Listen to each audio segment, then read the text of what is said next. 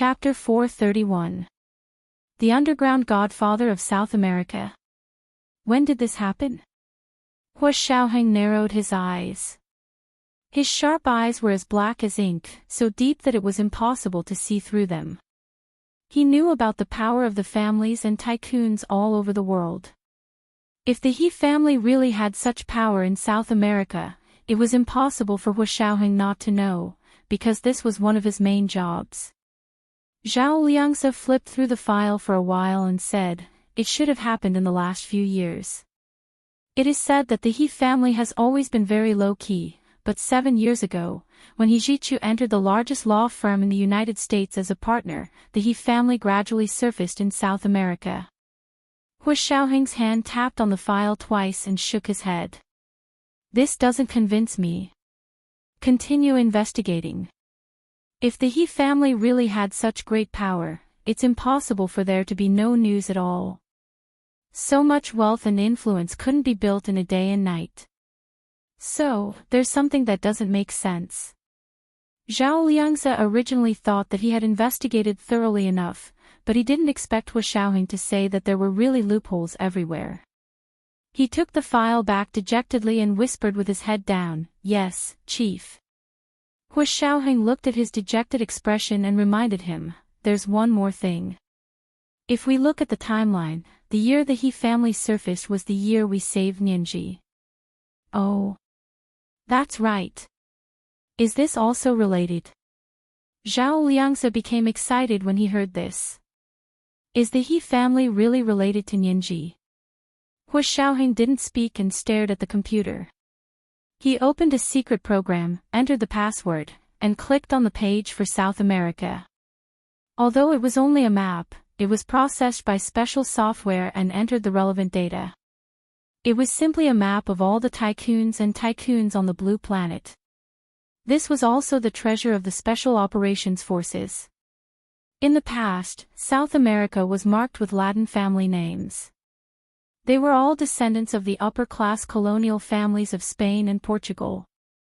The He family name had only risen in recent years, but it already occupied half of South America. Hua Xiaoheng moved his mouse to Central America above South America and continued to move up to the small countries along the Caribbean Sea. Barbados was one of them, and the Gu family that Gu Yanran belonged to was also one of the tycoons there. Of course, it was not as prominent as the He family. "I just want to know how a so-called low-profile family from 7 years ago could avoid the eyes and ears of our Special Operations Forces and suddenly become the underground godfather of South America."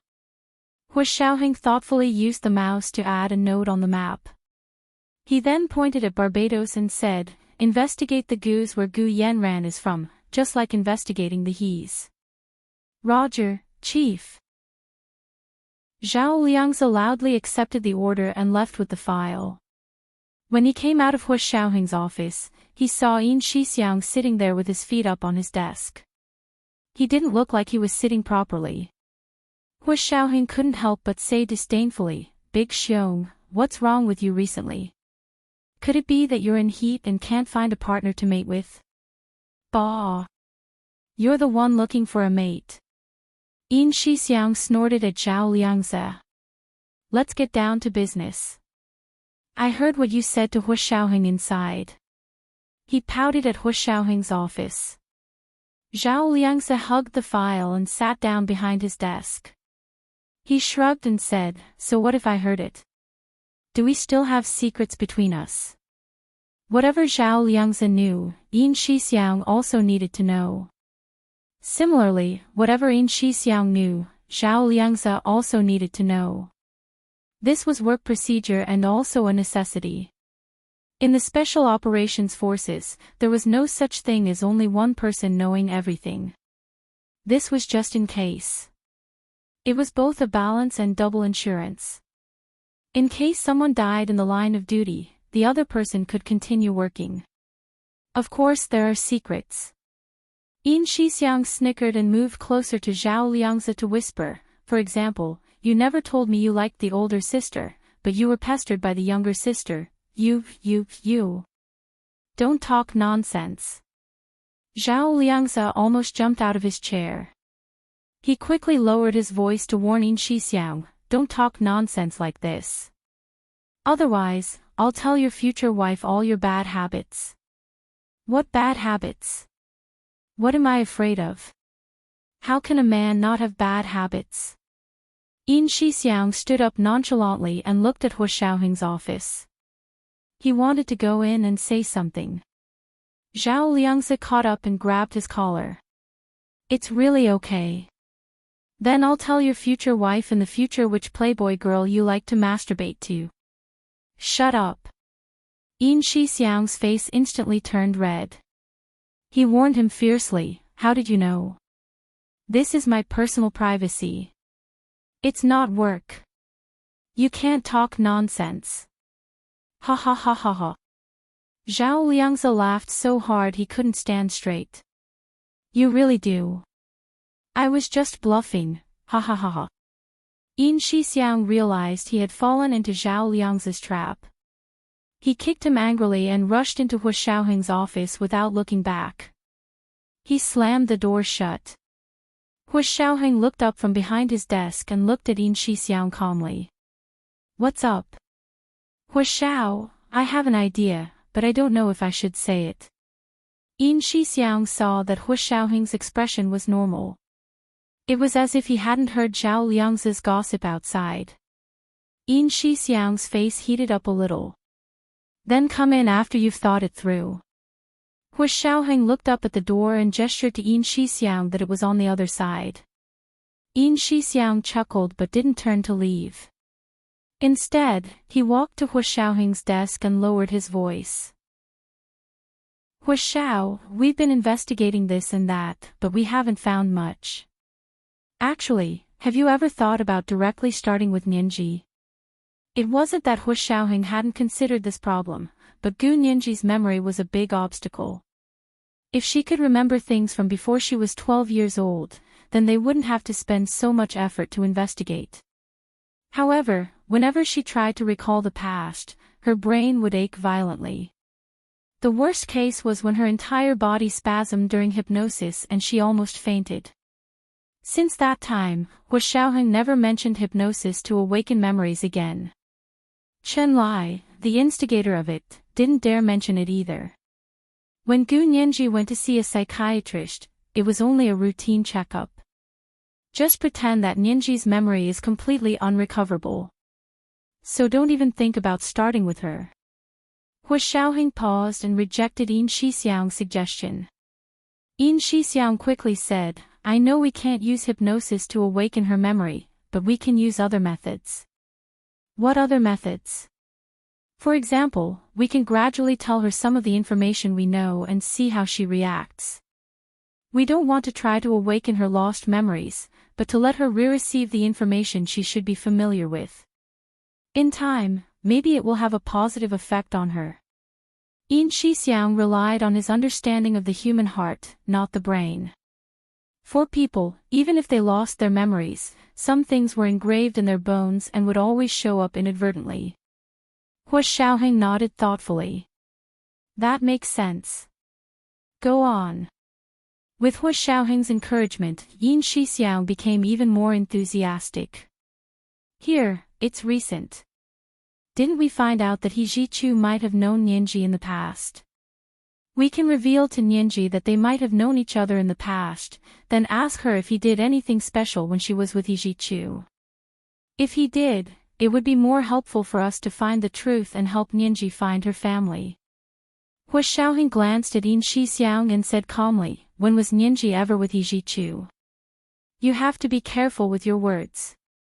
Yin Shixiang was speechless. Damn it. He was just expressing his thoughts. How did Hu Xiaoheng take it to such an extent? Yin Shixiang opened his mouth to defend himself, but looked up to see the corners of Hu Xiaoheng's lips gradually twitching. He immediately accepted the criticism. "Yes, Chief, I didn't express myself. What I mean is there any difference when she and He Zhichu interact in private?" Hu Xiaoheng was speechless. Forget it, this guy might be doing it on purpose. Hu Xiaoheng didn't dwell on Yin Shixiang's choice of words. He thought about it carefully for a few minutes and nodded slowly. We can try. That's great. Yin Shixiang rubbed his palms together. How about I be the first person to try? Speak properly. What do you mean by trying? Hua Xiaoheng glared at him. Nianji needs to rest in bed for the next 2 weeks. I'll go ask her. This was the first watch. Asking for monthly votes and recommendation votes. 7 p.m. the next watch. P.S. Thank you, Beiji's ring, for the gift of Heshabi yesterday. Oh, __intersection. Oh. Chapter 432. Since Hua Xiaoheng said he would ask, Yin Shixiang didn't want to be a busybody. He rubbed his nose and smiled sheepishly. Hua Xiao, please put more effort into this matter. It's for Nianji anyway. She will understand. Hua Xiaoheng glanced at him but didn't say anything. He only turned his gaze back to the computer. This action meant that the conversation was over and Yin Shixiang could leave. Yin Shixiang walked out of Hua Xiaoheng's office and closed the door for him. As soon as the door closed, Hua Xiaoheng's gaze returned to his desk. He stared at a coffee cup on the desk for a while, then reached out to open the drawer and took out a book. The cover of the book was painted with a red rabbit. The title was The Miraculous Journey of Edward Tulane. Opening the book, there was a photo in the book's interlayer. Hua Xiaoheng took out the photo and looked at it carefully. In the photo was a little girl around 11 or 12 years old. She was wearing a pretty little princess dress and had long hair draped over the back of her head. She had dark bangs and a round, chubby face. Her eyes weren't big, but they were long and narrow. The corners of her eyes slanted upwards and curved like crescent moons when she smiled. If he hadn't seen it with his own eyes all these years, Hua Xiaoheng wouldn't have believed that the little girl's long and narrow eyes in the photo would grow into Gu Nianji's eyes. A chubby and even somewhat unattractive little girl, after passing puberty, her facial features actually blossomed. Then, like a rose, from the shyness of a bud to the charm of a blooming flower, she began to display her delicate and charming demeanor. In short, no one would be able to tell that the little girl in the photo was the current Gu Nianji if they only looked at the photo. Could it be because of this that Gu Nianji's family didn't recognize her when they met face to face? Hua Xiaoheng twirled the photo in his hand and looked at it over and over again. It was as if he wanted to see the wonders of the creator from the photo. The little girl in the photo was how he first met Gu Nianji. On the back of the photo was a sentence, Gu Nianji's 11th birthday. There was a date below it. It was a year ago. They had determined Gu Nianji's name and birthday based on this photo. Hua Xiaoheng stared at it for a long time before putting it back into the book. He locked the drawer and began to work. Every day, news from all over the world was sent to Hua Xiaoheng's desk. Of course, these news had already been filtered. The unimportant ones had already been taken care of by his subordinates. Only the important 5-star news and above would be personally handled by Hua Xiaoheng. Once he started working, he would be especially focused. There were no distractions in his mind. Nothing could shake his tenacious mind.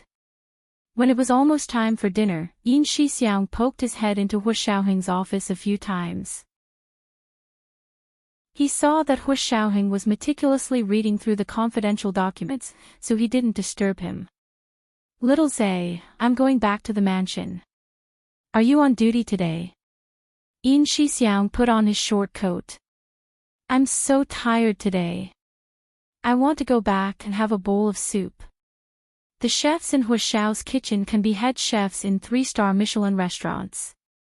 How can they not feed you? Zhao Liangzi rolled his eyes at him. All you know is to eat. Look at how much you've gained. No. Yin Shixiang was anxious. He couldn't bear to hear others call him fat. Actually, he wasn't fat. He was just tall and broad-boned, so he looked stronger than the average man. Although Zhao Liangzi wasn't thin, he was small-boned and tall. When he stood up, he was handsome. Yin Shixiang looked like a bodyguard next to him, so Zhao Liangzi often mocked him. Forget it. I'm not eating today. Yin Shixiang grumbled as he grabbed his briefcase and left the office building. Returning to Hu Xiaoheng's official residence, Yin Shixiang first went to his suite to shower and change before going downstairs to the dining room to take a look. He suddenly remembered how pitiful it was for Gu Nianji to be alone in her room, so he ordered the orderly, "Send my food and Miss Gu to her room.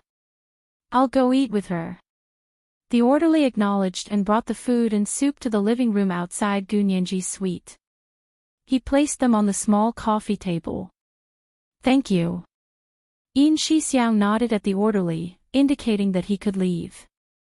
The orderly smiled.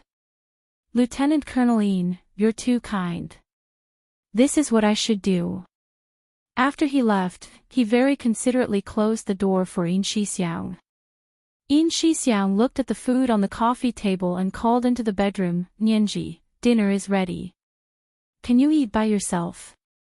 Gu Nianji had heard Yin Shixiang and the orderly's voices a long time ago, but she didn't dare make a sound when the orderly was there. She only got up from the bed after the orderly left. Wearing her pajamas, she stuck her head out of the door and looked around. She waved at Yin Shixiang. "Brother Xiong, can you bring me the food?" Gu Nianji's mouth automatically watered when she smelled the food. She was truly hungry. Yin Shixiang nodded with a smile.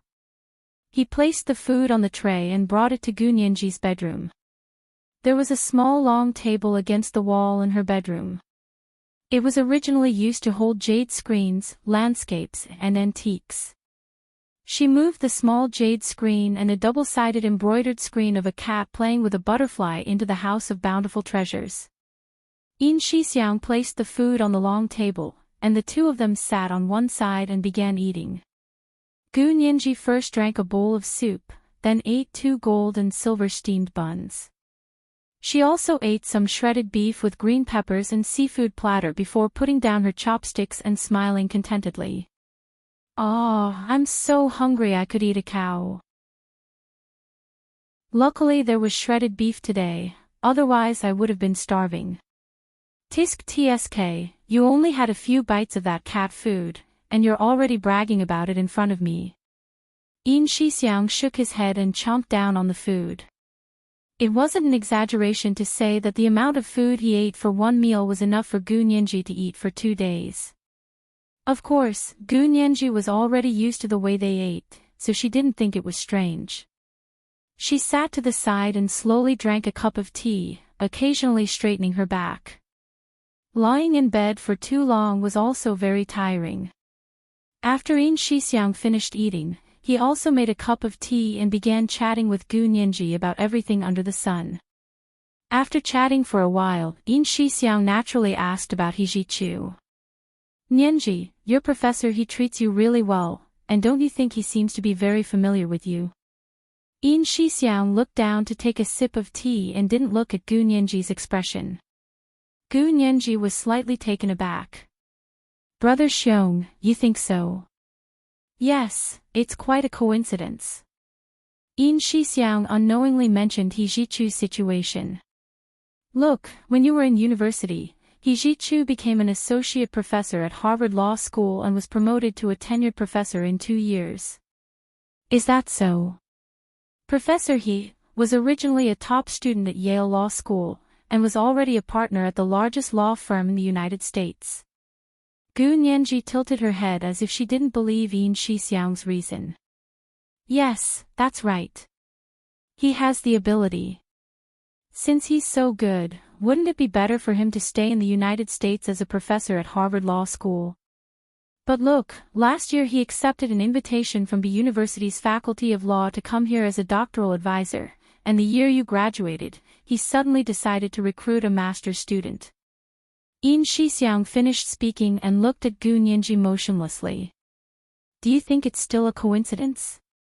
Gu Nianji looked down and shook her head. "I don't know. I think it's a coincidence, but since Brother Xiong said it like that, you definitely don't think it's a coincidence. If it wasn't a coincidence, then it had to be intentional. If this had happened in the past, Gu Nianji would have vigorously refuted him. She didn't think that she was able to get all these opportunities because He Zhichu had opened the back door for her. She wanted to get all of this with her own abilities. But after the recent events, and He Zhichu's foresight of her ankle injury, she couldn't use coincidence to convince herself anymore. But she couldn't explain these thoughts to Yin Shixiang in detail right now. They were all just her own guesses. It's good that you know it's not a coincidence. Yin Shixiang stood up and winked at her with a smile. Anyway, I'm just reminding you. Hua Xiao will ask you when he has the chance. He strode out of the living room and cleaned up the dishes, leaving a confused Gu Nianji in a daze in the bedroom. Hua Xiaoheng finished all his work and left the office building to return to his official residence. It was already 11 p.m. He habitually went to Gu Nianji's room to take a look. The room was dark, and when Hua Xiaoheng pushed the door open, he walked straight from the living room to the bedroom. When he arrived at the bedroom, he found no one on the bed. He froze for a moment, then quickly heard Gu Nianji's voice coming from the other side of the bedroom. Hua Xiao. Is that you? Hua Xiaoheng turned around. His eyes were now used to the darkness, and he saw Gu Nianji standing up from the long table by the wall. So she wasn't sleeping on the bed, but was sitting alone in the dark bedroom. It was the second watch. Asking for monthly votes and recommendation votes. Oh, intersection. Oh. Mwah. Chapter 433. Why aren't you asleep yet? Hua Xiaoheng remembered it was already past 11:30 when he came in. You still need to rest. Although Qinlai said you're fine, who knows? Hua Xiaoheng walked over and naturally held Gu Nianji's hand as he led her back to the bed. Gu Nianji looked up at Hua Xiaoheng. Her eyes were focused and calm, and they sparkled in the darkness like dazzling obsidian of the highest quality. However, perhaps because it was dark, her eyes weren't as pure and clear as they were during the day. Instead, they were dark and bottomless. Hua Xiaoheng couldn't help holding her waist and bending down to kiss her eyelids. Gu Nianji's body couldn't withstand Hua Xiaoheng's strength. She was as supple as a willow tree and bent back slightly. Hua Xiaoheng's kisses slid down from her eyelids, past her delicate nose, and to her plump, red lips. He sucked on her lips like she was a delicious candy and couldn't stop loving her. Gu Nianji gently nestled in his arms. Only his hot chest was the safest place for her. The unknown was faintly discernible and gradually revealed the outline of a large body in front of her. She didn't know what she would face if she peeled away the thick fog. But she knew one thing. Whether it was good or bad, her life would definitely be different from now. She could no longer hide under Hua Xiaoheng's wings and ignore the storms of the outside world. Perhaps it was because Hua Xiaoheng gave her such a strong sense of security and love that she never thought about what it would be like if she had parents. But now, she had no choice but to force herself to find everything she'd lost. Memories, family, and a clear identity. Because if she didn't find them, she couldn't be with Hua Xiaoheng forever. And she couldn't lose Hua Xiaoheng. She didn't want to lose him. Hua Xiaoheng kissed her as he carried her to the bed and covered her with the blanket. Leaning against the bed, he turned on the bedside lamp. Under the warm yellow light, Gu Nianji's small face revealed a slightly yellowish ivory whiteness. Hua Xiaoheng touched her face and asked, Nianji, how does He Zhichu normally treat you? Big Xiong and Little Zay said he treats you very differently from other people. What do you think? Gu Nianji's heart skipped a beat. Here it comes. Luckily Brother Xiong had reminded her. Otherwise, she really wouldn't know how to answer. In the few hours after Yin Shixiang left, Gu Nianji had already mentally prepared herself. She subconsciously felt that there were some things that she couldn't say because she couldn't explain it clearly. She was also afraid that Hu Xiaoheng would be unhappy. Professor, he treats me quite well. Brother Xiong and Brother Zhe should have already told you about what happened in America. Gu Nianji blinked, her eyes sparkling under the light.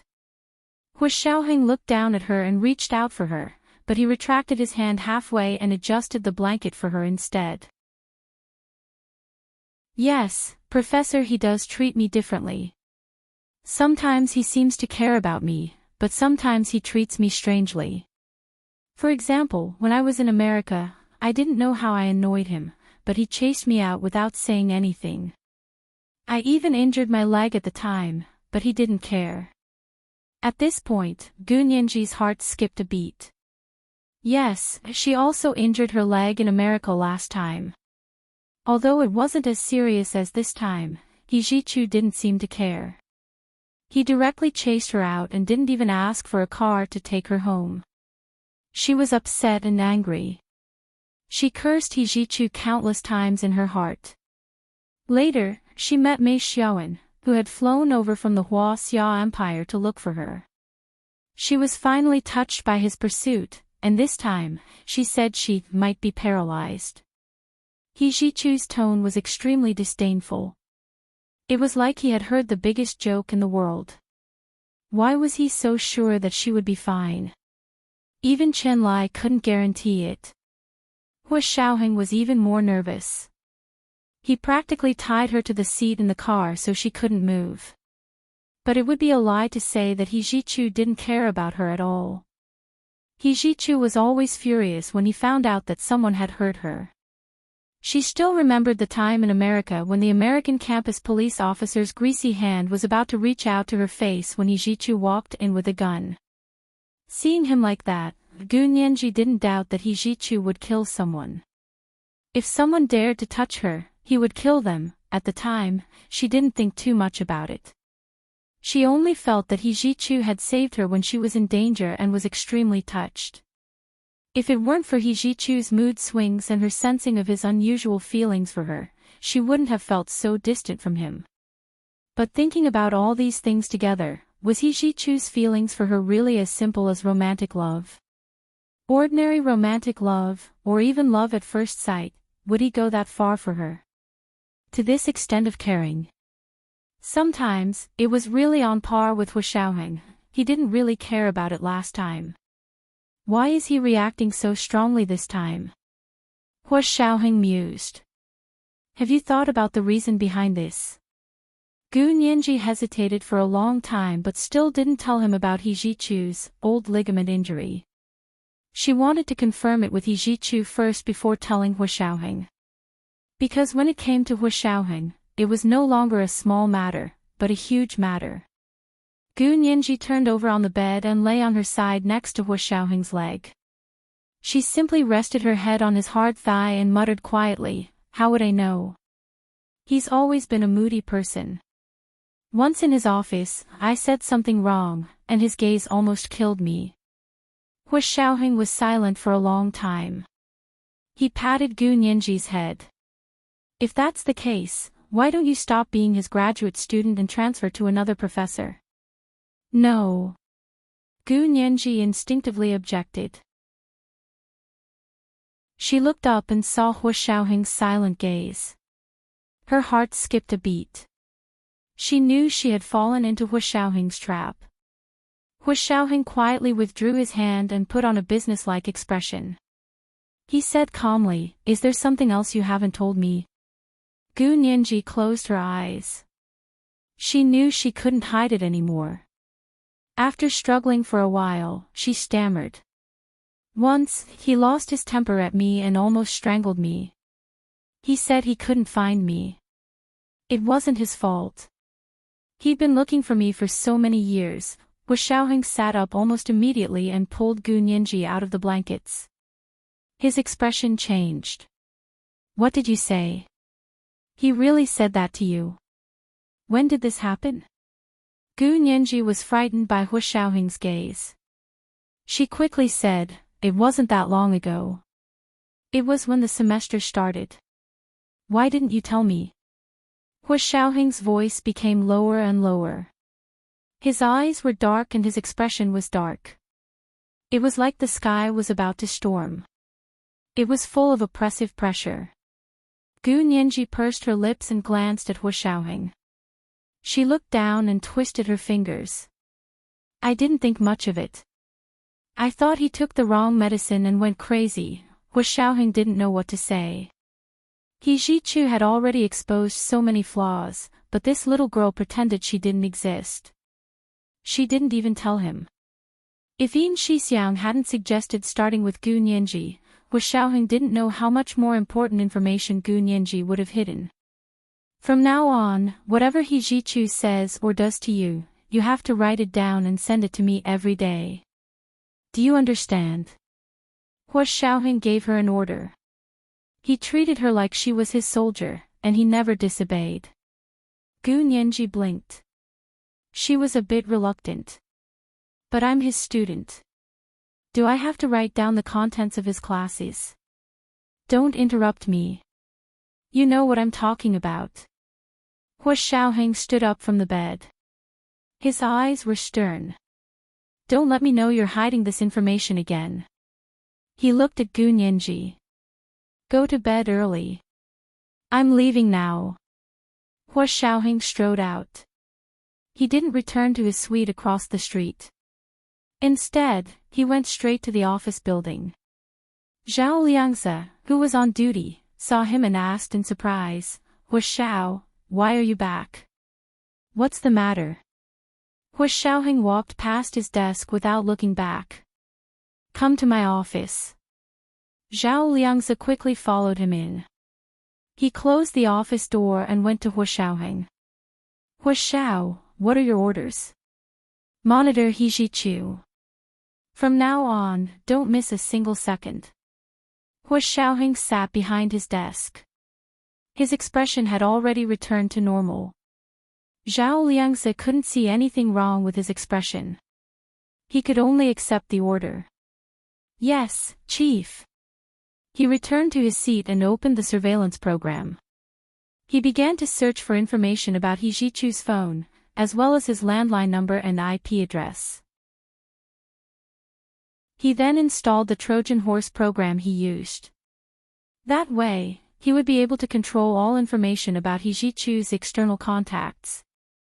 He knew his program well. It was highly confidential. Even monitoring the phone of an important CIA person would be a piece of cake. It wouldn't leave a single trace. Late at night, He Zhichu didn't sleep. He sat alone on the single-seater sofa in his bedroom. He held a glass of red wine and was about to drink. The bedroom lights were off. His face was hidden in the darkness. It was impossible to tell what he was thinking. In the silence of the night, the phone suddenly made a soft ding sound. He Zhichu lazily took the phone and glanced at it. It was a notification that a Trojan horse had invaded his phone. He sneered. They're actually monitoring me. What a joke. This was the first watch. He was begging for monthly votes and recommendation votes. It was 7:00 in the evening. Chapter 434. The doors and windows of the bedroom were tightly shut, and the black gold velvet curtains of the French windows were not put down. Only the inner layer of gauze curtains hung to the ground, faintly revealing the bright sunlight outside the window. He Zhichu looked down at his phone as he downed his glass of red wine. Putting down the wine glass, he began to input various commands into his phone. He would not delete the invading Trojan horse program. He would only modify it and let it send what he wanted the program to send. Of course, it would all be fake. Who said that we must let the eavesdroppers hear the evidence? You have the guts to eavesdrop, but don't you have the brains to tell if it's real or fake? He Zhichu had a mocking expression on his face as he quickly finished modifying the Trojan horse. He endured and endured, not following the source of the Trojan horse to see what the terminal looked like. He didn't have any suitable equipment here, so he couldn't guarantee that the other party wouldn't notice if he hacked into the other party's terminal. Therefore, it was better to pretend that he didn't know anything. After modifying the Trojan horse, He Jichu immediately saved a set of data and set it to be sent at a fixed time. This way, the other party would be able to receive his daily updates every once in a while. Of course, they were all fake. His mood was originally very gloomy, but with this thing that delivered itself to his doorstep, he gradually felt better. After checking the modified program from beginning to end and confirming that there were no problems, he put away his phone and went to the bathroom to wash up. When he was brushing his teeth, he looked at himself in the mirror with a hopeless expression. Was it because she was not by his side, or because her heart and body no longer belonged to him? He couldn't tell which was more hurtful. However, from the looks of the Trojan horse sent by the other party, they should have noticed it as well. He Jichu pursed his lips and wiped his hands with a white towel. He thought it was time. What would he do if Gu Nianji never remembered what had happened in the past? He had no choice but to take the initiative to step forward. Huashao, Professor, his daily life is very normal. Zhao Liangze had been reporting He Jichu's information to Huashaoheng every day for the past few days. He's currently at Harvard University in Boston.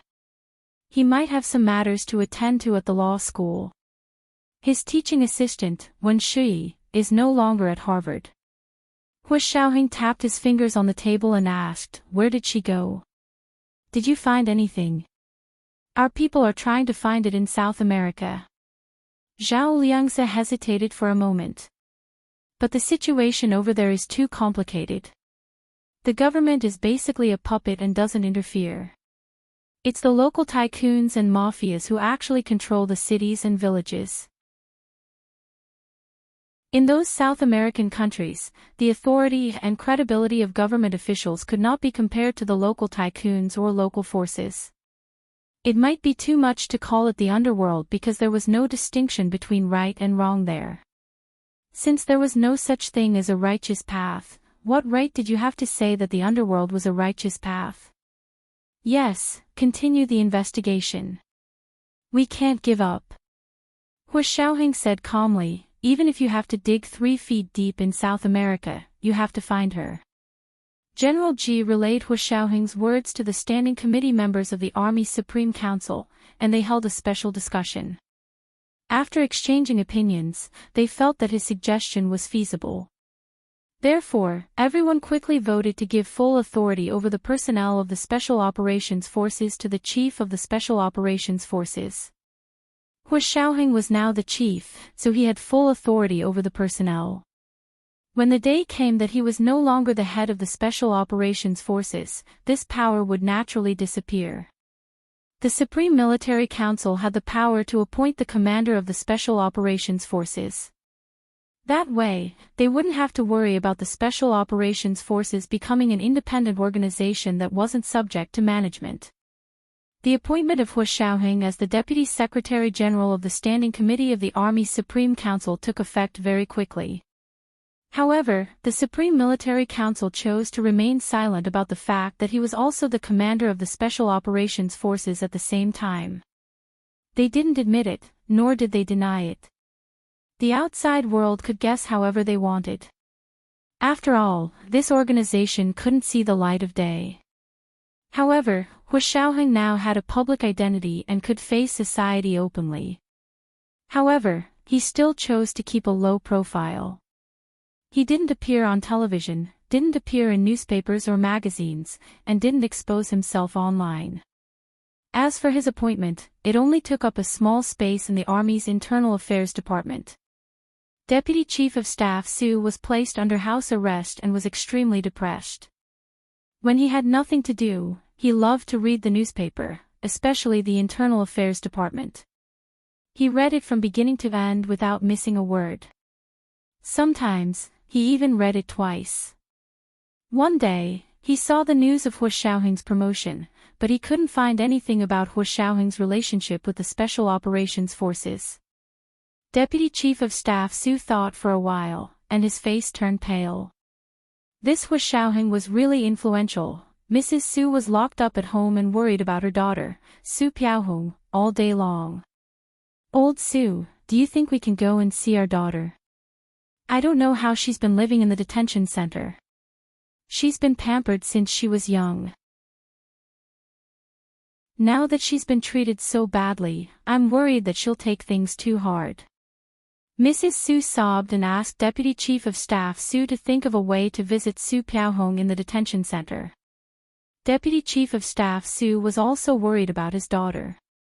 That day, a group of soldiers from the security company came to their house with an arrest warrant signed by General Ji and took his daughter away. He and his wife wanted to chase after them, but they were blocked at home.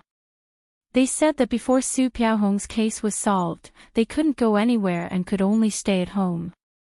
At that time, Deputy Chief of Staff Su was furious and yelled at the guards.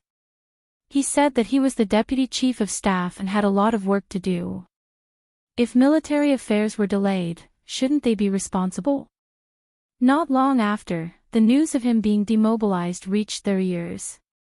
Deputy Chief of Staff Su and Mrs. Su completely gave up and didn't dare to cause any more trouble.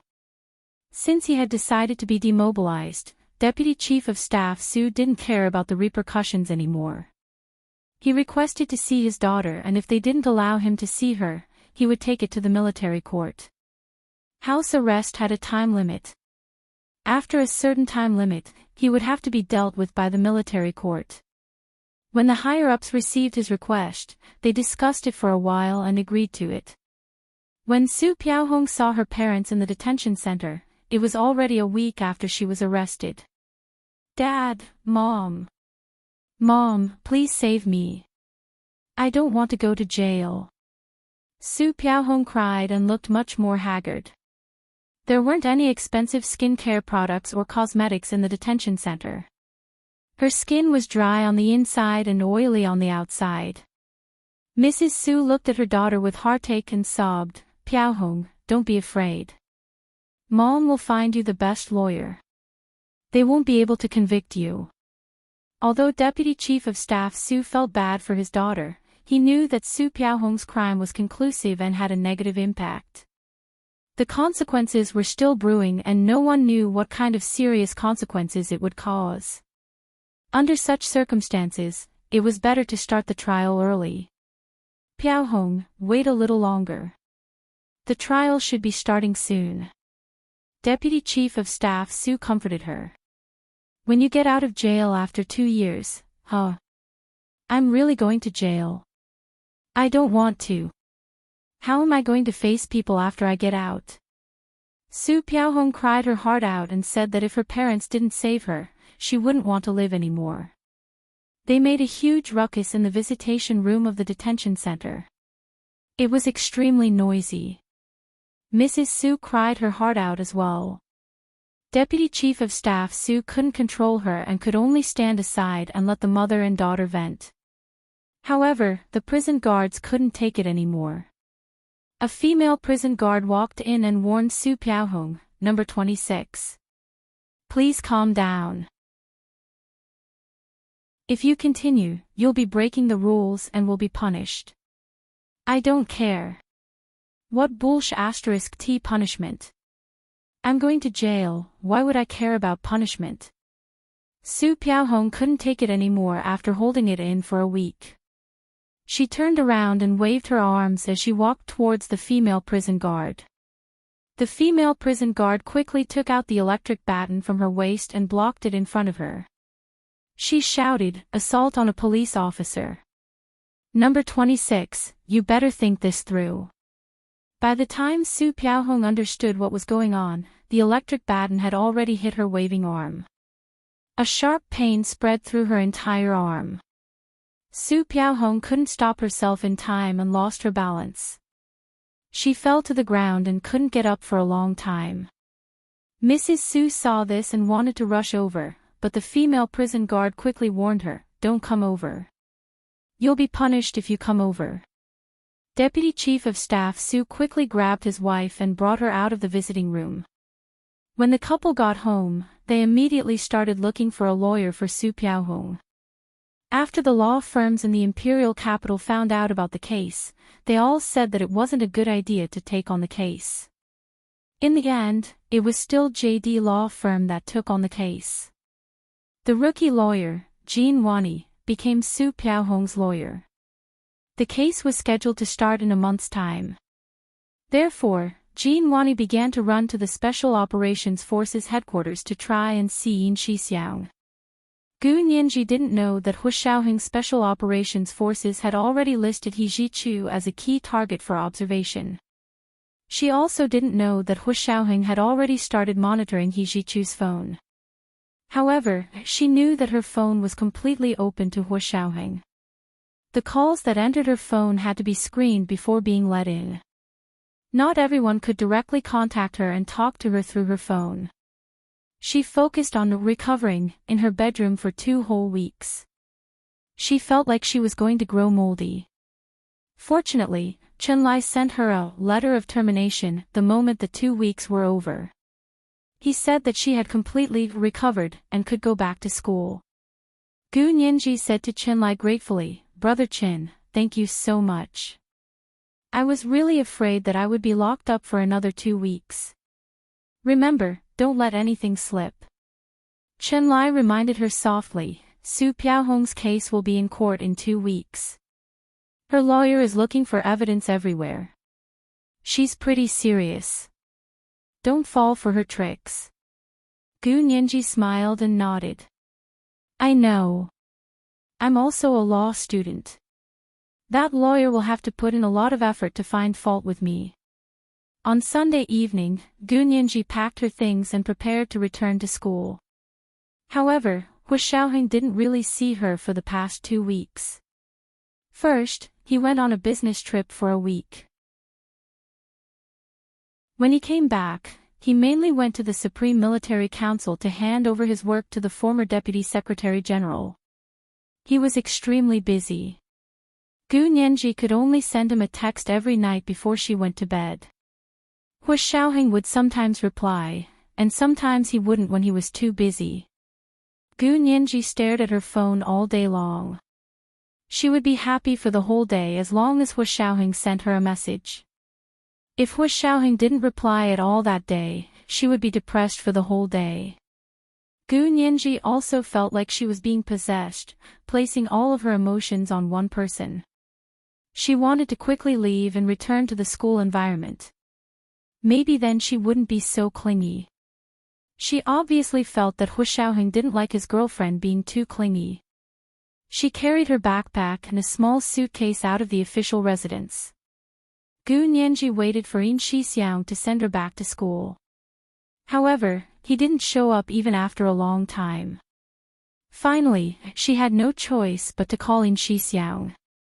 It took a long time for the call to go through. Yin Shixiang said hurriedly, "Nianji. I'm at the gate. Can you come over yourself?"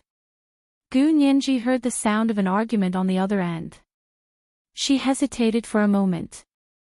"Brother Xiong, are you okay over there?" "I'm fine. Someone keeps trying to come in. I'm stopping her." Yin Shixiang said to Jean Wani, who was pestering him to go in. "Lawyer Jean, I'm very busy. I have to send someone out right away. I'm leaving. Other people don't have a good temper like me. Don't blame me if you get arrested." This was the 3,500-word second chapter. Asking for monthly votes and recommendation votes. Oh, intersection. Oh. Chapter 435. Jean Wani looked at the end of the tree-lined road and asked suspiciously, "There's really someone guarding it? You're not lying to me. When have I ever lied to you?" Yin Shixiang looked humiliated as he thumped his chest and said loudly, "I, Yin Shixiang, have always been upright and never lie. How dare you doubt my character?" I'm sorry. That's not what I meant." Jean Wani's face was red with anxiety. "Of course I believe you, but..." Before she could finish her sentence, she heard a soft chuckle coming from somewhere not far away. The chuckle sounded like a small silver bell on a hollowed-out fragrant gold and silver embroidered ball, and it was indescribably moving to her ears. Jean Wani couldn't help looking in the direction of the sound. About 90 degrees in front of them was a beautiful girl wearing a light yellow cashmere sweater, a white wool A-line skirt, and black boots. She was carrying a backpack and dragging a small LV suitcase. She stood under the evergreen tree and smiled at them, her large eyes curved into crescent moons. It was an unforgettable sight. "Oh. Aren't you Gu Nianji?" Jean Wani recognized her immediately. "You've recovered from your injuries." She looked Gu Nianji up and down and saw that she was in high spirits. Her skin was fair and rosy, her eyes were clear, and her hair was dark. She didn't look like she had been injured at all. Gu Nianji nodded. "Hello, Lawyer Jean. Are you here to see Brother Xiong?" "I'm sorry, but Brother Xiong has to take me back to school first. Do you want to come with us?" Jean Wani had originally come to see Gu Nianji with her own eyes. She had taken on Su Piaohong's case, and one of the main crimes was causing Gu Nianji's spinal injury. The Su family hadn't seen Gu Nianji ever since the conflict with Su Piaohong and her mother at the warehouse supermarket. That was why Su Piaohong kept insisting that Gu Nianji was faking it. Even when Jean Wani obtained Gu Nianji's X-ray report and the orthopedic doctor's medical record of her ankle dislocation, it didn't help. Jean Wani also had a headache dealing with this kind of client, but since it was her client, she had to think for her own benefit. It had nothing to do with her personal opinion. This was her professional ethics. Seeing Gu Nianji with her own eyes, Jean Wani was also a little confused. She walked around Gu Nianji twice and looked hesitant to speak. Gu Nianji understood what she meant and generously extended the dislocated foot. "It's this foot." It was dislocated. Luckily, the doctor was very good and put it back in place.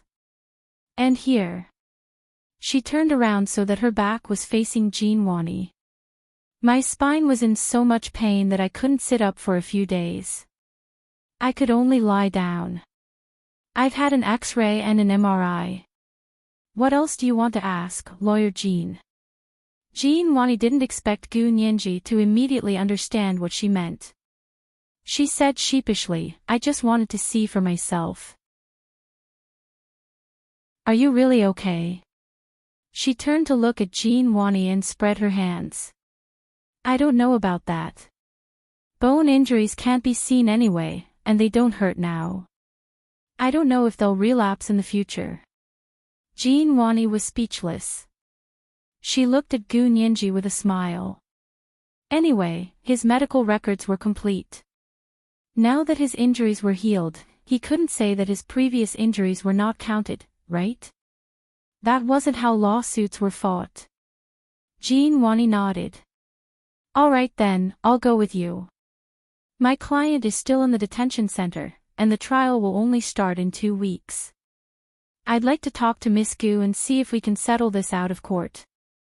If they settled out of court, they wouldn't have to go through the legal process. However, civil compensation and an apology would be necessary. Most of the time, as long as it didn't involve a life or bodily injury, it could be settled out of court. However, Gu Nianji had indeed suffered a bodily injury this time. If she hadn't been lucky, she might have been paralyzed in bed. So of course, she wouldn't agree to settle out of court in such a situation.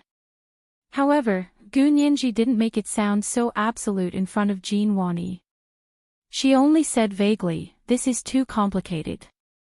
I can't answer you right now. I'm sorry, Lawyer Jean. I'm in a hurry to get back to school." Seeing that it was getting dark, Gu Nianji wanted to return to the dormitory before dark. Yin Shixiang made a call and had someone drive a Hummer SUV over to take Gu Nianji back to school.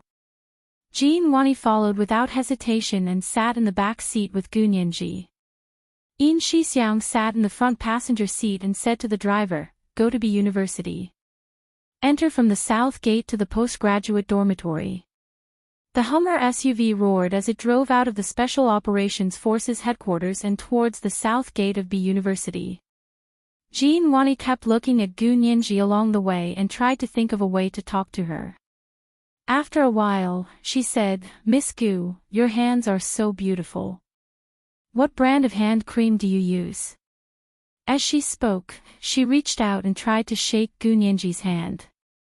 Gu Nianji smiled at her and generously extended her hand for her to shake. She even smiled and said, "Lawyer Jean, what kind of evidence are you looking for? You can ask me directly." Jean Wani's lips quivered for a long time, but she was too embarrassed to say it. She couldn't wait for Gu Nianji to take off her clothes and let her touch her spine. Gu Nianji wouldn't agree even if she thought about it with her knees. Also, there was a burly man sitting in the front seat. Jean Wani didn't dare to act rashly. She changed the topic and tried to plead on Su Piaohong's behalf. "Miss Gu, was it a misunderstanding that day at the warehouse supermarket? My client is very sorry and regretful. I was wondering if you could give her a chance on account of her youth and vigor. Of course, a compensation will be paid and a solemn apology will be made. Just don't go to court, okay?" Gu Nianji listened quietly to Jean Wani and glanced at her coolly. "Lawyer Jean, we already gave her a chance. Did she tell you that this is the second time she's caused trouble for me?" "The second time?" Jean Wani's eyes widened. "What other conflicts did you have in the past?" Gu Nianji told her about how Su Piaohong had forced her to stop the car on New Year's Day. She added, "We didn't hold it against her at the time. We thought it was over and that she wouldn't be so reckless in the future. In the end, we did something wrong out of good intentions. If we had just taught her a lesson, she wouldn't have gotten worse and started hitting me out of habit." The corners of Jean Wani's mouth twitched as she listened. She couldn't tell that Su Piaohong was actually a troublemaker. She actually knew that it wouldn't be easy to settle this matter out of court. However, no matter how she looked at it, Gu Nianji didn't look like she was seriously injured. She thought that she should convince her to drop the charges. That way, the case would be easier to resolve. Gu Nianji couldn't do anything about Jean Wani's pestering. When they arrived at the dorm building, she was in a hurry to go upstairs.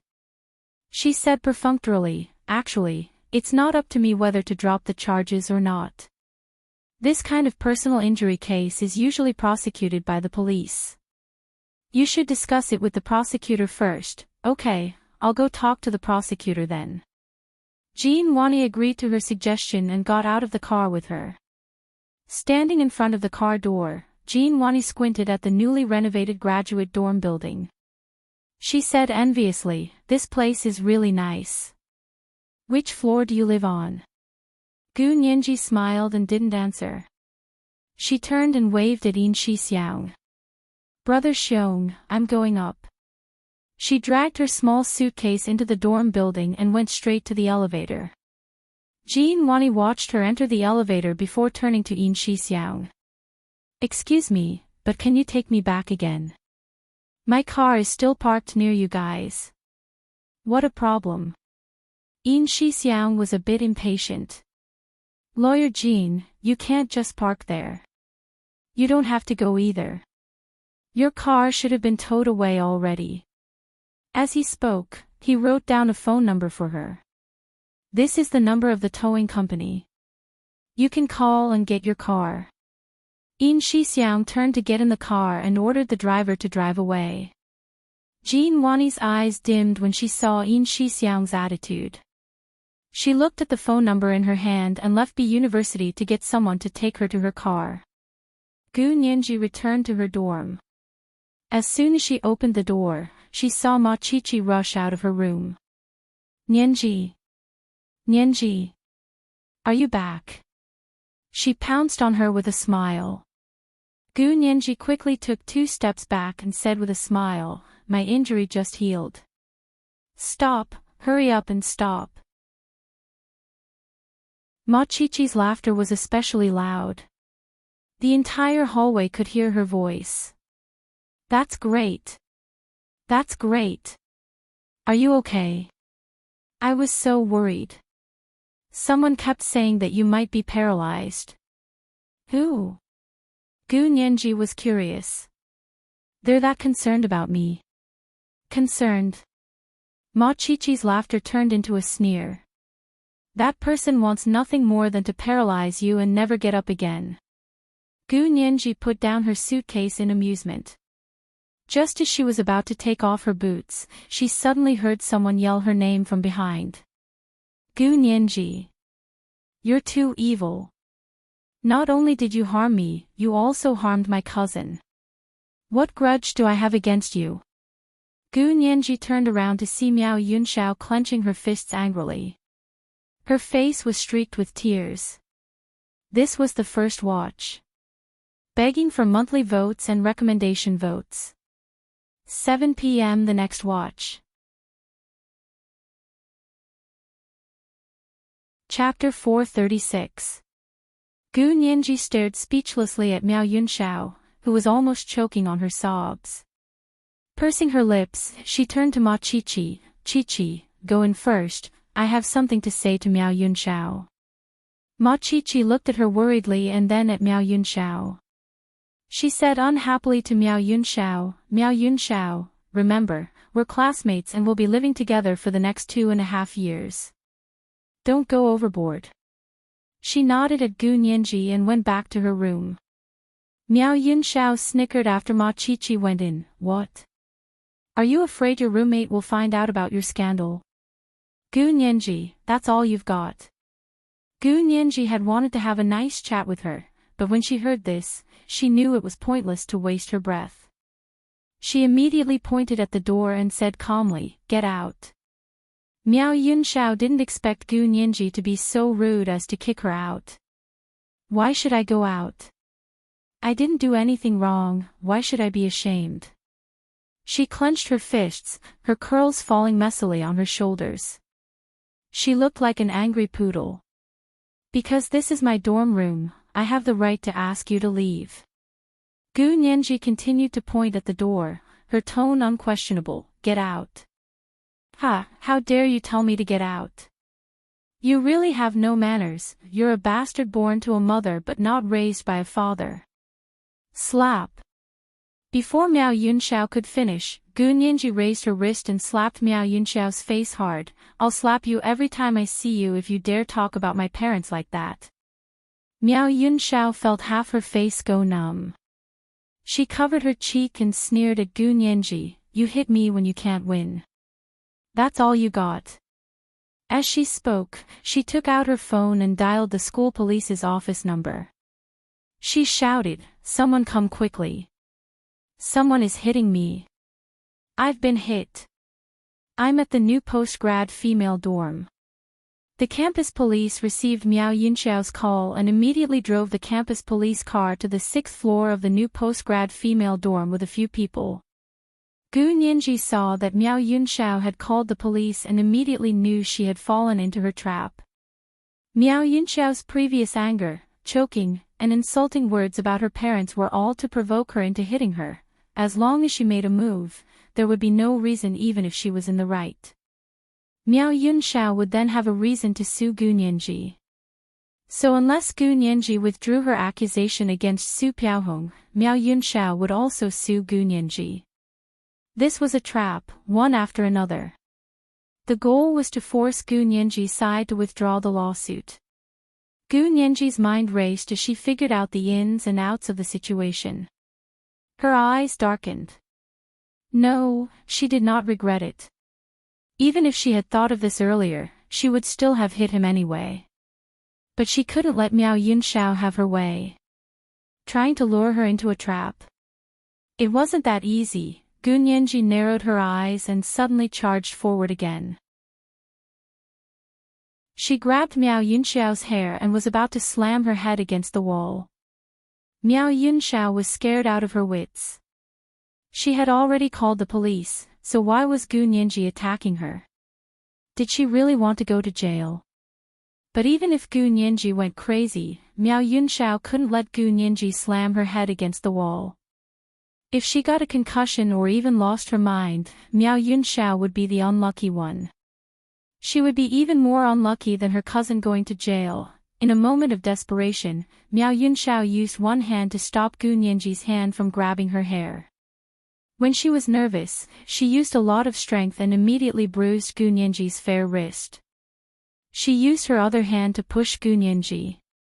Ma Qiqi hadn't been sitting in the room for long when she heard the sound of fighting outside. She immediately opened the door and rushed out. She saw Miao Yunxiao and Gu Nianji wrestling. Gu Nianji was grabbing Miao Yunxiao's hair and Miao Yunxiao was twisting Gu Nianji's wrist. Ma Qiqi quickly ran up and grabbed both Miao Yunxiao's and Gu Nianji's arms. She said anxiously, "Talk nicely, don't fight. Let go of me. Let go of me." Miao Yunxiao's scalp was hurting from Gu Nianji's grip. She was desperate to get away from Gu Nianji and didn't want to be slammed against the wall. She used all her strength to shake off Ma Qiqi and kick Gu Nianji. Gu Nianji had learned some kung fu from Hua Xiaoheng. Although it was all for show, she was much more agile than most girls. Her wrestling with Miao Yunxiao looked random, but she controlled the rhythm and only exposed her shoulders, back, and other areas that were more resistant to hits. Miao Yunxiao punched her a few times.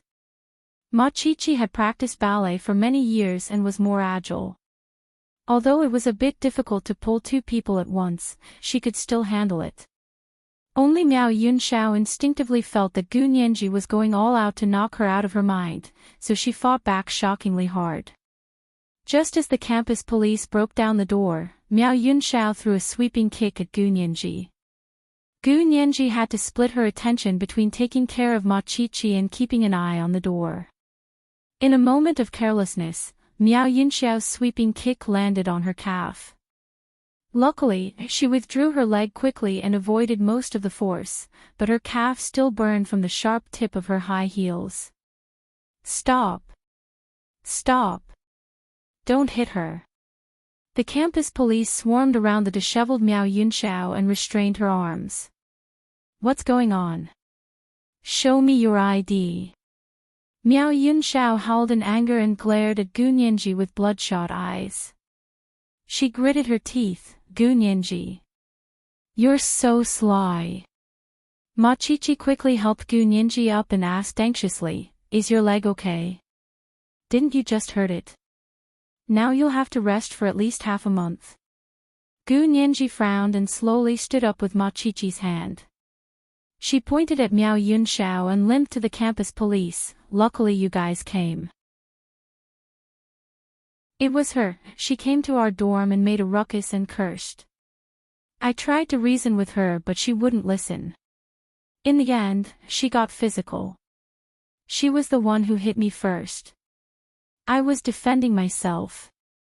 Miao Yunxiao cried as she was pinned down by two burly campus police. She couldn't move at all. "You've got the wrong person. I called the police." "It was you." "Yes. You can see the number of the police." Miao Yunxiao was furious and glared at Gu Nianji. She swore she wouldn't let Gu Nianji get away with this. She was hoping to use this method to force Gu Nianji to back down and drop the charges against her cousin. But somehow Gu Nianji got into a fight with her and the campus police saw it with their own eyes. A one-sided assault and a gang fight were completely different legal responsibilities. The campus police looked at each other and were about to check the number of the police when Gu Nianji sneered, "Haha, how thorough. You called the police before you came to fight us just to get away with it. You're a thief, crying thief." Miao Yunxiao was furious and turned to Ma Qiqi. "Qiqi, say something fair.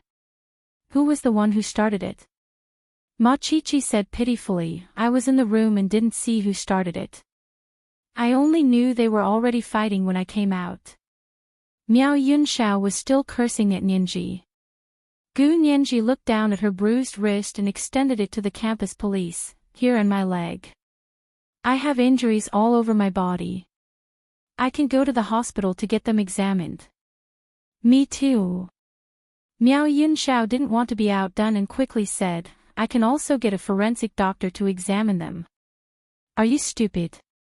Do you really have to get a forensic doctor to examine a conflict between classmates?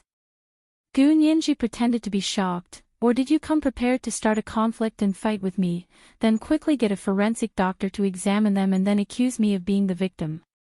This is a false accusation and I won't give in. I'll fight you to the end. Miao Yinxiao's plan, which she thought was flawless, was crushed by Gu Nianji's words. She couldn't say, yes, that's what I was planning. Otherwise, why would you drop the charges against my cousin? Now it was all over. She was beaten for nothing and didn't do anything. That person's plan didn't work. Miao Yinxiao's expression changed several times. There was a clear handprint on the left side of her face, but it wasn't as obvious with her disheveled hair. Gu Nianji's face was also flushed and there was a bruise at the corner of her eye. It looked like two girls had gotten into a fight over a disagreement.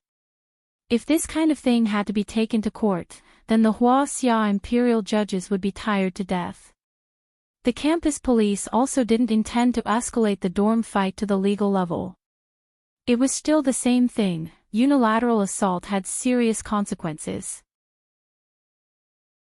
But when two people fought each other and didn't cause any serious injuries, they usually just had to write a self-reflection and submit it to the counselor. The campus police handled this kind of thing with ease. Gu Nianji's counselor, He Zhichu, and Miao Yunxiao's counselor were notified quickly. Their counselor, Gue Suyao, was also called to the female dorm. He Zhichu had just gotten off the plane when he received the call and immediately told the driver to rush back to school. News of Gu Nianji's dorm fight also quickly reached Huashaoheng.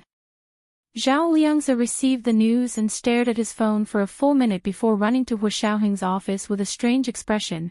Huashao, Nianji just fought with her roommate at school and was ordered to write a self-reflection. Huashaoheng was speechless. It was the second watch. Asking for monthly votes and recommendation votes. Oh, intersection. Oh. Mwah.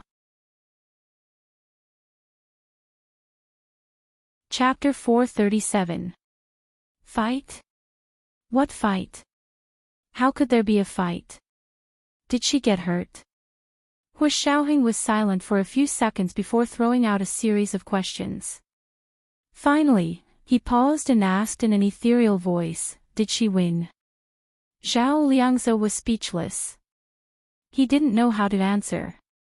I was just asking.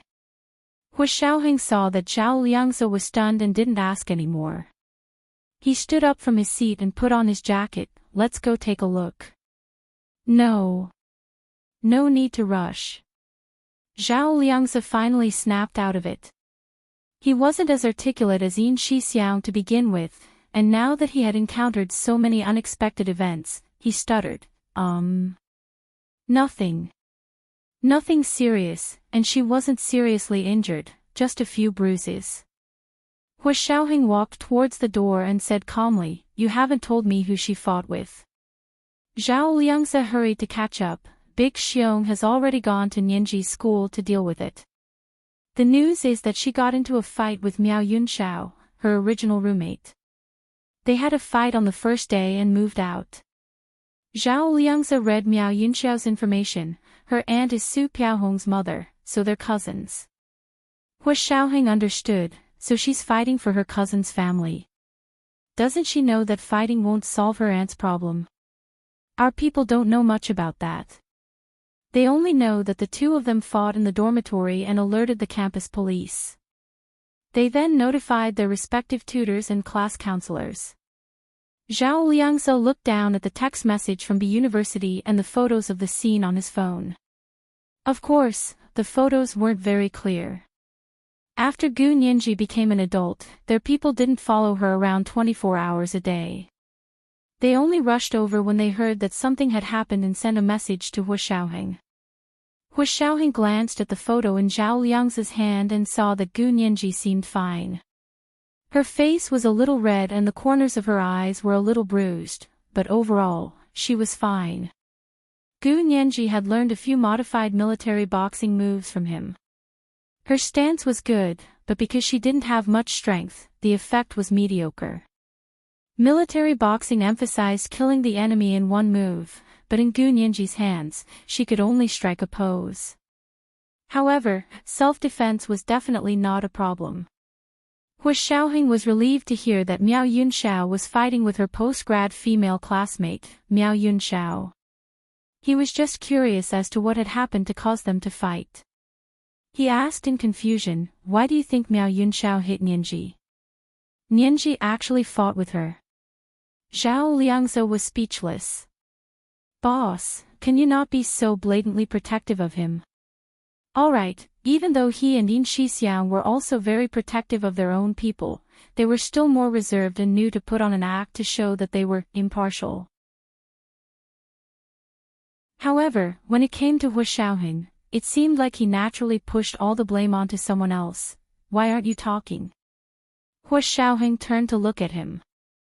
"Nianji has always had a good temper and a soft personality. If you don't anger her, she will never fight back." Zhao Liangze could only nod vigorously. That's right, that's right. Our Nianji is kind and generous. She never gets into conflict with others.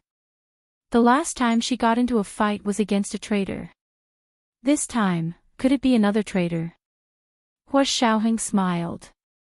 Miao Yunxiao doesn't have the right to betray her country, but he thought of Su Piaohong from Miao Yunxiao. His heart skipped a beat. Could this have something to do with Su Piaohong's case? Zhao Liangze remembered Yin Shixiang telling him before he rushed to be university that Su Piaohong's defense lawyer, Jin Wani, hoped that Nianji would drop the lawsuit. Hua Xiao, there's something Big Xiong mentioned before he left. He said that Su Piaohong's defense lawyer, Jin Wani, had personally mentioned to Nianji that she hoped she would drop the lawsuit so that everyone could settle out of court. Zhao Liangze revealed the news. Hua Xiaoheng stopped in his tracks and looked at him sharply. "When did this happen? Why didn't you tell me?" "Not long ago. Big Xiong had already written it on the daily report.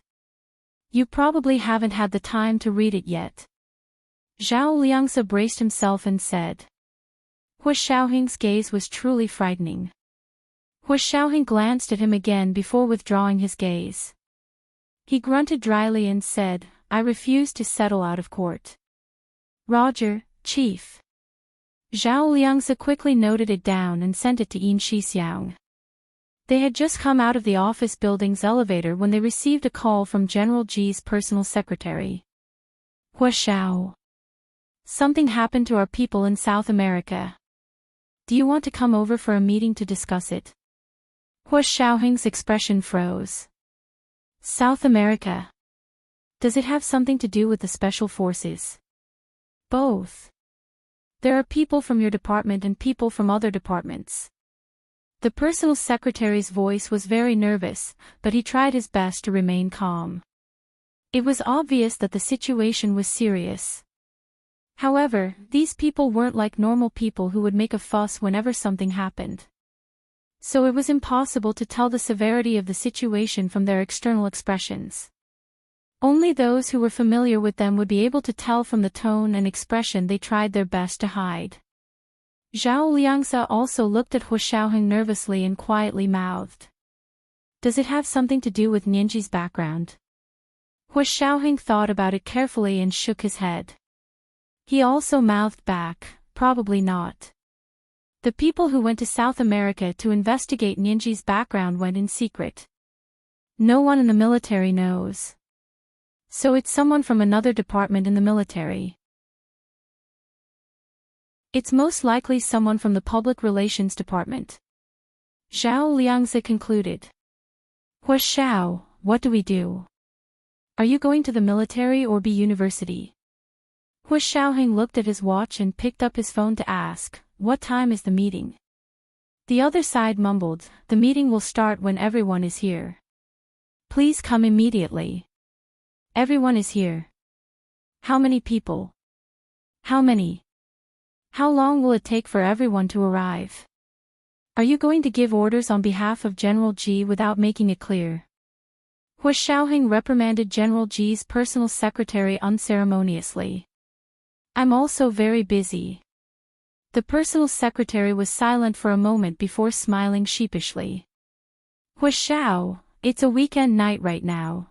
He meant what he was busy with. Everyone had a tacit understanding. Of course, Hua Xiaoheng wasn't going to explain why he was busy on the weekend, nor was he going to tell him that the Special Operations Forces had no concept of weekends or holidays. He simply said, think through my question before you call. He then hung up and said to Zhao Liangzi, let's go to B University first. Zhao Liangzi nodded and got into Hua Xiaoheng's car with him. They quickly drove to the south gate of B University. He Zhichu's car sped all the way out of the airport and kept taking shortcuts. Finally, he arrived at B University in half the time it normally took. He had just entered B University from the south gate. He didn't return to his address in the professor's building. Instead, he went directly to the female graduate student dorm where Gu Nianji was. He was wearing a khaki trench coat and carrying a thin briefcase. When he got out of the car, he quickly attracted the attention of the students passing by the female dorm. They all recognized He Zhichu, but didn't dare go up to greet him. He was famous for his unsmiling manner, and basically ignored people's greetings. Under the night lights, his eyes shone brightly, and he was unusually handsome. However, his entire body exuded an icy aura that told people to stay away from him. Many of the students who were tempted to make a move were immediately silenced. He Zhichu's expression was dark as he carried his briefcase and walked quickly to the entrance. The building manager stopped him and asked fearfully, may I ask who you are looking for? Men need to register before entering the female dorm. Of course, the management of the graduate student dorm was not as strict as the undergraduate dorm.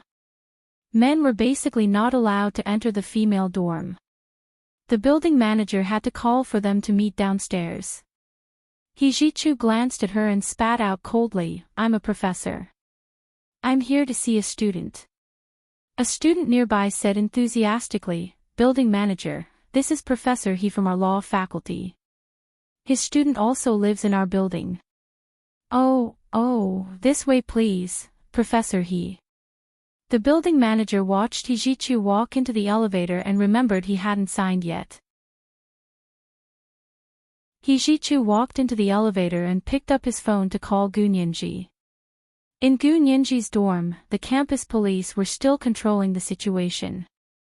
She and Ma Qiqi sat on the sofa in the living room while the campus police stood in the middle of the living room. On the other side of the living room was Miao Yunxiao with disheveled hair and two female campus police officers guarding her. Because she kept glaring at Gu Nianji, the campus police were worried she would continue to hit people. This was the first night watch. Begging for monthly votes and recommendation votes. 7 p.m. the second night watch. Chapter 438. The dorm room had just quieted down when a phone suddenly rang. Gu Nianji heard her phone ringing from the sofa and quickly got up to take it out of her bag. Looking down, she saw it was He Zhichu. He was her mentor, so she had to report to him for doing something like this. Gu Nianji couldn't help feeling uneasy. Also, she heard that He Zhichu went back to the United States 2 weeks ago. Was he back now? How timely. Gu Nianji thought about it silently as she unlocked her phone and quietly said, hello. He Zhichu's cool voice sounded from the phone, Nianji, are you okay? The first words from He Zhichu weren't reprimanding her, but worry. Gu Nianji sighed softly and said quietly, Professor He, I'm fine. She hesitated for a moment before asking, Professor He, where are you? He Zhichu didn't reply and knocked on the door after a while. He said into the phone, I'm at your door. Gu Nianji turned around in shock to look at the door, then at the campus police standing in the middle of the living room. She said awkwardly, oh, my mentor is here. It's Professor He. The campus police quickly opened the door to see a tall, elegant man standing there. He wore a khaki trench coat and had an indescribable aura and arrogance. He scanned the room coldly and saw Gu Nianji standing up from the sofa. Her face was slightly swollen and the bruise at the corner of her eye was obvious. He Jichu strode in and walked over to Gu Nianji as if no one else was there. He lifted her chin and carefully examined the bruise at the corner of her eye before gently pressing on it. Gu Nianji hissed and quickly shrank back with a frown. "It hurts, don't touch it. Who hit you?" He Jichu's voice was cold and emotionless, but it made people feel an invisible pressure. Gu Nianji pursed her lips and didn't speak. She only looked at Miao Yunxiao across the living room. Ma Qiqi also pointed at Miao Yunxiao on the other side of the living room. "It was her, I saw it." Miao Yunxiao saw He Jichu's cold gaze sweep over and couldn't help shivering. She quickly said, "She hit me first. She hit me first. Look, this side of my face was slapped by her." She revealed the left side of her face where Gu Nianji had slapped her. 5 finger marks could be vaguely seen. He Jichu glanced at her, then turned to Gu Nianji and asked, "Why did she hit you?" Miao Yunxiao's eyes widened in disbelief. Professor He Jichu was openly siding with them. This was too much. What about the teacher's ethics? What about face? Didn't they want it anymore? "Professor He, how can you say that? She hit me first, but you're making it sound like I hit her first." Miao Yunxiao was flustered and couldn't let the blame fall on her. He Jichu didn't want to pay attention to Miao Yunxiao at first, but she was so loud that it gave him a headache. He looked at Miao Yunxiao again and asked coldly, "You said she hit you first, but where's the evidence?" "Witnesses, material evidence, bring them out for us to see." Miao Yunxiao choked. At the time, only she and Gu Nianji were in the living room. Ma Qiqi had already entered the room by herself, so no one else had seen it. Miao Yunxiao clenched her fists and turned to glare at Gu Nianji. How treacherous. Too treacherous. If she had known this would happen, she would have secretly installed a pinhole camera here. "So you don't have any evidence and just say she hit you first?" "Student, are you a student of the law faculty? If you are, then I'd advise your tutor to reconsider your qualifications as a graduate student. How did you get into the B University Faculty of Law with your level of legal literacy?" He Jichu mocked Miao Yunxiao without holding back. Miao Yunxiao's eyes welled up with tears of mockery, but she didn't dare nor could she talk back to He Jichu because everything he said was reasonable. Legally speaking, she had no evidence to prove that Gu Nianji made the first move. Gu Nianji could easily argue that Miao Yunxiao hit her first because as parties involved, their words couldn't be used as objective evidence. But Miao Yunxiao hesitated and looked from He Jichu's aloof face to Gu Nianji's calm face, then to the campus police in the living room.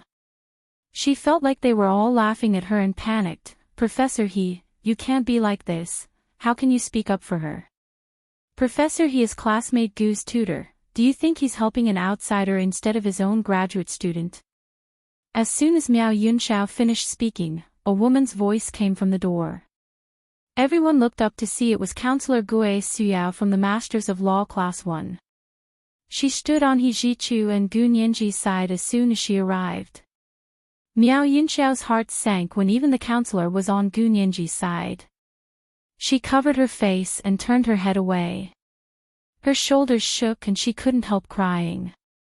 He Jichu frowned, one hand in the pocket of his trench coat and the other holding his briefcase. He said to Gue Suyao, "Counselor Gue, I'm just stating the facts. I have no intention of taking sides. They're both law students and I'm a law teacher. There's no way I'm taking sides." Ma Qiqi's eyes widened. Oh my. No wonder he's a great lawyer. He's a role model for us when he's lying with such righteousness. As an outstanding lawyer, he had to be careful not to be tricked by others. He couldn't admit to anything politically incorrect, even if others were trying to curry favor with him. Gue Suyao didn't expect He Jichu to ignore her and blushed in front of the students and campus police. She felt indescribably awkward. Miao Yunxiao pouted and thought to herself that Professor He's words were all righteous and flawless, but he was obviously taking Gu Nianji's side. However, no one could find fault with him. That was enough. Gu Nianji didn't dare look up, afraid that someone would see the corners of her lips curl up.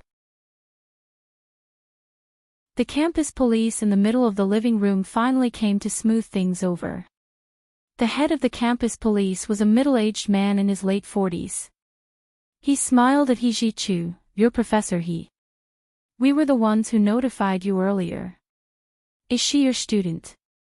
He pointed at Gu Nianji. He Zhichu nodded, "I'm her tutor."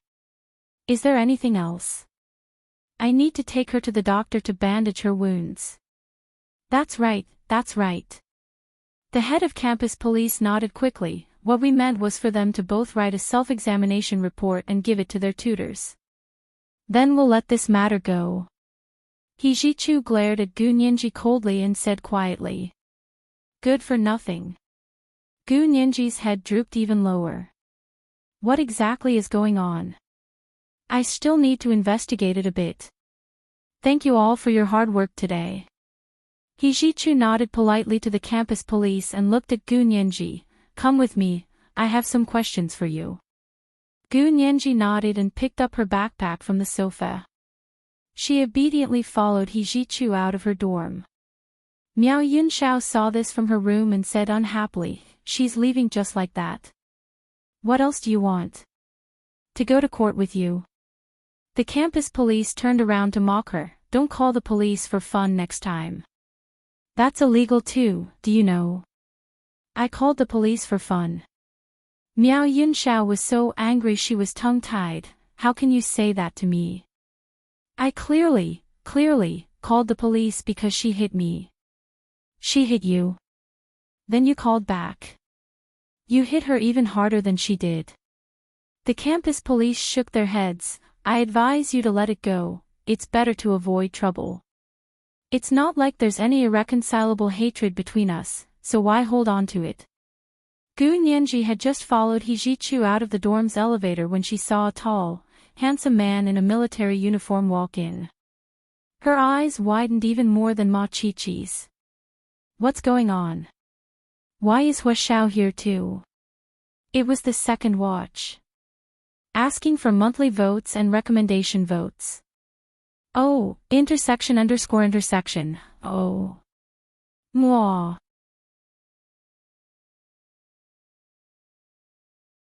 Chapter 439. When she returned to school today, Hua Xiao didn't even show up and only asked Din Shixiang to send her there. Wasn't he busy? Gu Nianji's heart ached after her initial shock. She looked up at Hua Xiaoheng, feeling wronged, as he walked towards her. Hua Xiaoheng didn't look at her. He hadn't expected He Zhichu to appear already. This person came back from abroad so quickly and just in time. Gu Nianji's heart sank a little, but his face remained calm as he smiled and extended his hand to He Zhichu. "Professor He. How nice to meet you." He made it sound like they were meeting for the first time when they had already met several times before. Gu Nianji's heart skipped a beat, but she didn't say anything. Her eyes wandered between Hua Xiaoheng and He Zhichu, unsure of their intentions.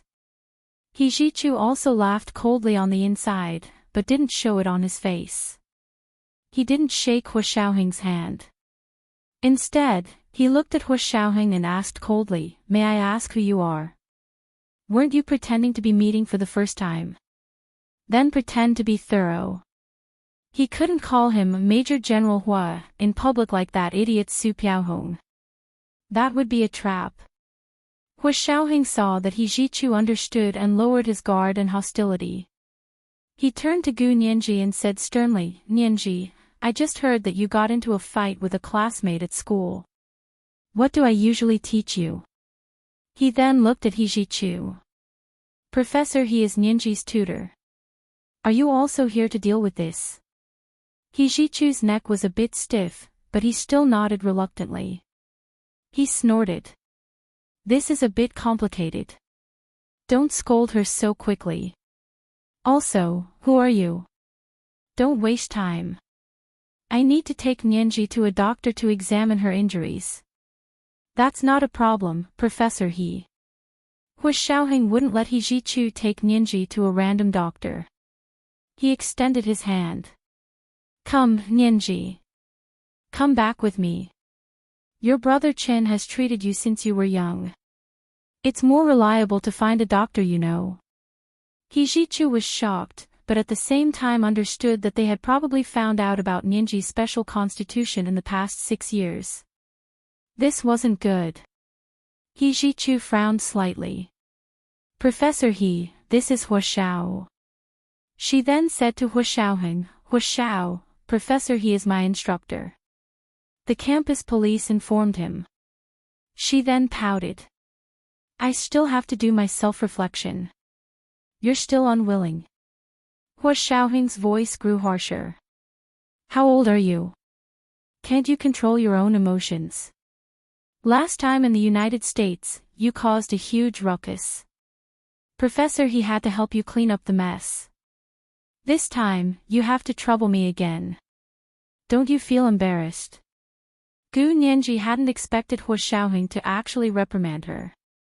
Tears welled up in her eyes, but she forced them back and didn't let them fall. They only swirled in her eyes, making them look even more watery. She clenched her fists and wanted to explain herself, but seeing that more and more students were gathering around her, she could only hold it in. Without saying a word, she turned her head away and snorted loudly to express her dissatisfaction. Hu Xiaoheng's eyes darkened. He didn't ignore Gu Nianji's little tantrum. But no matter what, this was a good opportunity to educate Gu Nianji. If she wanted to be with him, she couldn't be like Su Piaohong, who couldn't control her emotions and wasn't able to control her emotions. He Jichu saw that more and more students were gathering around and knew it wasn't a good place to talk. He suggested, if that's the case, let's go to my office first and explain what happened today. Mr. Hua, if you have a doctor you're familiar with, please ask him to come to my office to examine Nianji. Hu Xiaoheng waved behind him. Zhao Liangze and Yin Shixiang hurried over. Hu Xiao. Hu Xiaoheng pointed in the direction of Gu Nianji's dorm. He said to Yin Shixiang, Big Xiong, go take a look and investigate what happened. Also, call Dr. Chen and ask him to go to Professor He's office. Do you have the address of Professor He's office?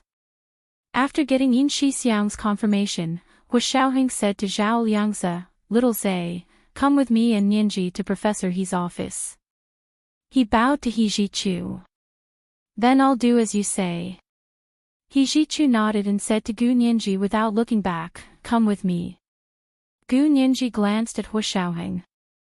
Seeing that he didn't object, she followed behind He Jichu and walked out of the building. Hu Xiaoheng and Zhao Liangze followed them unhurriedly to the 28th floor of He Jichu's building. As soon as Zhao Liangze entered, he secretly activated the Special Operations Force's search equipment and roughly searched the living room to make sure there weren't any listening devices or infrared recording devices. He gave Hu Xiaoheng a discreet look to indicate that everything was normal. Hu Xiaoheng then walked in with peace of mind. Gu Nianji's head was already drooping. She sat alone on the oval sofa in the middle of the living room of He Jichu's suite. He Jichu had probably gone into his room and wasn't in the living room. Hu Xiaoheng walked over and sat beside her. He said in a low voice, Can you tell me now? Why did you do it? No matter who did it first, it shouldn't have happened. Gu Nianji's tears flowed out of her eyes now that there were no outsiders. She wiped her face with the back of her hand and turned her head to avoid looking at Hu Xiaoheng. She choked out, She called me a bastard who was born without a father. Hu Xiaoheng froze. He hadn't expected Miao Yunxiao to say such a vicious word. The corners of his eyes couldn't help twitching. He had wanted to teach Gu Nianji a lesson, but couldn't say a single word. He composed himself and wondered if he was being too harsh on Gu Nianji. She was still young and had grown up under his protection. She had only begun to come into contact with society in the past 2 years. Shouldn't she take things step by step? Before Hu Xiaoheng could think of a proper response, He Zhichu had appeared in the living room. He had changed into casual homeware and looked as straight as ever, as if he was attending a banquet. However, his expression was icy. He walked up to Gu Nianji and asked icily, "What did you say? Miao Yunxiao really called you that?" He didn't speak too quickly, but his tone was frighteningly cold. Gu Nianji cringed and looked up at He Zhichu, then at Hu Xiaoheng. Thinking that they didn't believe her, she wiped her face with the back of her hand and discovered that her tears were streaked all over her face. She didn't care about her image anymore and said loudly, "That's exactly what she said. If she didn't say it so viciously, why would I hit you?" He Zhichu and Hu Xiaoheng didn't speak. Their gazes fell on Gu Nianji and were equally intimidating. Gu Nianji raised her head stubbornly and refused to admit defeat. "Yes.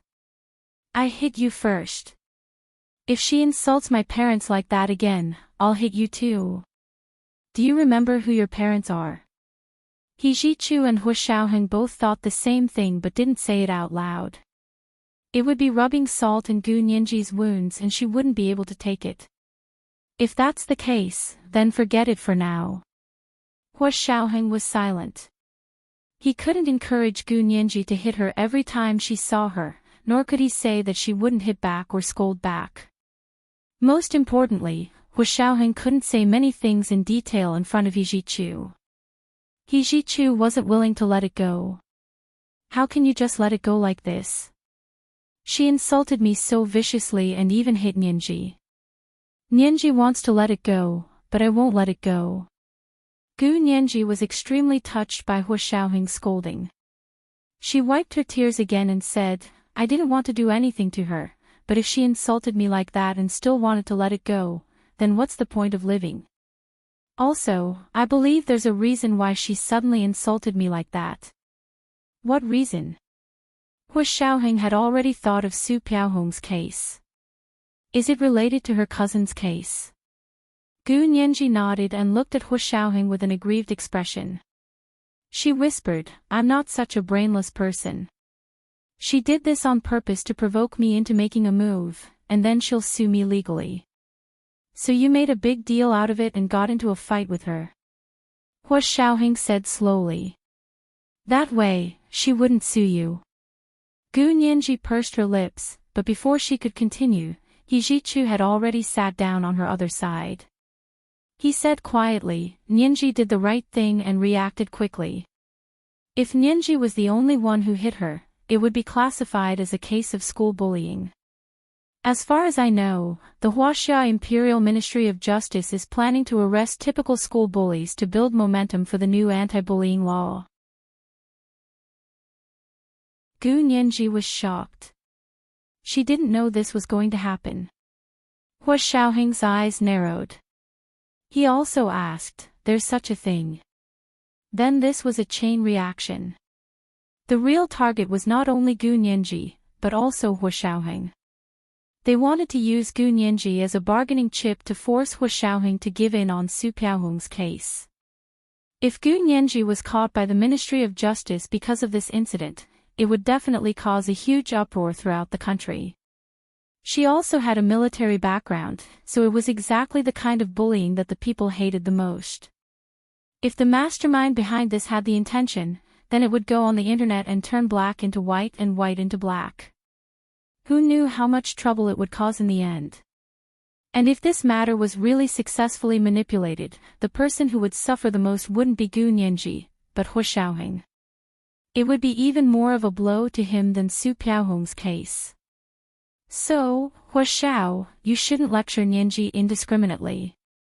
She's not someone who doesn't know what's important. He Zhichu's words struck a chord in Gu Nianji's heart, but she couldn't express her approval of He Zhichu in front of Hu Xiaoheng. She could only look down and mumble, "I know Hu Xiao is doing this for my own good, but I can be too hot-tempered sometimes. I should tolerate it. Maybe there's a better way." "Tolerate what? You didn't do anything wrong." He Zhichu stood up unhappily and pointed to a small study next to the living room. "But you still have to write the self-reflection. don't you want to go to that room first? This was the first 3,000-word chapter. Begging for monthly votes and recommendation votes. 7 p.m. The second chapter.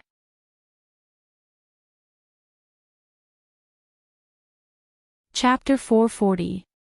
Gu Nianji also stood up and said to Hu Shaoheng with a pained expression, Hu Shao, I'll go over there to write my self-reflection. Hu Shaoheng didn't know what to say, so he could only wave her over.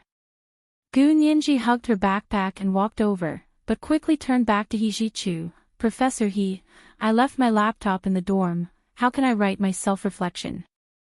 You can't write without a computer. Write by hand, there's a pen and paper in the study. He Zhichu's expression was cold, but he still followed her to the small study and took out a pen and a piece of paper with a light blue cloud border. He placed it in front of her. Sit down and write properly. Gu Nianji didn't have a choice, so she rubbed her fingers and said quietly, my handwriting isn't good, please forgive me, Professor He. He Zhichu's back froze for a moment as he turned, and Gu Nianji quickly said, can I write a draft today, and then I'll type it out and send it to you when I get back. He Zhichu didn't turn around and said dryly, no need, just write it today and send it to me. But, this self-reflection will be in my personal data and will be with me for the rest of my life. Isn't it too much for me to ask to type it out properly? Gu Nianji's voice grew softer and softer, her pleading was obvious. He Zhichu shook his head, don't think too much, write it first. He walked out of the small study and gently closed the door. Zhao Liangzi followed and smiled at He Zhichu. Professor He, why don't I go in and keep Nianji company? She's never written a self-reflection in her life, so maybe she doesn't know how to. Okay. He Zhichu didn't stop him and pushed the door open, go in. Zhao Liangzi quickly walked in and heard the door slam shut behind him. Gu Nianji turned around to see Zhao Liangzi come in and happily waved at him. Brother Zai, come here, do you know how to write a self-reflection? I knew you couldn't write it. Zhao Liangzi smiled as he sat down on the chair next to her. Here, Brother Zai will write it for you, but you have to tell me exactly what happened. Gu Nianji moved to the side and watched as Zhao Liangzi wrote the self-reflection for her. She talked to him about what happened today. It's actually not that complicated. Miao Yunxiao was purposely picking on me to provoke me, so I slapped her. Gu Nianji shrugged. If she dares insult my parents like that again, I'll slap her again. What did she scold you about? Zhao Liangzi wrote furiously, not forgetting all the details. She said I was a bastard who had a mother and no father to teach me. Gu Nianji couldn't help tearing up when she said that. She couldn't control her emotions at all. What? How can this person's mouth be so cheap? Zhao Liangzi was also angry and waved his fists. You deserve to be hit. If your brother Zai was there, I'd fight with you. Gu Nianji broke into a smile and wiped her tears with a napkin on the desk. Brother Zai, you're exaggerating. I've already calmed down after slapping her. I just don't know why she brought up my parents. It's not like she doesn't know that I'm an orphan, so the person who provoked you knows you very well and knows what to say to anger you to the point of losing your mind. Zhao Liangzi thought about it. Nianji, don't blame yourself. It looks simple, but there are countless complicated relationships involved. Gu Nianji looked up at the snow-white ceiling in the small study and thought about it. Brother Zai, you're saying that Miao Yunxiao has someone backing her. The whole thing was to get Su Piaohong out of trouble and drag Hu Shao down with her. Something like that. However, I've underestimated the Su family for having such power. Zhao Liangzi snorted softly, and his hands moved even faster. Gu Nianji tilted her head to look and couldn't help smiling. Brother Zai, your self-reflection is really well written. It's just that your handwriting is worse than mine. Hey. Not only are you not thanking me for helping you write your self-reflection, but you're also making sarcastic remarks. Zhao Liangzi pretended to be unhappy and looked at her from the corner of his eyes. Copy it again when I'm done. Gu Nianji agreed with a giggle. She had an idea and asked quietly, Brother Zhe, your self-reflection is so smooth. Did you write it often in the past? Of course. When I first joined the army, I always got into trouble and was scolded by Hua Xiao countless times. I wrote countless self-reflection reports for him, so I was already very familiar with them. Zhao Liangzi got carried away as he spoke. Gu Nianji understood immediately. Hua Xiao asked you to come in and help me write my self-reflection reports. Zhao Liangzi pursed his lips tightly and didn't speak to Gu Nianji anymore. Gu Nianji turned her chair around and propped her hands on the desk to support her chin. She smiled slightly. Only He Zhichu and Hua Xiaoheng were left in the living room next to the study. He Zhichu made him a cup of coffee and placed it on the coffee table between the sofa in the corner. Hua Xiaoheng nodded and said carefully, Professor He, Nianji has always been very obedient. This was an accident, and you also heard the reason. You should understand her, right? He Zhichu sat on the armrest and crossed his legs. He said dryly, Nianji didn't do anything wrong. You don't need to understand her, and you don't need to plead for her or scold her. Hua Xiaoheng was slightly taken aback. But if Nianji did something wrong, she still needs to be punished. What did she do wrong? He Zhichu was getting impatient. She already said it was fine, and you still want to punish her. Her fault was that she knew the other party was trying to provoke her, but she still rushed up and attacked. Hua Xiaoheng also rested one hand on the armrest. He sat very leisurely. She's already an adult. She shouldn't act like a child and lose control of her emotions. Hua Xiao, I think you're mistaken about one thing. Whether or not one can control one's emotions has nothing to do with whether one is an adult or not.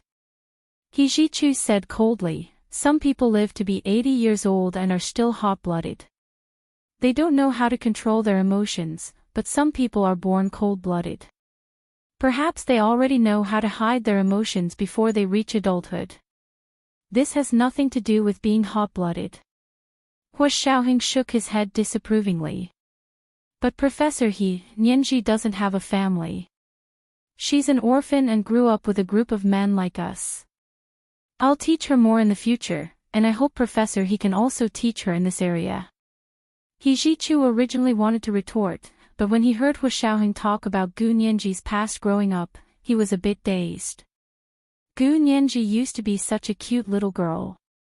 Perhaps she wasn't beautiful in other people's eyes, but in He Zhichu's eyes, she was his most precious treasure, so that's what she looked like when she grew up. He Zhichu snapped back to reality and tapped his fingers on the armrest of the sofa. He tried to control himself, but couldn't help it. He pretended to be indifferent and asked dryly, Oh. Nianji grew up with you guys in the army? Yes, I was a bit busy, so Nianji was easy to deal with. She mainly took care of herself, Hua Xiaoheng said as he carefully observed He Zhichu's expression. He had purposely brought up Gu Nianji's past when she was young to observe how much He Zhichu cared about Gu Nianji, and what kind of feelings he had for her. Was it familial love or the love between a man and a woman? The members of the Special Operations Forces were all experienced in observing people's words and body language. Some of them had even studied micro-expressions in psychology. They could tell from the other person's body language and words how important the other person was to something. They wouldn't be fooled by appearances. Compared to He Zhichu, he didn't look any different from before, but Hua Xiaoheng noticed that when he mentioned Gu Nianji's past, He Zhichu's fingers on the armrest of the sofa suddenly clenched into fists. Although he quickly relaxed them, this instantaneous subconscious reaction showed that He Zhichu was paying close attention to this topic. So he really was Gu Nianji's old friend. Hua Xiaoheng picked up the coffee and moistened his lips, but didn't drink it. This was also his habit. He rarely ate or drank other people's food when he was outside. She took care of herself. I thought you were her guardian, so you should take care of her. He Ji-chu's cool gaze looked over. Looks like Huashao isn't doing his job as a guardian very well. This was the second watch. Asking for monthly votes and recommendation votes. Oh, intersection. Oh. Mwah.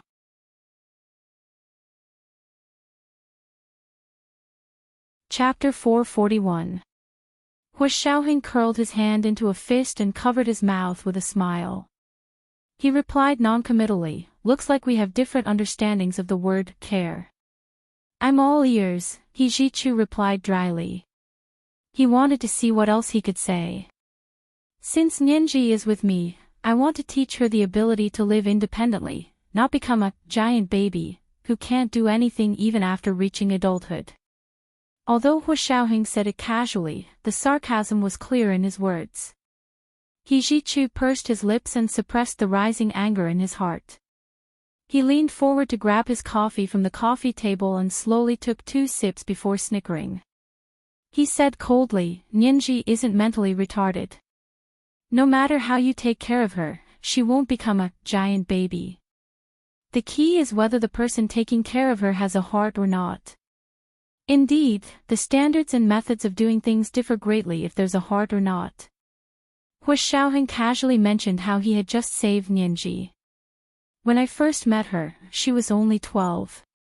I don't know what kind of shock she had, but she had nightmares all night and couldn't leave someone. Sometimes when she woke up and couldn't see anyone, she would scream and cry.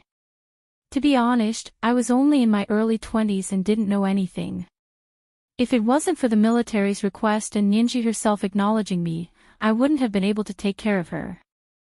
The veins on the back of He Ji-chu's hand gradually bulged, and his knuckles protruded as he gripped his coffee cup tightly. However, his expression didn't change at all. His eyes were half-lidded, and even his long eyelashes didn't move. If one only looked at his facial expression, it would be impossible to tell what was going on.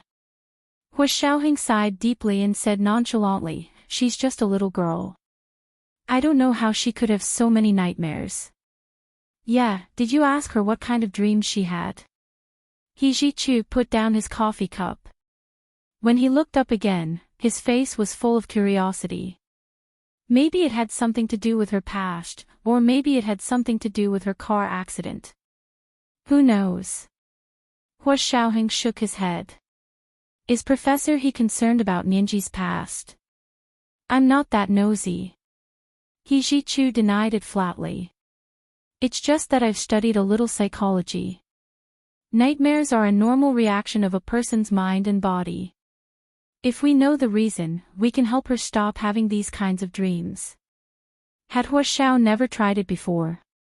A little girl who has nightmares every day and can't sleep well will seriously affect her physical and mental health. Does Professor He think that Nianji is physically and mentally unhealthy? Huashao smiled as his eyes drifted to the small study Gu Nianji was in.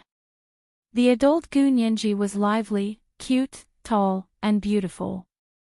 She spoke humorously, had a cheerful personality, and wasn't stubborn. No matter how one looked at it, she didn't look like someone with mental or physical problems. No matter how displeased He Ji-chu was with Huashao, he had to admit that Gu Nianji was very beautiful. Much, much better than he had imagined. Then what did you do? He Ji-chu's gaze also drifted to the small study. He could almost hear Gu Nianji's soft and innocent voice through the door. Huashao sat up straight and smiled. It's very simple. I let her train with my soldiers. She'll be exhausted during the day and be able to sleep at night. 10 kilometers of cross-country running every day and all kinds of simplified physical training. She persisted from the age of 12 to 16 when she left me for university. How else do you think she grew so tall? He Ji-chu was speechless. Before the age of 12, Gu Nianji's height was below the average for children her age, and her weight was above the average for children her age. It was true that she wasn't as good as she was now. But no matter how bad she was back then, she was still his Nianji. Now, this Nianji who was good in every aspect no longer belonged to him. He Jichu raised his head and said coldly, so Hua Xiao's care was reckless. She was originally a delicate little princess, but you trained her like your soldiers. She didn't grow up crooked, thanks to her good foundation. Hua Xiaoheng immediately grasped the clues in He Jichu's words and asked, Huh? How did Professor He know that Nianji used to be a delicate little princess? I couldn't tell at all. He Jichu finally snapped back to reality. So Hua Xiaoheng was also using this opportunity to pry into Gu Nianji's background. He was instantly on guard, but he also knew that he couldn't be too forceful. Since he wanted to reunite with Nianji, he had to get past Hua Xiaoheng. Otherwise, there would be many obstacles. Of course, he had to know what to say and what not to say. And he couldn't rush it. Nianji was still resistant to him.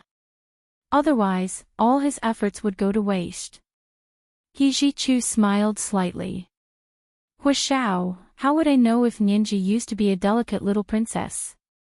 I'm just deducing from common sense. Girls nowadays, as long as they have parents, aren't they all princesses at home? So Professor He guessed it. Hua Xiaoheng said meaningfully. I thought Professor He knew about Nianji's past. This time, her roommates insulted her with her past, and I'm very sad.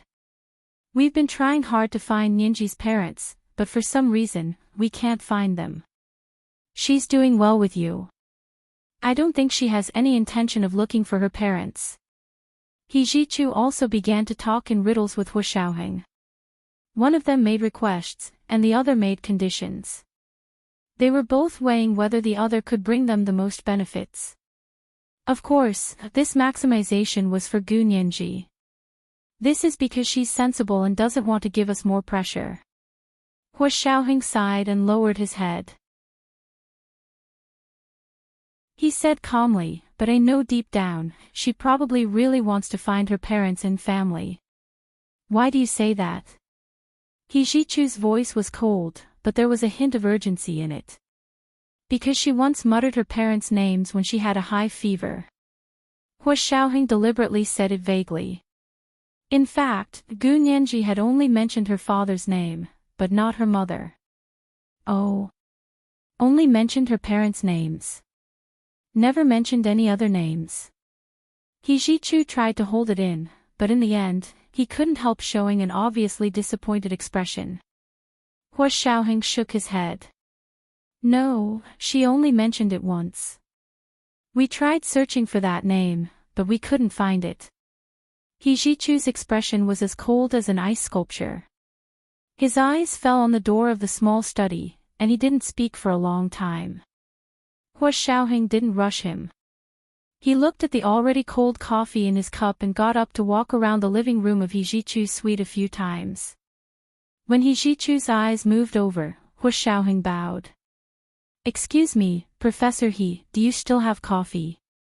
The cup from before is already cold. Yes, it's in the kitchen over there.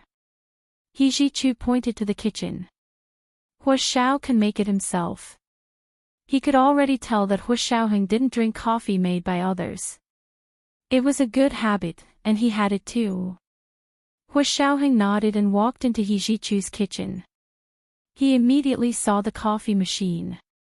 He took out a ready-made bag of coffee and put it in the coffee machine to make coffee. After Zhao Liangzi finished writing the checklist, Gu Nianji copied it again and looked at it carefully from beginning to end. When she was sure there were no problems, she said to Zhao Liangzi, "Is it okay?" "Of course it's okay. Don't you know who wrote it?" Zhao Liangzi was so pleased with himself that he almost wagged his tail. Gu Nianji pursed her lips and smiled lightly.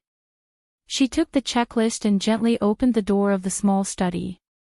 She poked her head out to see He Jichu sitting alone in the living room.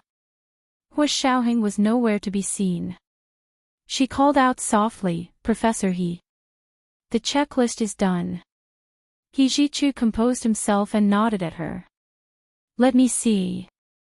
Gu Nianji came out with the checklist and handed it to He Jichu sheepishly. She muttered, "My handwriting isn't good. Please don't laugh at me." He Ji-chu held his coffee cup in one hand and took the letter with the other. When he saw Gu Ninji's hand crawling across the letter like a crab, he smiled speechlessly and said in a low voice, "After so many years, you still haven't mastered your handwriting." "Oh. What did you say, Professor He?" He Ji-chu's voice was too quiet, and Gu Ninji was busy looking for Hu Xiaoheng. She didn't hear him clearly. "I said you need to practice your handwriting." He Ji-chu put down his coffee cup and folded Gu Ninji's checklist. "I'll keep this for now. Don't worry, I won't put it in your personal data." Gu Ninji sighed with relief. A smile bloomed on her face. "Really? Professor, he really won't put this checklist in my personal data?" "I won't. What happened between you and Miao Yunxiao isn't that simple. So this time, it's not your fault. But this checklist is for you to remember." He Ji-chu's expression was a bit cold. "How dare they touch my people? I want to see how many brains they have." This was the first watch. Begging for monthly and recommendation votes. Today was Monday. Especially recommendation votes, everyone. 7 p.m. the next watch. Mwah.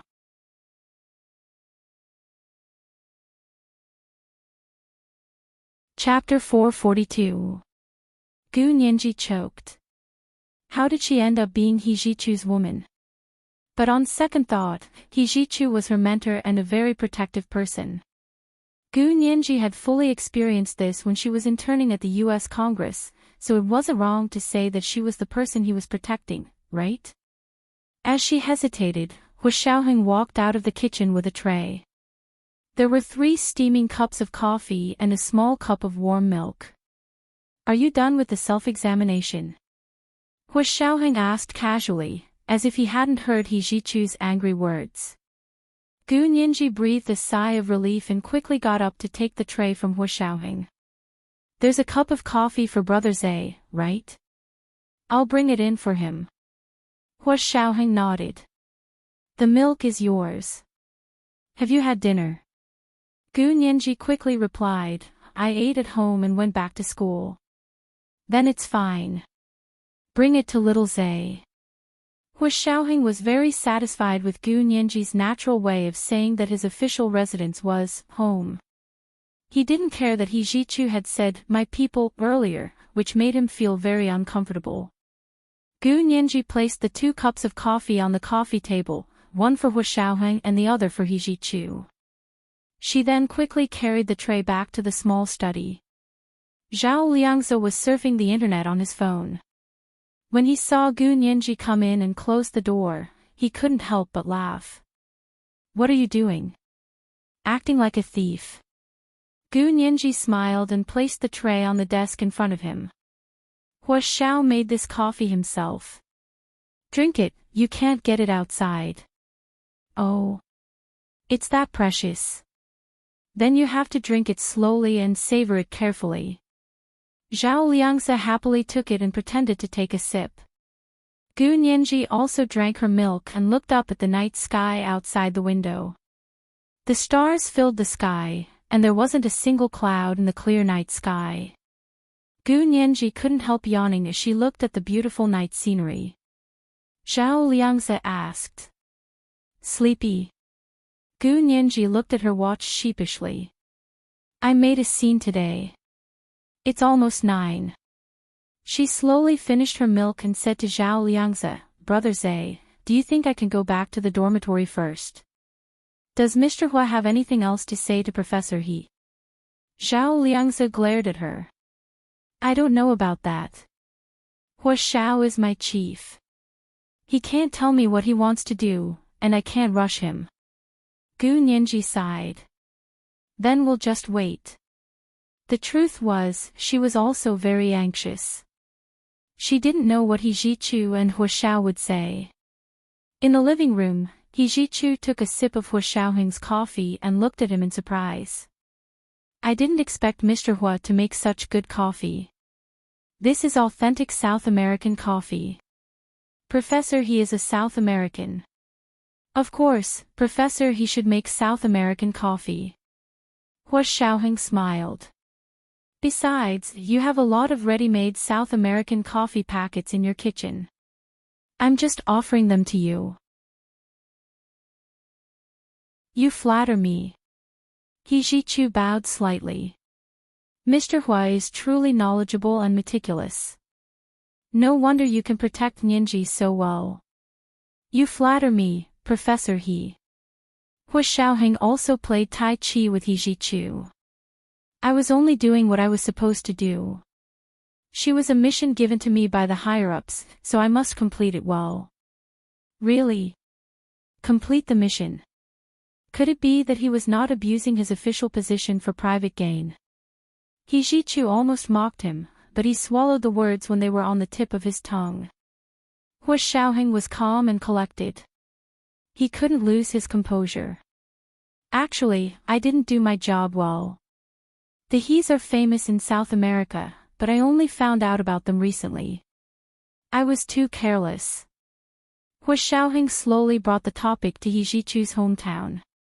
He wanted to dig up Gu Nianji's background bit by bit. A strange smile flashed across He Zhichu's face. It changed so quickly that it disappeared in the blink of an eye. Even Hua Xiaoheng didn't notice. When Hua Xiaoheng took a closer look, He Zhichu still had a half-smile on his face as he said, Mr. Hua, you're too humble. I don't think there are many people in this world who can compare to your work attitude and ability. Professor He, you really think highly of me. Hua Xiaoheng leaned back on the sofa and took a sip of his coffee before putting it back on the coffee table. But Professor He, your family's business is so big. Why didn't you stay at home to inherit it? Why did you go to Harvard to be a professor? From what I know, the annual salary of a Harvard professor is probably not even enough to cover your monthly expenses. The smile on He Zhichu's face gradually widened. He extended a slender finger and wagged it. Mr. Hua, it's tacky to talk about money. I went to Harvard to be a professor because I like learning and teaching students. I get a lot more pleasure from this than I do from the business at home. Tacky? Ha, how dare you say that? Hua Xiaoheng was secretly laughing. I was just giving an example. The He's business is so big, it's like it suddenly popped out of the ground. To be honest, when I heard about it, I couldn't believe my ears. He Zhichu was slightly taken aback. He secretly thought that Hua Xiaoheng had such sharp instincts, that He's business had suddenly popped out of the ground, but these things had nothing to do with Hua Xiaoheng or Gu Nianji. He didn't need to know. He Zhichu gently twirled the handle of his coffee cup. Mr. Hua, no matter how capable you are, there are places where your eyes and ears can't go. Besides, the He's aren't actually that powerful. It's all because of our peers that we stand out. If you completely believe those rumors, then you've been tricked. Oh. Is that so? Hua Xiaoheng nodded. Maybe, but I haven't verified it yet. Oh right, where's teaching assistant Wen? Did she go back to South America? He Zhichu grunted but didn't say anything else. The two of them were quiet for a while. Neither brought up the topic they wanted to bring up. They were both waiting for the other to bring it up first. Gu Nianji paced around the small study. She really wanted to go out and tell He Zhichu to let her go back to her dorm first, but she didn't have the guts. In the end, she could only stick her ear to the back of the door to hear when they would finish talking. She heard He Zhichu and Hua Xiaoheng beating around the bush, but the topic never strayed from South America. Gu Nianji couldn't help but feel strange. She turned to Zhao Liangze and asked, Brother Zhe, is Professor He from South America? Yeah, you still don't know. Zhao Liangze took out his phone and showed Gu Nianji the information on the He's in South America. These things were related to Gu Nianji, so Zhao Liangze could show them to her. Hua Xiaoheng was the one who first suggested this idea. Gu Nianji took Zhao Liangzi's phone and quickly scanned through it. As soon as she finished, she gasped. Oh my god! Professor He's family is so powerful. No wonder. No wonder they had so much money and manpower.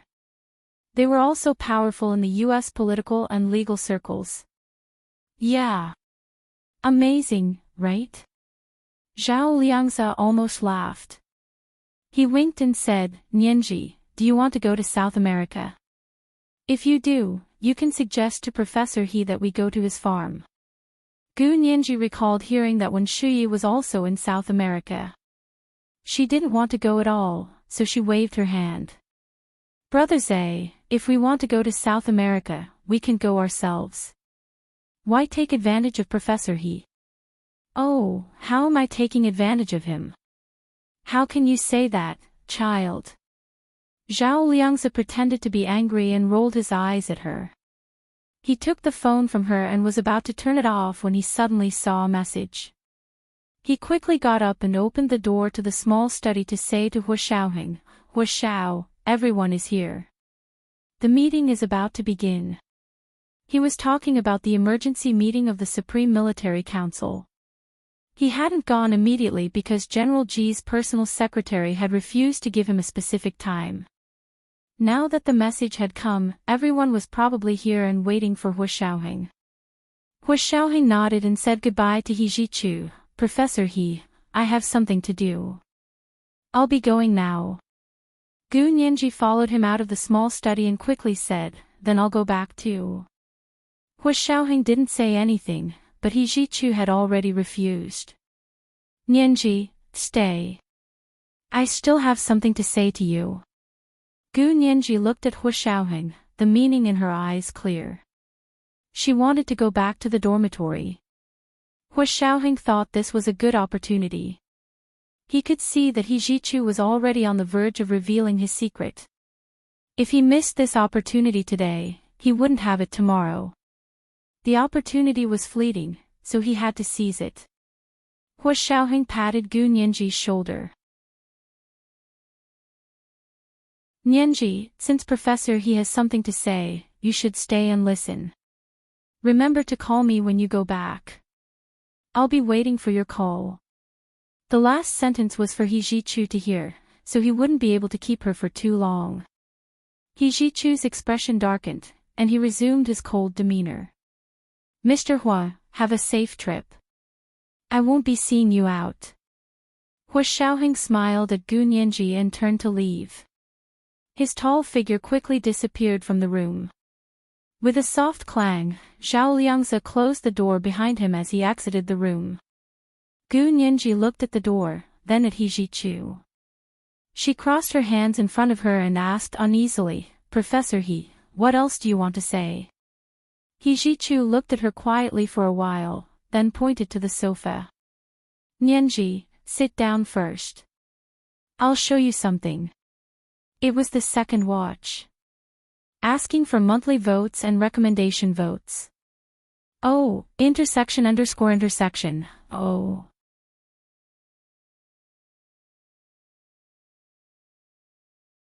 Chapter 443.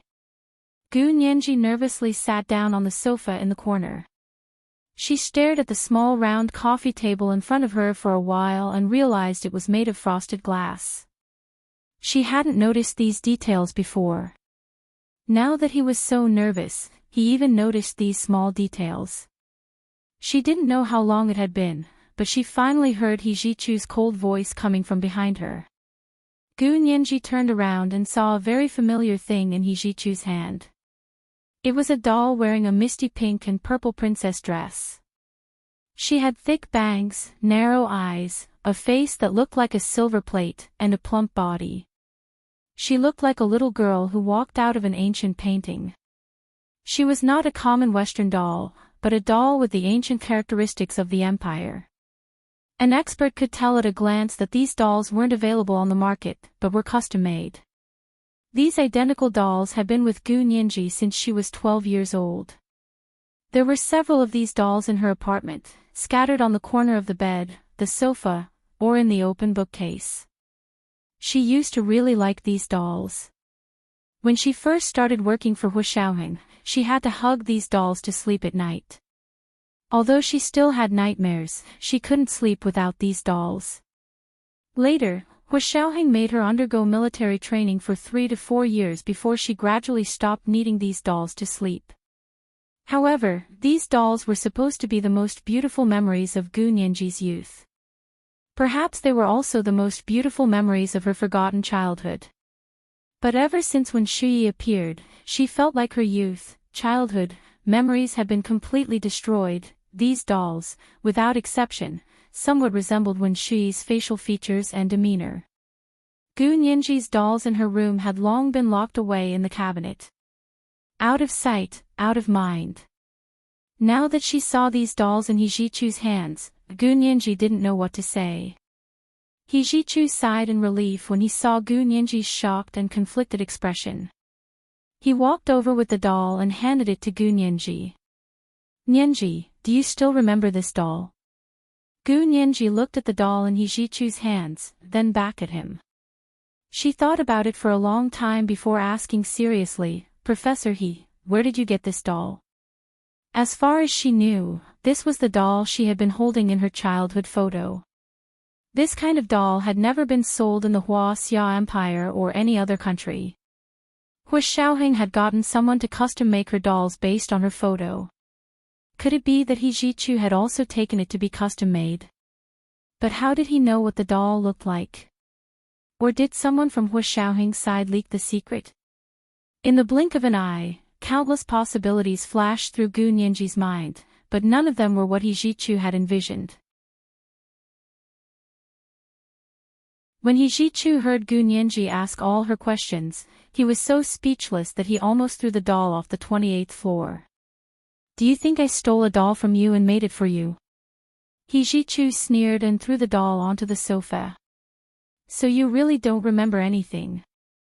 Not only do you not remember anything, but you can't tell right from wrong. Gu Nianji blinked. Professor He, don't be angry. Can't we talk this out? Her heart pounded. She had sensed that He Jichu might have something to do with her forgotten memories, but now that feeling was even more obvious. She felt very flustered. Without Hu Xiaoheng by her side, she had no backbone.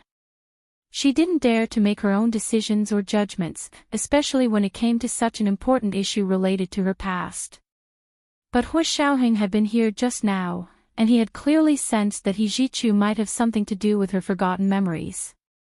He clearly knew how much she relied on him, but he still left her here and let her face the situation alone. Deep down, Gu Nianji discovered that she actually felt a trace of resentment towards Hu Xiaoheng.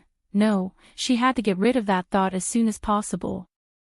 Gu Nianji secretly warned herself that Hu Xiao had done enough for her, so she couldn't push her luck. She also couldn't put all the responsibility and burden on Hu Xiaoheng. But how she wished that Hu Xiaoheng could be by her side at this time. He was the only person she trusted in the world. Why did he have to leave? Why did he have to leave her alone? Gu Nianji struggled between blaming herself and trying her best to pull herself together. She saw He Jichu's expression grow darker and darker until it was so dark that it actually dissipated. He returned to his usual indifference and politeness.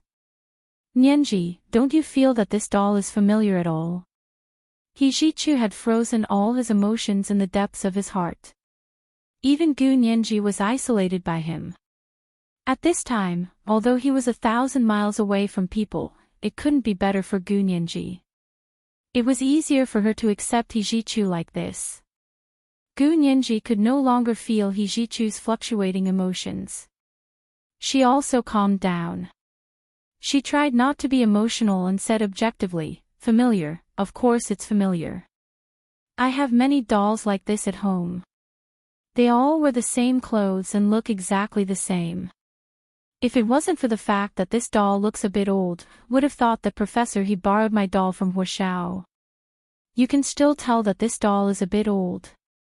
That means your observation skills are indeed very sharp. He Jichu handed the doll to Gu Nianji again.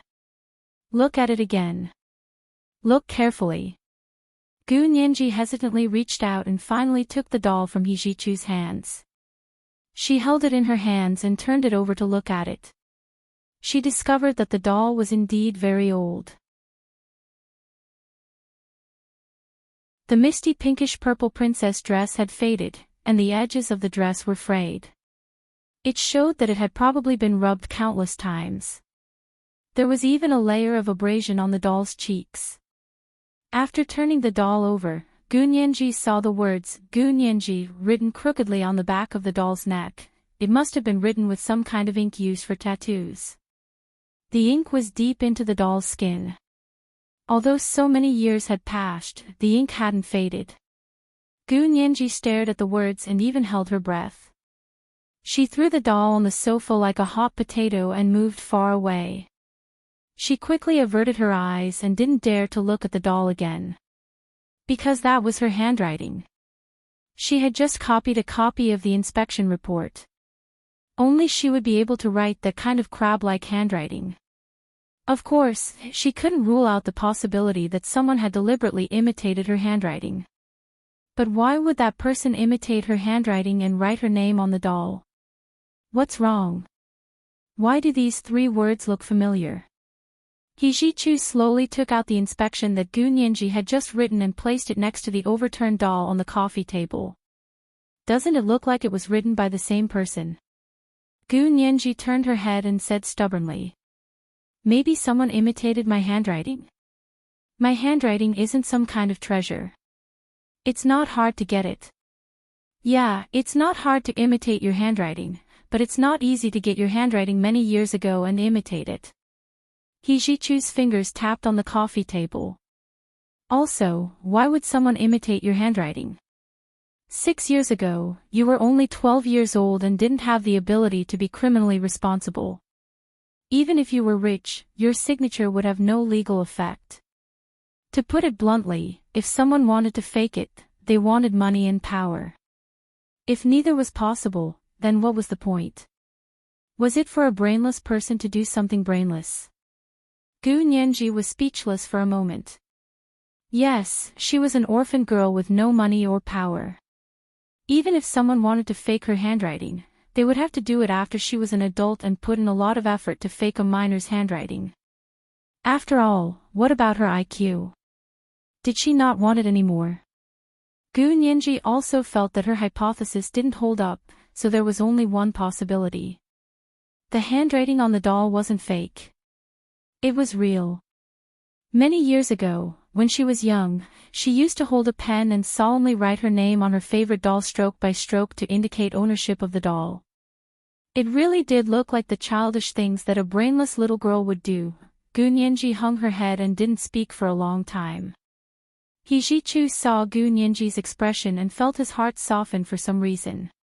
He also knew that the doll had a big impact, so he didn't say anything and waited for Gu Nianji to digest the results on her own. This was the first watch. Asking for monthly votes and recommendation votes. Thank you all for your monthly votes and recommendation votes yesterday. You have to keep going. Oh, intersection. Oh. 7:00 clock the next watch.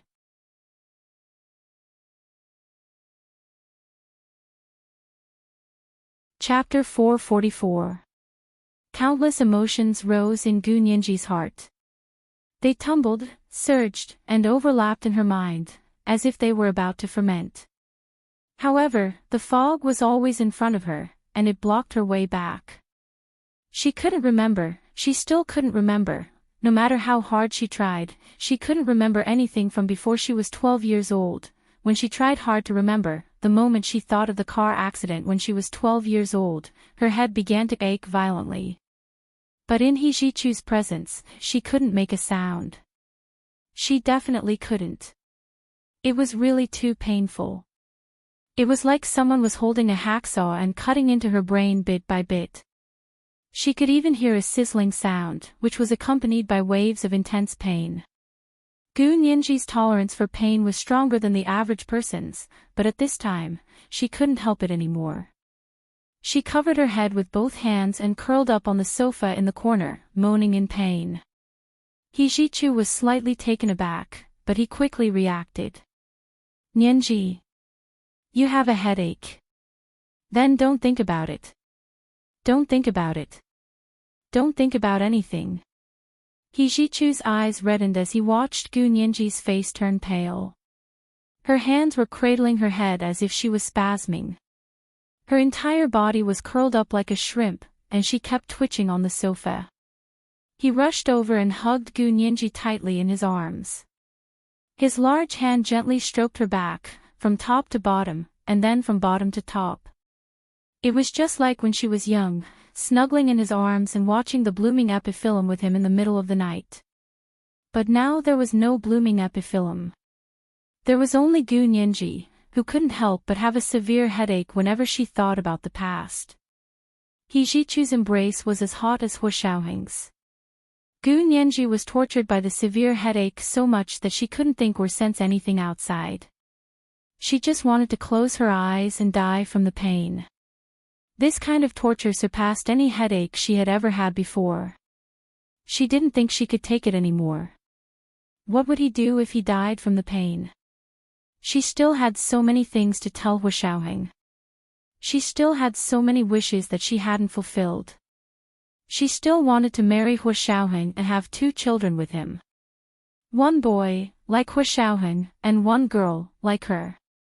Then their family would be intimate for the rest of their lives. Was this also an extravagant wish? Gu Nianji let out a low sob, then her sobs grew louder and louder. She was actually showing signs of losing control of her emotions. Hijichu hugged her even tighter. Lips trembling, he planted a kiss on the top of her head before letting go of her. He rushed to his bedroom to retrieve a medicine bottle and poured out 2 pills. He pried open Gu Nianji's lips and forced them in. Gu Nianji unconsciously swallowed her saliva and swallowed the 2 pills. Not long after, the medicine took effect and Gu Nianji's pain stopped. She curled up on the sofa and fell into a deep sleep. Hijichu covered Gu Nianji with a blanket and put a pillow under her head so she could sleep more comfortably. Then, he sat back on the single sofa and turned off the ceiling light in the living room, leaving only a floor lamp beside the sofa that emitted a warm yellow light. He propped his chin on one hand and stared at Gu Nianji's sleeping face without moving. It seemed like he couldn't get enough of looking at her. Time ticked by, and after an unknown amount of time, Gu Nianji's phone rang. Hijichu woke up from his thoughts and walked over to look at Gu Nianji's phone. It was Huashaoheng calling to check on her. Hijichu's lips curled into a mocking smile. He didn't slide open the phone and still answered Huashaoheng's call. Mr. Hua. Huashaoheng had just finished his meeting. 2 hours had passed, and it was already past 11 p.m. Gu Nianji should have already gone back, but he didn't know if she was asleep or not. Huashaoheng had previously told Gu Nianji to call him when she returned to the dormitory, but she hadn't. He didn't know what was going on. In the end, when he called, the person who answered was Hijichu. The corners of Huashaoheng's lips tightened, but his voice was still calm and low. Professor He. Why are you holding Nianji's phone? Where's Nianji? Hijichu looked at Gu Nianji, who was sleeping soundly on the sofa in the corner. He put one hand in his trouser pocket and smiled mysteriously. Nianji is asleep. Huashaoheng stopped in front of the elevator. His voice became even lower. Professor He, what did you say? I didn't hear you clearly. You didn't hear me clearly. Then I'll say it again. Nianji is asleep. Do you want to watch a video? Hijichu pretended to want to use his phone to take a video, but he couldn't actually unlock Gu Nianji's phone, so he couldn't use her phone to take a video. Unless he used his own phone. Professor He, where is Nianji sleeping? Please wake her up, I have something to ask her. Huashaoheng's expression gradually became serious, and his handsome back became even straighter. But she's sleeping so soundly. do you have the heart to wake her up? He Jichu narrowed his shimmering, sultry eyes as he looked at the sleeping Gunyanji. Fine, you don't have to wake her up. I'll come over directly. Hu Xiaoheng hung up without another word and ordered Zhao Liangzi, prepare the car. We're going to be university. Zhao Liangzi heard bits and pieces of what Hu Xiaoheng said on the phone and knew something was wrong. He quickly agreed and turned on his headset to make an emergency transfer. 3 minutes later, Hu Xiaoheng was already in the car on the way to be university. The driver, Fan Jian, did his best this time. Whether it was taking shortcuts or cutting corners, it was all top-notch. Most importantly, he didn't run a single red light and completely obeyed the traffic rules. Just like that, they arrived at the south gate of B University in less than 15 minutes. It was twice as fast as usual. Hu Xiaoheng's car drove straight through the south gate and headed directly to the professor's building where He Jichu lived. The car parked below the professor's building, and Hu Xiaoheng quickly got out of the car and walked into the building's elevator without a word. The elevator quickly reached He Jichu's 28th floor. Hu Xiaoheng didn't make another call and directly pressed the doorbell. He Jichu glanced at the video call at the door and saw that it was Hu Xiaoheng. He smiled and slowly walked over to open the door. Mr. Hu, you're so busy every day, yet you've come to my humble home twice today. It's truly an honor. Open the door. Hu Xiaoheng only had 2 simple words, but they were powerful. Opening the door, He Jichu smoothly turned on the ceiling light in the living room. The bright white light suddenly slanted down. Gu Nianji, who was sound asleep, subconsciously shivered. She mumbled and turned over to cover her head with the blanket. Hu Xiaoheng almost rushed into the room to see Gu Nianji asleep on He Jichu's sofa. He breathed a sigh of relief, but the way he looked at He Jichu was already very unfriendly. Professor He, don't you think it's embarrassing to play tricks like this? Hu Xiaoheng said as he walked over and leaned over the sofa to pat Gu Nianji's face. Nianji, wake up. It's time to go back. It was the second watch. Asking for monthly votes and recommendation votes. Oh, intersection. Oh. Mwah.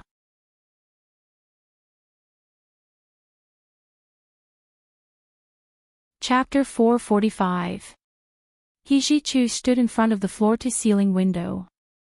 The moonlight shone in, outlining his handsome silhouette. He put his hands in his trouser pockets and silently watched Hu Xiaoheng wake Gu Nianji. Gu Nianji was sleeping so soundly that Hu Xiaoheng couldn't wake her up at all. He called her a few times, but she still hadn't woken up.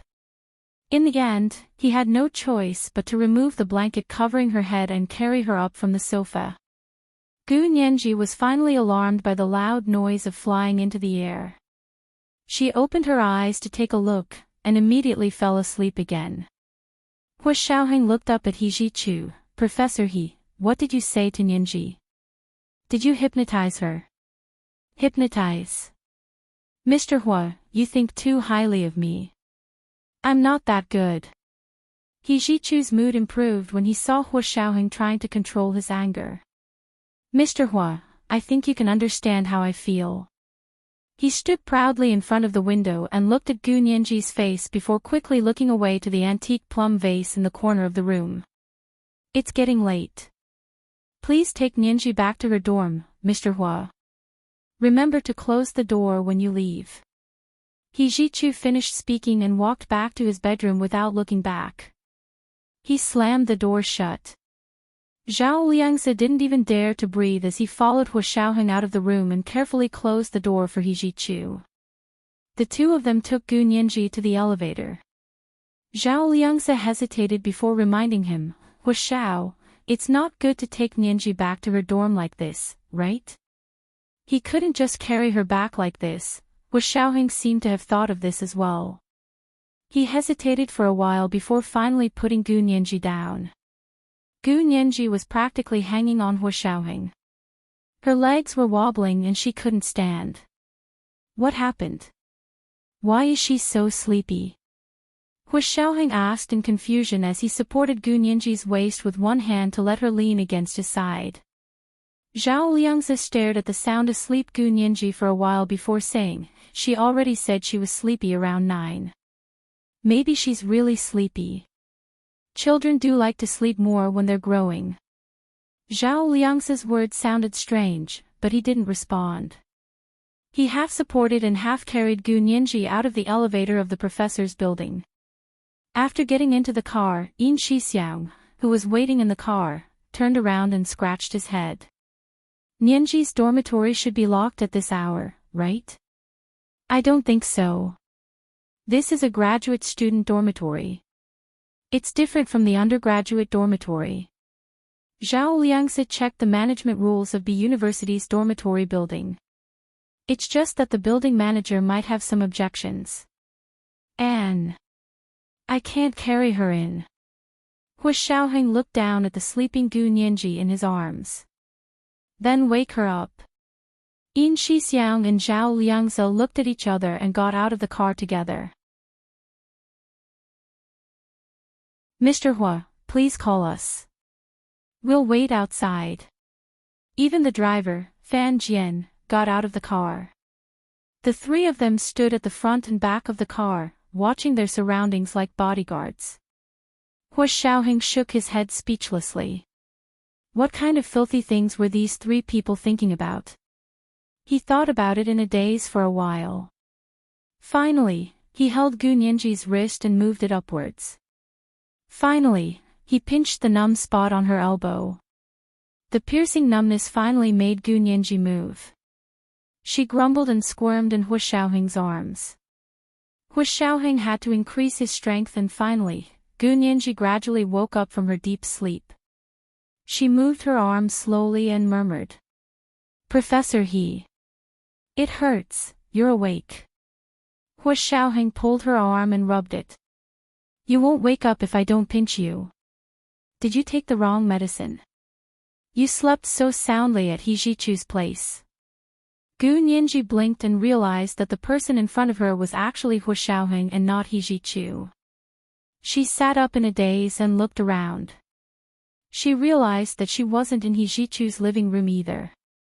She was in the car. Hu Xiaoheng, why are you here?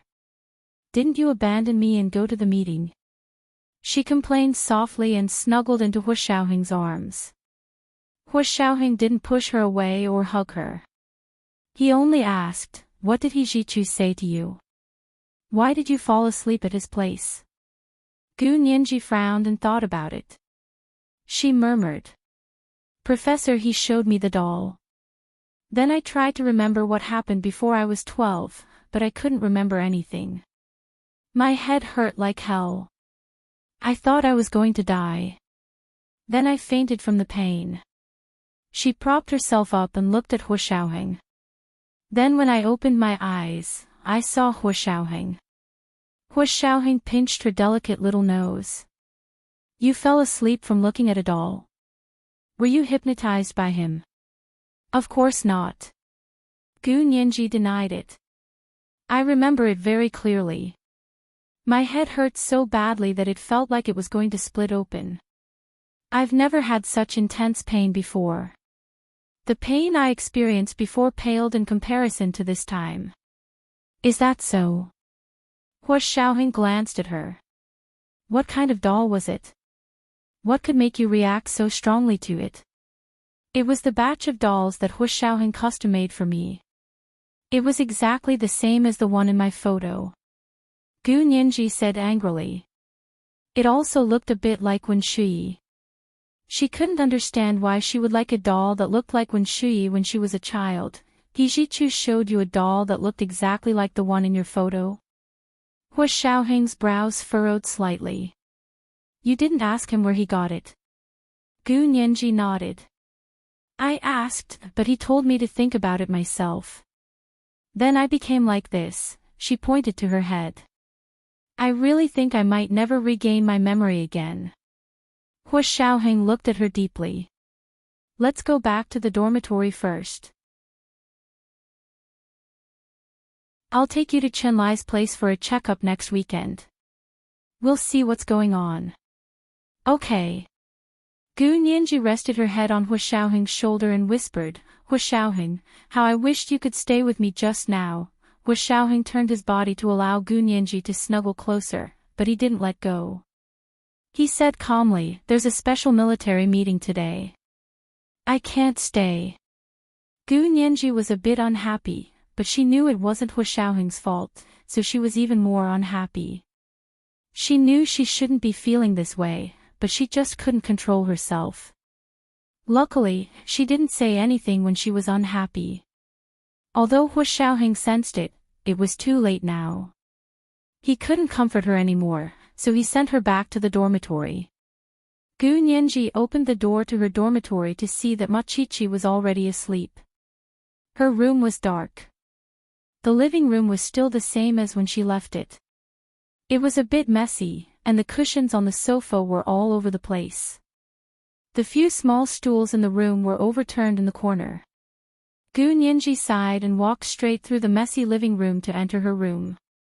Hua Xiaoheng watched from downstairs as the lights in Gu Nianji's room came on. He saw the text she sent him, good night. He then ordered Fan Jian in the front seat, drive.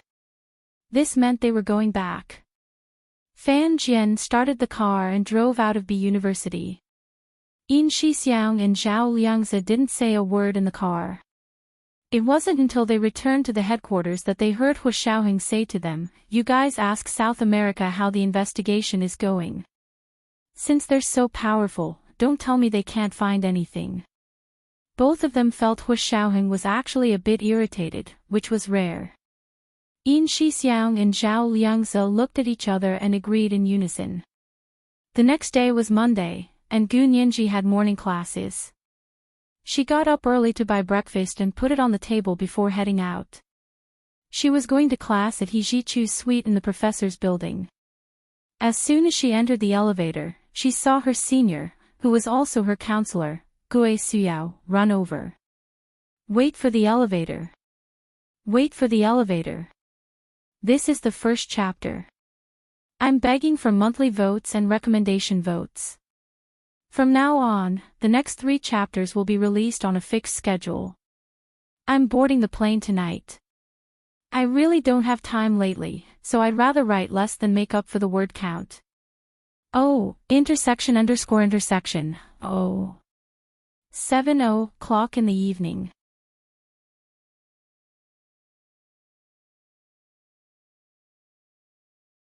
Chapter 446. Gu Nianji smiled in the elevator and blocked the door with her hand so it didn't close immediately. Gue Xia ran into the elevator and saw Gu Nianji inside. She immediately broke into an exaggerated smile. Nianji. It's you. That's great, thanks to you I was able to make it in time, otherwise. Before Gue Xia could finish, Gu Nianji smiled. Professor He's floor has an elevator, so no one fought with Sister Gue for the elevator. Ah, Nianji is so humorous, so funny. Gue Xia smiled sheepishly and turned around to watch the elevator climb. Neither of them spoke. The silence was a bit awkward. Gue Xia had no choice but to strike up a conversation. Nianji, were you okay yesterday? I was fine. Miao Yunxiao went too far, I've already reported her to the faculty to punish her severely. Seriously, she hasn't even entered society yet and she's already bringing all that nonsense to the school and polluting the pure environment. She's the black sheep. Gu Nianji couldn't bear to listen anymore. Although she also hated Miao Yunxiao, what right did Gue Xia have to criticize her? Didn't Sister Gue do similar things to Miao Yunxiao in the past? However, Miao Yunxiao had lost the upper hand and everyone was kicking her when she was down. Gu Nianji had already confronted her directly, so she wouldn't play any tricks. Sister Gue, Miao Yunxiao did something wrong, just punish her according to the school rules and relevant laws. I'll listen to the school and faculty. Gu Nianji didn't want to talk about it anymore. She stared at the elevator screen and wished they could reach their destination immediately. Luckily it was an elevator, so they arrived on the 28th floor in no time. They walked into Hijichu's suite and saw the three seniors were already there. They sat on the sofa in the corner of the living room with coffee, drinks, juice, and milk on the coffee table along with some muffins and corn muffins. Although Gu Nianji had already eaten breakfast, she couldn't help but swallow when she smelled the muffins. Hijichu walked out from the room and nodded to Gu Nianji and Gue Suyao, "You're here. Sit, we were just waiting for you." "Professor He, we weren't late." Gue Suyao quickly clarified, "The seniors came early." "Yes, I didn't say you were late." Hijichu sat down on the armchair and looked at Gu Nianji for a while before asking, "Nianji, are you feeling better?" Actually, Gu Nianji's complexion was rosy and healthy. Her eyes were clear and bright, and her movements were agile. She didn't look like she had almost fainted from the pain yesterday. Gu Nianji spread her palms. "I'm fine. I'm fine now. Thank you for your concern, Professor He." Both Brother Huang and Brother Duan knew about what had happened at Gu Nianji's dorm last night, but they didn't know what had happened at Hijichu's place. Therefore, they assumed that Gu Nianji had gotten injured in a fight with her roommates. They also asked, "Nianji, I heard that you were amazing yesterday. 1 against 2, did you win?" Gu Nianji was speechless. What was going on? Gue Suyao knew the whole story. She also knew that there were many unreliable speculations on the school's internet. She had also consulted Hijichu on how to deal with the online rumors. Hijichu had instructed her to ignore them as long as they didn't slander Gu Nianji's reputation. The rumors didn't slander Gu Nianji's reputation, and instead described the entire process in a hilarious manner. They had calmly resolved a case that could have caused a national uproar as a small conflict between classmates. Gu Nianji hadn't had time to look at the forum yet, so she didn't know what they were talking about. Brother Huang saw Gu Nianji's confused expression and snorted. "Nianji, you're just in charge of killing and not burying. Look here." He took out his phone and opened the school's app to show Gu Nianji the trending headlines. Gu Nianji glanced down and couldn't help facepalming. She pursed her lips and said, "Who posted this? What a wild imagination." "So what if it's wild? Wild is good." Brother Duan laughed pervertedly, his eyes sweeping over Gu Nianji's chest. Hijichu's expression darkened. He said coldly, "All right, it's time for class. Duan Chun, 5 points deducted." Duan Chun didn't have time to turn around and look straight at Hijichu. "Professor He, why are you deducting my points? I wasn't the one who posted those posts. Points will be deducted for believing in and spreading rumors." Hijichu opened his laptop to indicate that the topic could be skipped. Everyone quickly focused and listened to Hijichu's lecture. Hijichu's lectures were very practical. He rarely discussed legal theory directly and instead used case after case to combine theory and practice. His lectures were very vivid and memorable. Gu Nianji was usually able to repeat every word Hijichu said after a lesson. Her memory was like a video recorder.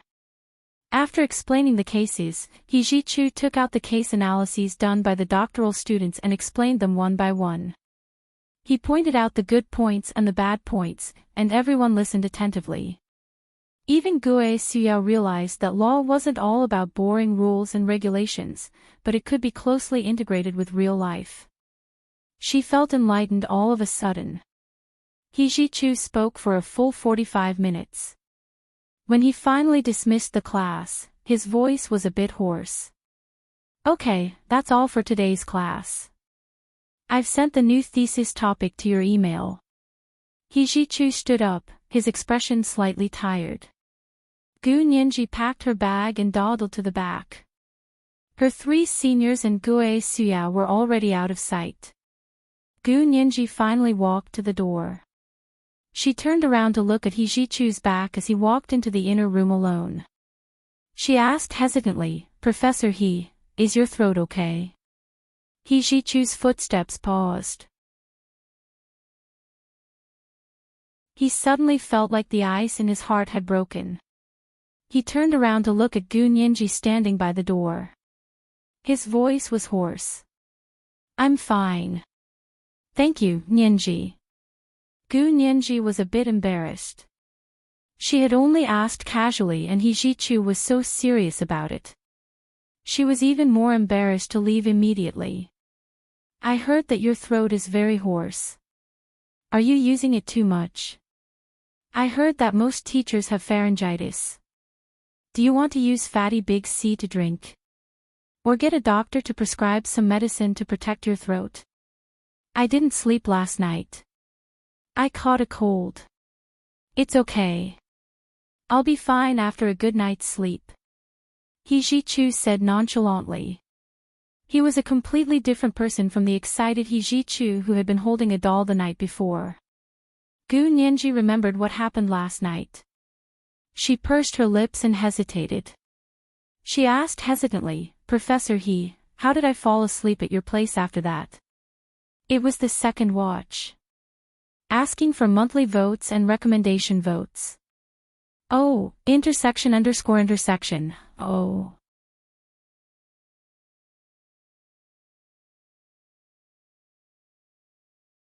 Chapter 447. He was finally asking about yesterday's incident. "You had a terrible headache last night. It was probably too painful, so your body's self-defense mechanism activated and made you fall asleep. Or maybe you fainted." He Jichu said dryly, waving his hand. "Okay, go back and rest. I didn't give you any homework, so rest for a week and don't overthink it." Gu Nianji still wanted to know about the doll. Her hand was on the doorknob and she looked like she was about to leave. She made up her mind and asked, "Professor He, can you tell me why you have a doll like that? Also, why does that doll look so much like teaching assistant Wen?" Objectively speaking, it was most similar to Wen Shuyi when she was a teenager. Although Wen Shuyi was an adult now, her features were still very similar to when she was a teenager, so Gu Nianji was able to recognize it quickly. She didn't pay much attention to it at first, but as more and more things happened, she began to feel resentful towards the doll that she used to love and never left. "You really want to know?" He Jichu was silent for a moment. "You actually already have an idea, don't you? You just want to get confirmation from me." "If I could remember the past, I definitely wouldn't have to keep asking Professor He. But Professor He, you seem to know, yet you're hesitating to tell me. What's the reason?" Gu Nianji steeled her heart and asked the vague question in her heart. The corners of He Jichu's mouth twitched. "I hesitated to tell you. Then it's all my fault. I don't know who it was that ran away like a rabbit the moment they saw me. I couldn't even find a chance to talk to you, and now you're saying I'm hesitating. What was a slap in the face?" That was, Gu Nianji blushed furiously, but her desire to know the truth overcame everything else. She ignored the awkwardness and insisted, "I didn't think so much before, why do you think now?" He Jichu wasn't easy to fool, and every question struck deep into Gu Nianji's heart. There were some things that Gu Nianji couldn't even say to Hua Xiaoheng, but faced with He Jichu's cold and indifferent questioning, she couldn't help blurting them out. "I need it now." "What need?" He Jichu's voice grew even colder. He seemed to have foreseen that the answer would not be the one he expected. As expected, Gu Nianji blushed even more. She stammered, because. "I want to be with Hua Xiao, but if I don't find out about my past, I'm afraid." So this was the reason. He Jichu stood in front of his bedroom door, his heart twisting with pain. He stared at Gu Nianji for a long time before saying, "Why? Why do you have to find out the truth of your past before you can be with him?" "This is determined by his job status," Gu Nianji answered honestly. "Since I want to be with him, I naturally have to accept everything he has. So, you can force yourself to do things that you're embarrassed about." He Jichu pointed out this point very keenly. Don't you think you're giving too much unilaterally? Have you ever thought that such a relationship could last? Gu Nianji didn't expect He Zhichu, her mentor, to also be a relationship counselor. She thought about it and said, "To me, love is love. I don't want to argue about who gives more." Gu Nianji's words were like sharp knives stabbing into He Zhichu's heart.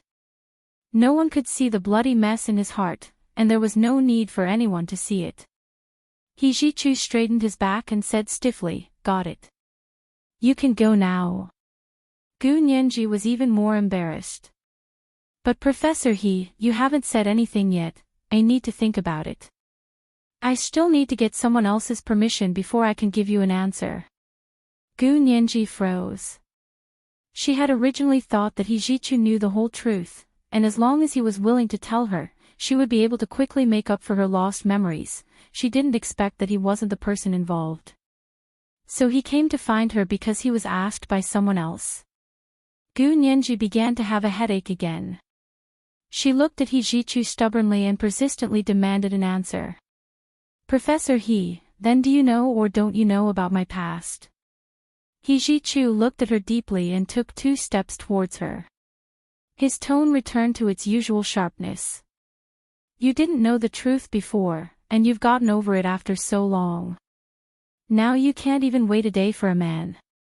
Have you ever thought about how your family feels?" Gu Nianji lowered her head. He Zhichu's words had dealt a heavy blow to her. In the past 6 years, she really hadn't thought about her parents. She didn't know why, but she wasn't a heartless person. When she was in school, she remembered all the classmates who had been kind to her. She couldn't have been so cold and heartless to her family. She was also puzzled and murmured, "Professor He, I was wrong in this matter.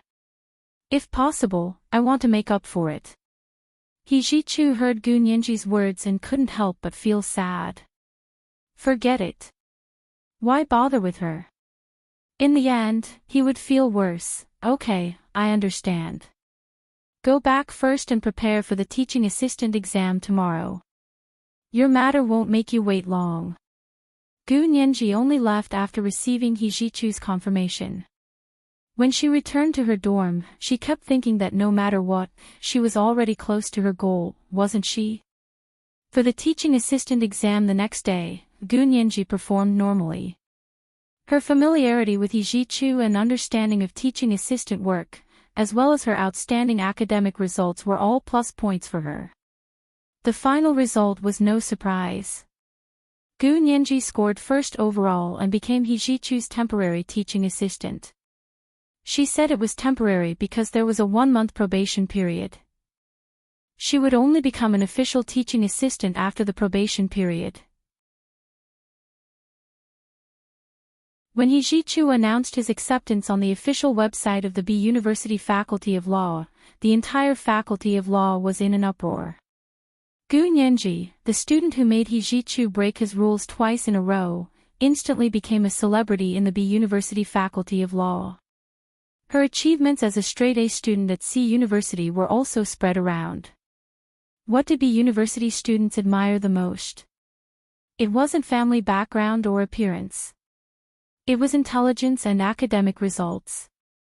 As soon as Gu Nianji's straight-A results were spread, even the loudest voices of doubt were silenced.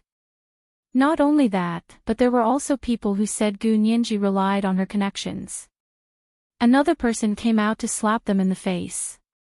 She could have relied on her connections/face, but she chose to rely on her academic results to crush her.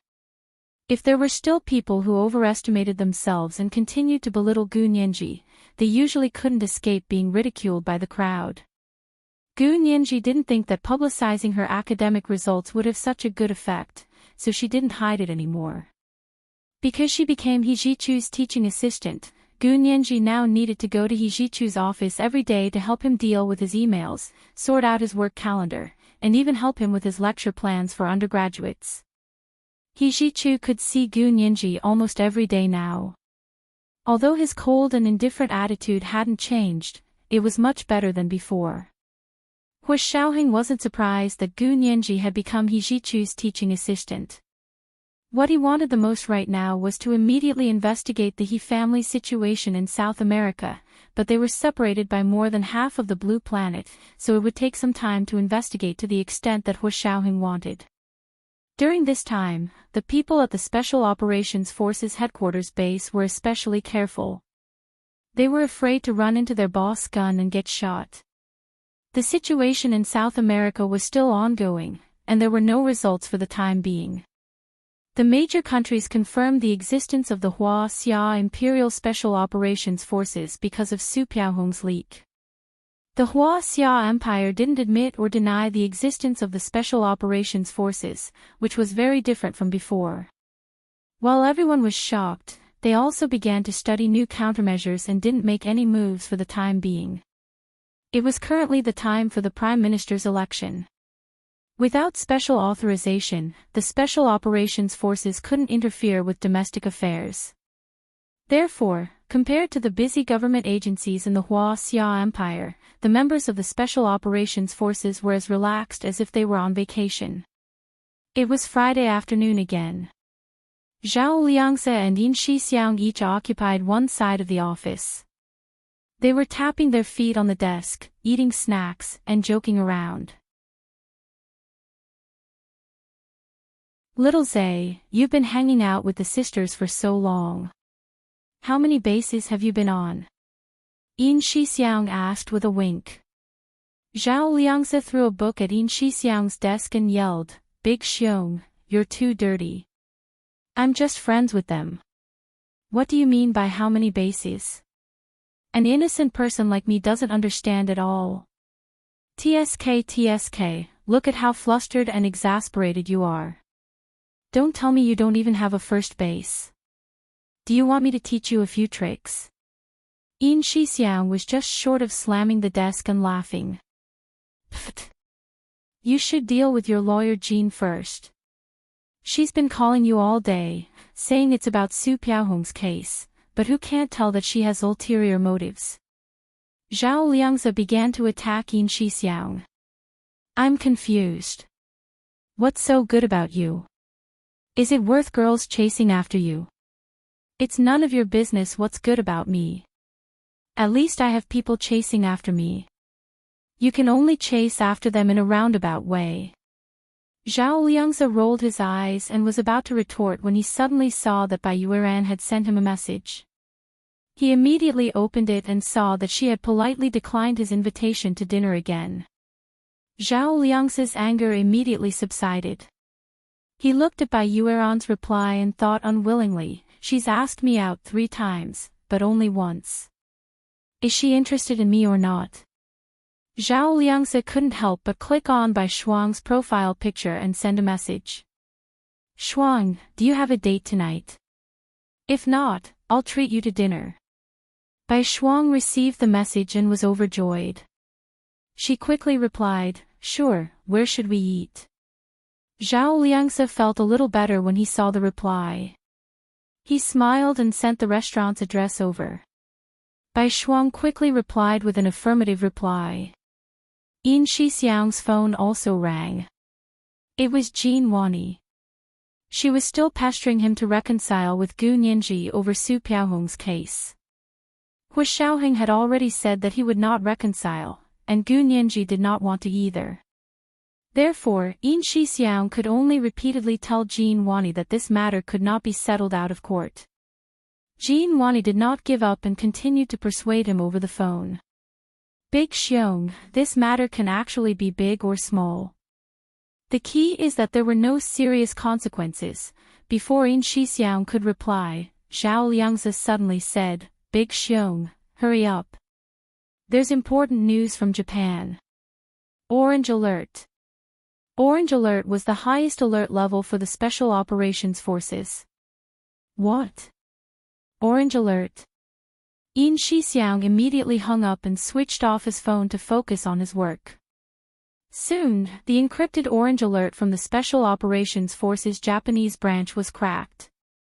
Looking at the encrypted message that seemed to be sent by the head of the Japanese branch of the Special Operations Forces, both of their eyes turned red. F*CK. If I find out which B*TCH leaked the secret, I'll kill him myself. Yin Shixiang cursed as he knocked on Hua Xiaoheng's office door with Zhao Liangze. Hua Xiao. Orange alert from Japan. Come in. They pushed the door open and walked into Hua Xiaoheng's office. They placed the cracked orange alert in front of Hua Xiaoheng with serious expressions. On it was written, "Someone leaked the secret." The Japanese branch was completely wiped out. The Yamaguchi-gumi wants to interfere with the domestic prime minister election. This urgent telegram was obviously not finished. As for the reason, everyone in the search industry was well aware of it. Hua Xiaoheng stood up and immediately issued a few orders. 1. Gather the Japanese Team B members and confirm the safety of Team A. 2. Order all members of the Special Operations Forces to be on Level 1 alert. The foreign members are to temporarily lay low and do not carry out any activities. The activities that have already been carried out are to be immediately suspended.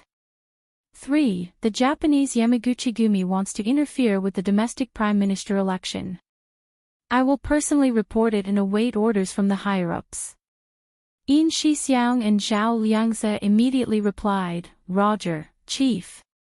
However, as they turned to leave, Zhao Liangze remembered something and asked, "Hua Xiao, what about our special operations in South America?" Hua Xiaoheng was silent for a full minute before saying, "Temporarily suspended as well." 10 minutes later, the Japanese Team B members replied. Almost all of Team A's members had been exposed. More than half of them were dead, and a few had been secretly captured. What awaited them was torture worse than death. Hua Xiaoheng slammed the table and squeezed out the words, "An eye for an eye, a tooth for a tooth." Pass down my orders, capture all the Japanese Secret Service members hidden in the Huaxia Empire and execute them according to the number of people. They'll double the number of our deaths. Yin Shixiang muttered, "Shouldn't be equal to how many of our deaths?" What about them? How many? Double the number was considered equal. One of our people is worth at least 2 of their lives. Do you have a problem with that? Hua Xiaoheng said without looking up. Swish, swish, swish. He ticked off the names of the Japanese Secret Service members in front of him. Every country had their own spies in other countries, but countries like Japan that would execute all members of other countries at the drop of a hat were extremely rare. It could only be said that some countries were vicious by nature, and they could not afford to let their guard down at all. Hua Xiaoheng's private car sped towards the Supreme Military Council. He was furious. In their line of work, the thing they feared the most was being betrayed by their own people. And the person who had betrayed them this time was definitely not a low-ranking person. There was no way they could use the excuse of being a temporary worker to fool them. The private car was almost at the Supreme Military Council when Hua Xiaoheng received a call from Gunyanji. Hua Xiao, when are you coming to pick me up? 2 updates in one today. Thank you for your support.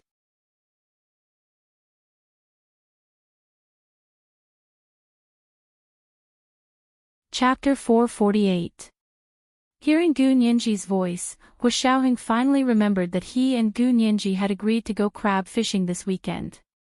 Nianji, I have something urgent to attend to. I can't go back this weekend. Go have fun by yourself. I'll get Big Xiong to give you the keys to the yacht. Oh. Something urgent. Forget it then. There's no point in me going alone. Gu Nianji immediately lost interest when she heard that Hua Xiaoheng couldn't go. Okay, we'll talk about it when it's over. Hua Xiaoheng quickly hung up and watched solemnly as the car drove into the heavily guarded Army Supreme Council. General G, this is the orange-level emergency message we just received from Japan. Hua Xiaoheng presented the cracked encrypted message to the 5 standing committee members of the Army Supreme Council. I've already ordered the execution of the Japanese Secret Service's spies in Huaxia. Oh. Is this true? The 5 military officials were shocked. How could our people be exposed so thoroughly? It was still possible for one or two of them to be exposed, but it wasn't normal for an entire branch to be exposed. Someone in our higher ranks leaked the information, Hu Xiaoheng replied gravely. It shouldn't be a low-ranking person. That's impossible. General Ji seemed to find it hard to accept Hu Xiaoheng's suggestion. Why would a high-ranking person do something like this? What benefits would they gain? Because of the election, Hu Xiaoheng said calmly. Look at the last emergency message our members sent back with their lives. The Japanese Yamaguchi-gumi have interfered in the domestic election. You're saying the Yamaguchi-gumi interfered in the Prime Minister's election? Then we must inform Speaker Long and Prime Minister Do about this and investigate the candidates who participated in the election. Because the Yamaguchi-gumi's interference in the domestic Prime Minister's election was beyond the scope of the military's authority, Speaker Long and Prime Minister Do needed to step in. Hu Xiaoheng didn't comment further and waited for the officials to come up with a solution. At the same time, Speaker Long and Prime Minister Do also took a private car to the Army's Supreme Council to participate in the meeting. All the most powerful people in the Hua Xia Empire were in this conference room, so the security was increased again. Hu Xiaoheng sat beside General Ji and listened to the officials discuss countermeasures in silence. At this moment, someone knocked on the door and came in to give General Ji a report. General Ji glanced at it, nodded, and said to the people in the conference room, Our people reacted quickly and have already executed the Japanese Secret Service personnel in China. 1 for us, 2 for them. Prime Minister Do's back was drenched in cold sweat the moment he stepped into the meeting room. Now that he heard General Ji say, equal punishment, and that it was 1 of them and 2 of the other side, his heart immediately sank and he subconsciously objected, That's not good, is it? Will it cause a serious diplomatic dispute? Hu Xiaoheng had been quietly observing the reactions of the people at the meeting.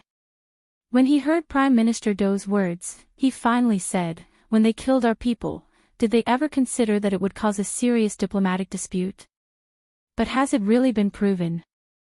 Major General Hu, we can't make such an outrageous decision based on your side of the story. Prime Minister Do stared at Hu Xiaoheng intently. Major General Hu, where's the evidence?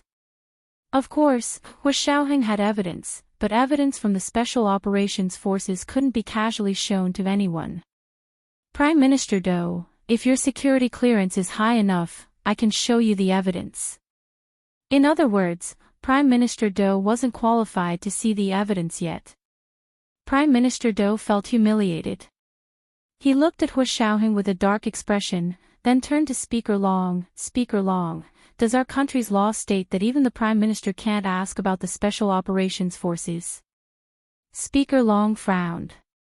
I don't think there's an explicit prohibition. It's fine as long as the law doesn't prohibit it. Major General Hu, you can't disrespect Speaker Long's opinion regarding the law, can you? Prime Minister Do asked aggressively, almost as if he was giving a speech. Hu Xiaoheng was still calm. He said calmly, There are always exceptions to everything. The law should already have rules in this area. After a pause, he added, If there aren't, we should immediately enact a relevant law. Speaker Long raised an eyebrow at Prime Minister Do and said calmly, There are indeed exceptions. When the Special Military Region was established last year, the Senate specifically passed a law stating that special circumstances should be treated differently, so the specific implementation can be decided by the Special Operations Forces. This was tantamount to overruling Prime Minister Do's suggestion. Prime Minister Do propped his chin on his hand and thought for a while. He didn't pursue the issue of evidence any further and said with a straight face, If that's the case, then when the Japanese's diplomatic inquiry comes, please deal with it. All right, as long as they dare to ask, we dare to answer. Hu Xiaoheng was very forceful this time. Also, they've captured a few important members of the Japanese Secret Service.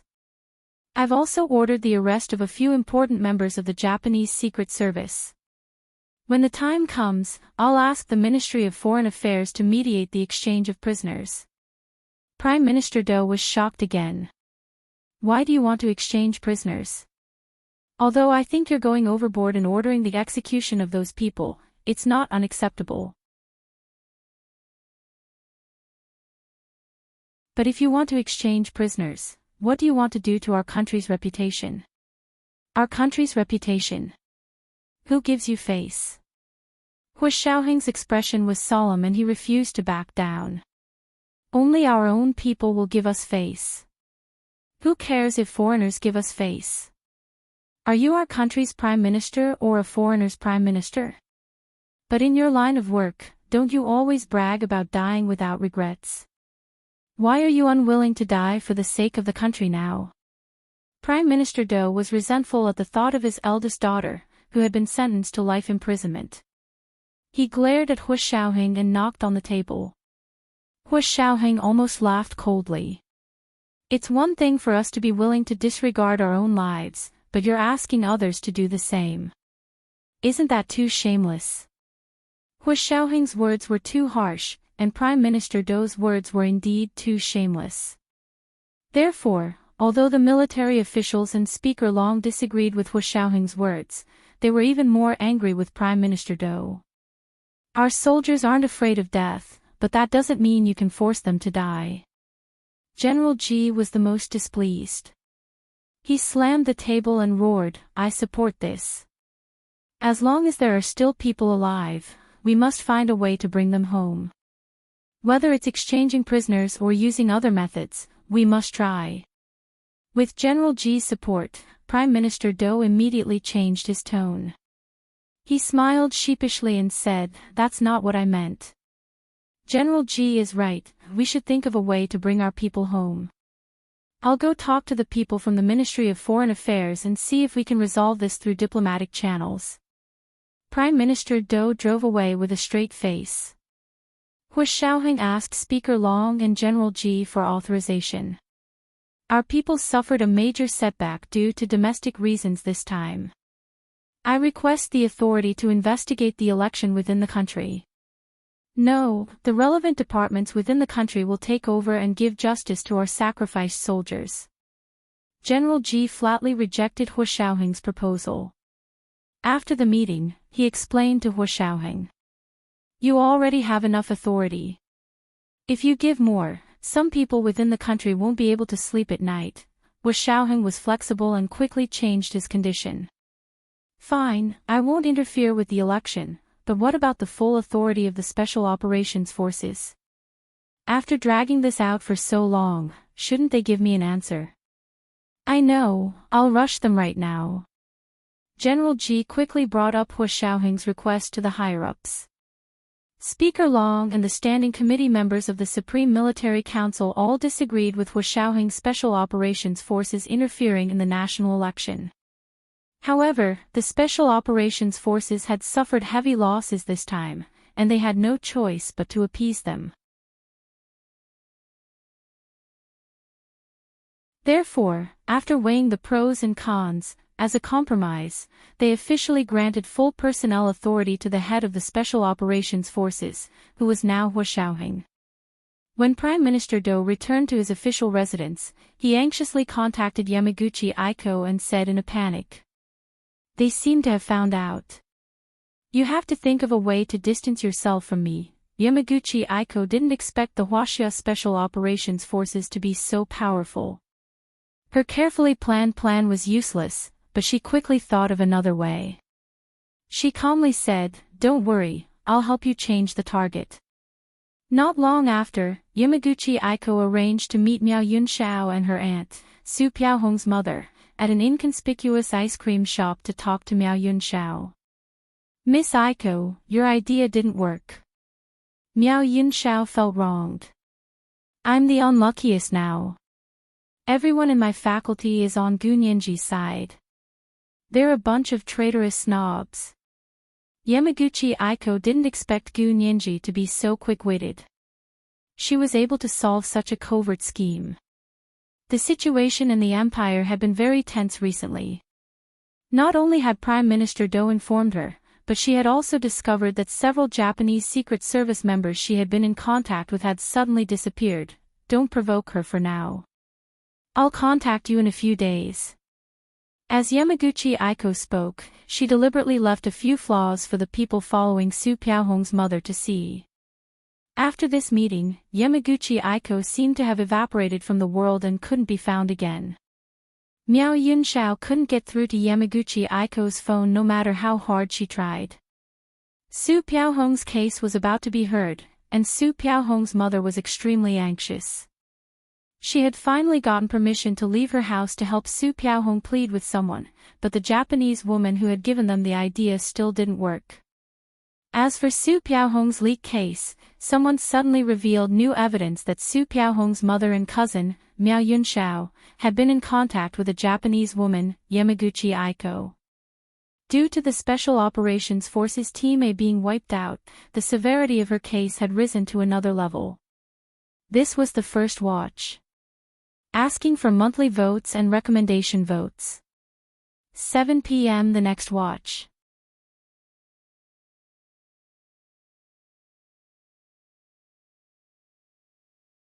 Chapter 449. Who did you say you went to see? Deputy Chief of Staff Su, who was under house arrest at home, slapped his wife in shock and anger. Do you have a brain? How can you believe the words of the Japanese? His wife was scared out of her wits. She almost collapsed on the sofa and sobbed. I just wanted to save our daughter. I didn't do anything else. Tell your words to the judge at the military court. The leader of the military police waved his hand indifferently and ordered his men to handcuff Deputy Chief of Staff Su and his wife and take them away.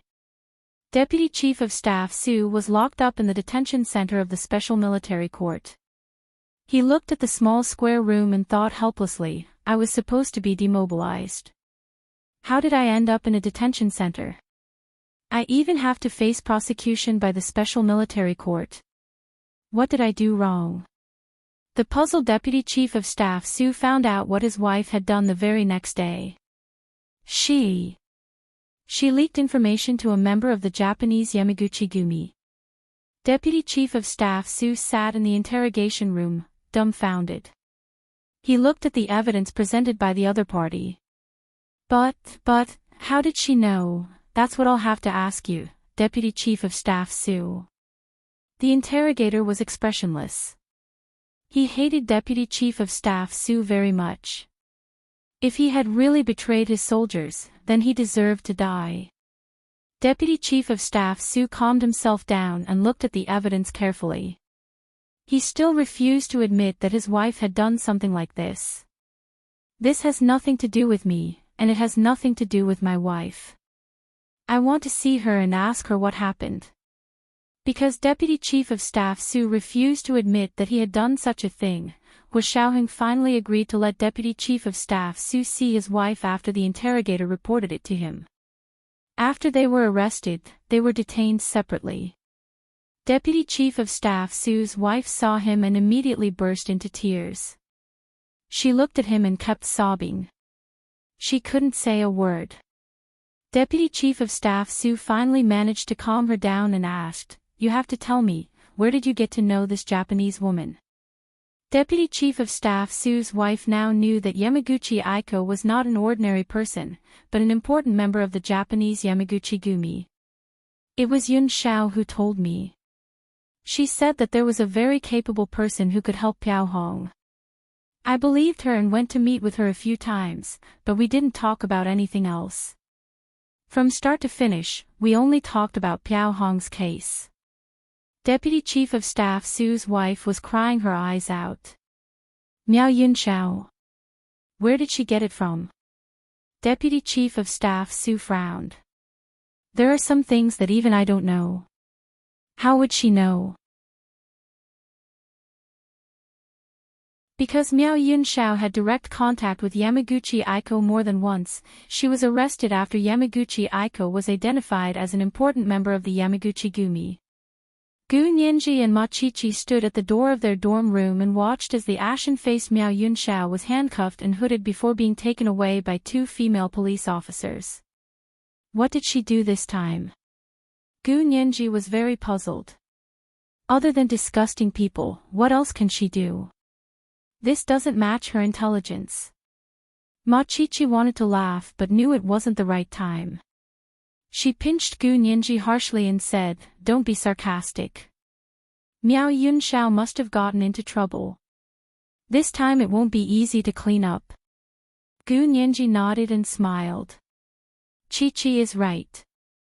Miao Yunxiao must have been walking at night for too long and finally met a ghost.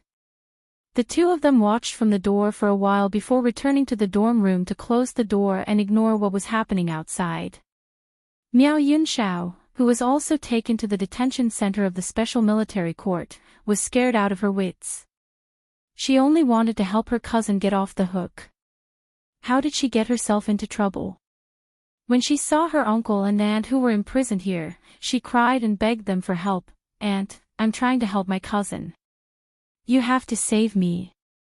Deputy Chief of Staff Su asked her nervously, "Yunxiao, how did you know someone like Yamaguchi Aiko?" Miao Yunxiao sobbed. Do Ayan introduced her to me. She said Yamaguchi Aiko had a lot of connections and could definitely help cousin. I believed her because she was the Prime Minister's daughter. Do Ayan. Deputy Chief of Staff Su's eyes lit up. I know. This has nothing to do with us. We should investigate the Does first. He reported the news, but received a negative reply.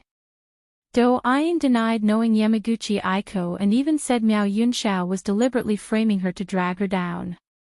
At the same time, the military police found a list of members of the Special Operations Forces in Japan when they searched Deputy Chief of Staff Su's home. This time, the evidence was conclusive and everything was connected. Sugiki, you used your position to steal the list of members of the Special Operations Forces in Japan. The Japanese then contacted your wife through Yamaguchi Aiko and obtained the list from you. This caused almost all of our members to be wiped out. Not only that, but you also tried to frame Do Ayan and drag the Prime Minister down with you. That's an additional crime. The interrogator described the case to Deputy Chief of Staff Su and connected all the clues together. Deputy Chief of Staff Su stared at the interrogator, dumbfounded. This time, he was certain that he had been framed. If it wasn't for the list found in his home, he would have suspected that his wife had accidentally leaked the information. But with the list of people framing him, he knew things weren't that simple. Someone needed him to take the blame, so all the clues pointed to him. But the key point was that he still couldn't clear his name. His wife and niece had indeed been in contact with Yamaguchi Aiko several times and were desperate to save Su Piaohong. Yamaguchi Aiko had allegedly promised them that she would rescue Su Piaohong and send her to Japan to start a new life with a new identity. Was his family going to be someone else's scapegoat? Deputy Chief of Staff Su was indignant. Hu Xiaoheng and the others saw the chain of evidence and didn't agree either. Hu Xiao, no matter what, there's no way Deputy Chief of Staff Su could have obtained the list of members of the Special Operations Forces. Zhao Liangzi was the first to object because he was the one who maintained the Special Operations Forces system. With Deputy Chief of Staff Su's rank, if he could sneak into the Special Operations Forces system and steal the list, it would mean that there was a huge security hole in the system he maintained. That was one of the main reasons why he didn't agree. He didn't think that anyone had the ability to crack the system's encryption program unless the person had a high security clearance to enter the system unimpeded and directly read the list. Hu Xiaoheng clenched his fists and sat behind his desk. He looked at the chain of evidence on the computer screen and nodded. That's indeed impossible. Someone is trying to shift the blame to me. But why would that person frame Deputy Chief of Staff Su? What's the motive? Yin Shixiang had more questions. From the current situation, Deputy Chief of Staff Su is the most suspicious. He has a motive, a goal, and a means. He doesn't have a means. Our system is very strict and won't allow people who aren't of a high enough rank to enter. Zhao Liangzi kicked Yin Shixiang. Don't let him take you away. It's not that I want to take him away, but you have to show me your evidence. Yin Shixiang deliberately argued with Zhao Liangze to give Hu Xiaoheng more time to think about the matter. Even if someone is framing us, this evidence is real. Hu Xiaoheng stared at the list for a long time. This list was indeed stolen from our internet, and the security clearance is very high. Zhao Liangze tensed up and blurted out, Hu Xiao, if this list is real, then it really wasn't stolen from my system. It was copied by someone. Hu Xiaoheng stared at the names on the chain of evidence, his eyes finally landing on Dou Ayan's name. This person was probably the key to the case. However, Miao Yunxiao couldn't produce any evidence, and Dou Ayan insisted that she had never met Miao Yunxiao or introduced her. Therefore, the two of them had their own opinions on this matter. The judge couldn't trust either of them, so for the sake of fairness, the judge could only give up on this point and not accept Miao Yunxiao's words. The three of them discussed the process of the case and were all at their wits' end.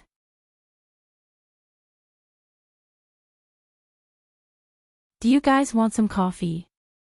Gu Nianji knocked on the door and poked her head in to ask. She was spending the weekend at Hu Xiaoheng's official residence, so Hu Xiaoheng would bring his work back to the suite. This way, they could be closer. Yin Shixiang's heart skipped a beat when he saw Gu Nianji. He waved his hand. Nianji, come in. See if there's anything suspicious about this case. Hu Xiaoheng understood Yin Shixiang's intentions, so he didn't say anything. It was the second watch. Asking for monthly votes and recommendation votes. Oh, intersection. Oh. Mwah.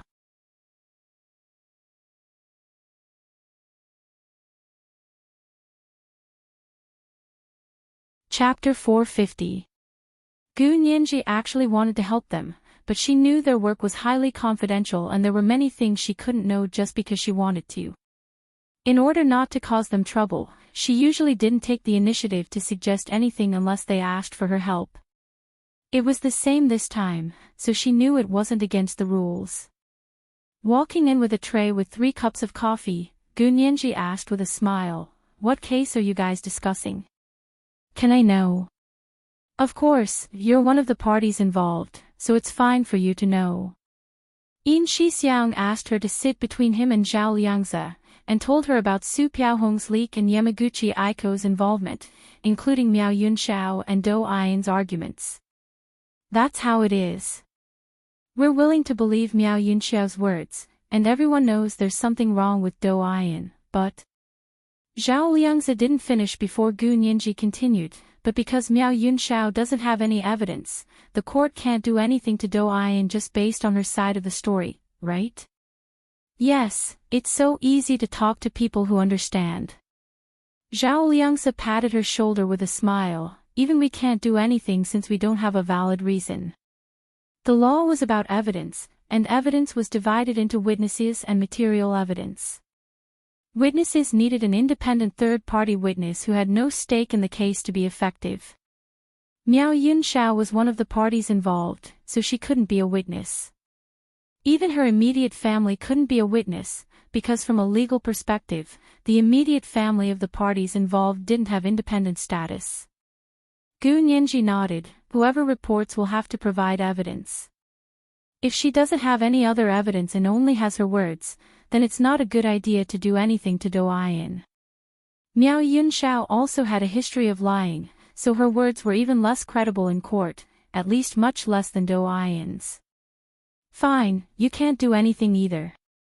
Yin Shixiang spread his hands and shook his head regretfully. I thought our genius girl had a good plan. Get out. Don't give Nianji more pressure. Zhao Liangze kicked Yin Shixiang's leg, but with Gu Nianji sitting between them, he had a hard time kicking. Hu Xiaoheng sat across from them and said to Gu Nianji, Nianji, come here. You're getting in the way of Big Xiong and Little Zhe. Gu Nianji looked at the blushing Yin Shixiang, then at the embarrassed Zhao Liangze. She pursed her lips into a smile and walked to Hu Xiaoheng's side to sit down. One was tall and handsome, like a deep abyss and a towering mountain, while the other was beautiful and charming, like a little bird. The two of them sat together. Although there was a difference in age, their aura matched each other perfectly. Yin Shixiang and Zhao Liangzi felt as if they had been blinded by the beauty in front of them. The two of them closed their eyes at the same time. Gu Nianji pretended not to see their conflicted expressions and smiled. Of course there is a way, if Miao Yunxiao isn't lying. You're saying that Miao Yunxiao might be lying? Yin Shixiang was stunned. He hadn't considered this possibility at all. I'm just talking about one possibility. In the absence of evidence from a third party, anything is possible. Gu Nianji turned to look at the side of Hu Xiaoheng's face. He didn't meet her gaze and just sat quietly next to her. His expression was calm and composed. It was impossible to tell what he was thinking. Gu Nianji sighed inwardly and looked away. She looked at Yin Shixiang and Zhao Liangzi sitting across from her and continued, if we exclude the possibility that Miao Yunxiao is lying, then what we need to do is help her find evidence from a third party. How? She doesn't have any evidence herself and only remembers talking to Do Ayan once. Zhao Liangzi frowned. She doesn't even remember when she said it. Gu Nianji sat up in surprise. Oh. Really? Then Miao Yunxiao shouldn't be lying. Do Ayan really did talk to her. If she was purposely trying to frame Do Ayan, the lie would have been more convincing. Because it was the truth, she didn't put in any effort to explain the cause and effect. It's useless for us to believe it. The key is for the law to believe it as well. Hu Xiaoheng finally spoke. His eyes swept over Gu Nianji's head and stopped on the coffee table in front of him. Gu Nianji noticed from the corner of her eye that Hu Xiaoheng was finally looking at her. Her heart was filled with joy and her earlier frustration was swept away. She quickly flipped through Miao Yunxiao's statement that Yin Shixiang had given her. She said excitedly, I've always believed that as long as something has happened, there must be evidence left behind.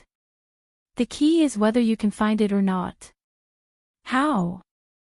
Didn't you want us to interrogate all the students at B University and see if anyone remembers this meeting? Yin Shixiang snorted.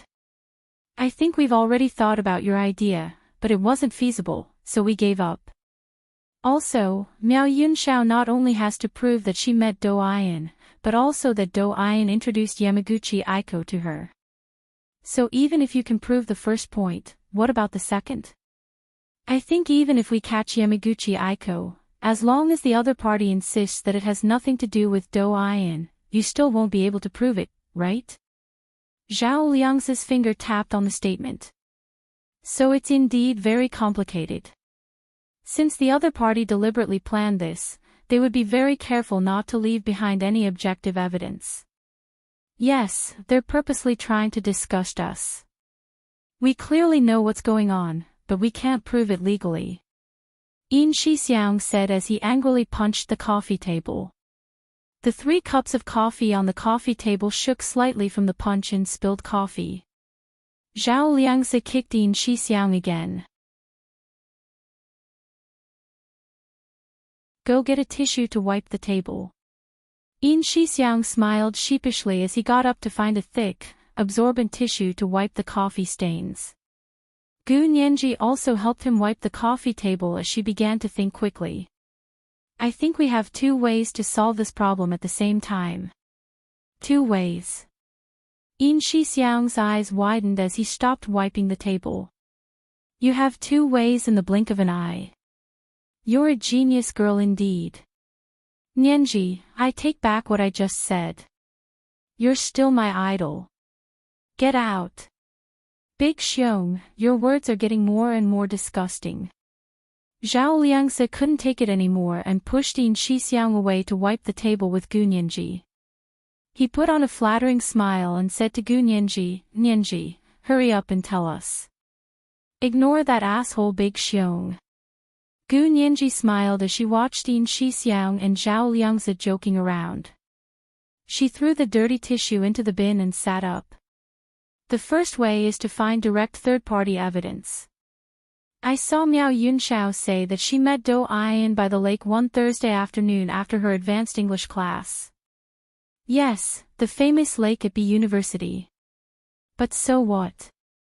Because it's famous, there are many tourists and students there. How do you think we're going to find evidence? Yin Shixiang panicked again. Jin Wani came to me a few times and said that Su Piaohong was dragged down by Miao Yunxiao. Gu Nianji looked at Yin Shixiang again. Brother Xiong, you're quite close with lawyer Jin. Okay, stop making wild guesses and get to the point. Yin Shixiang waved his hand in front of her eyes to interrupt her inquisitive gaze and urged her to tell him her plan. Gu Nianji's slender, fair fingers tapped on the confession material and pointed to this paragraph. If I remember correctly, there are cameras installed around the lake. We just need to pull up the footage from that day and check it. If we can find footage of Miao Yunxiao and Do Ian talking together, then we can prove that Do Ian is lying.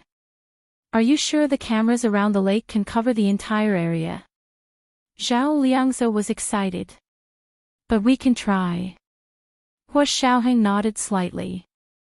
Yes, but... Hua Xiaoheng thought further. If there are cameras like that around the lake, why didn't anyone tell us about it before? Because Miao Yunxiao's statement was related to Prime Minister Dou's daughter, the military had sent people to the university to investigate the situation. However, no one mentioned it.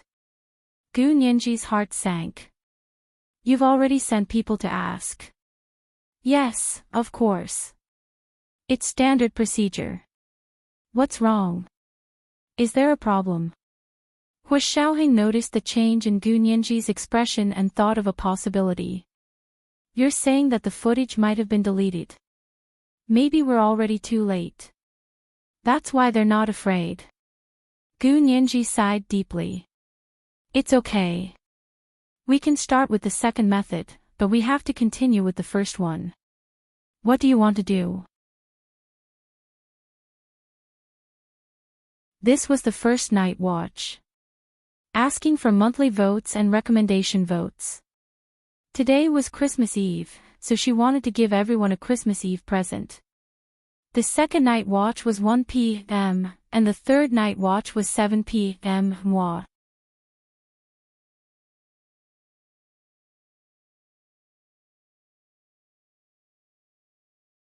Chapter 451. Gu Nianji stuck out a finger. First, we still have to go to B University and request for the video recording of that day, even if it's already been deleted. But if it wasn't deleted, we'll naturally find evidence. If it's already deleted. Gu Nianji slowly curled her lips and stuck out a second finger, smiling meaningfully. Second, we have to prove that there's something wrong with Do Ian and that Prime Minister Do was involved. I got it. That way we don't have to check the video recording, we just have to find out who pressured B University to delete the video recording of that day. They can delete the recording, but they won't expect us to follow the clues. Yin Shixiang jumped up with a smile. I'll go right now. Yin Shixiang practically rushed out of Hua Xiaoheng's official residence suite and immediately headed to B University. Hua Xiaoheng turned to look at Gu Nianji. So this is your second method? Yes, the first method is to directly find independent third-party evidence. If we can't find it, then what we have to do is prove that Do Ian is lying. As long as her credibility is also doubted, there's a lot you can do. Gu Nianji finally met Hua Xiaoheng's eyes, then quickly looked away. Just a quick glance was enough to make her heart pound non-stop, and even her cheeks were slightly red.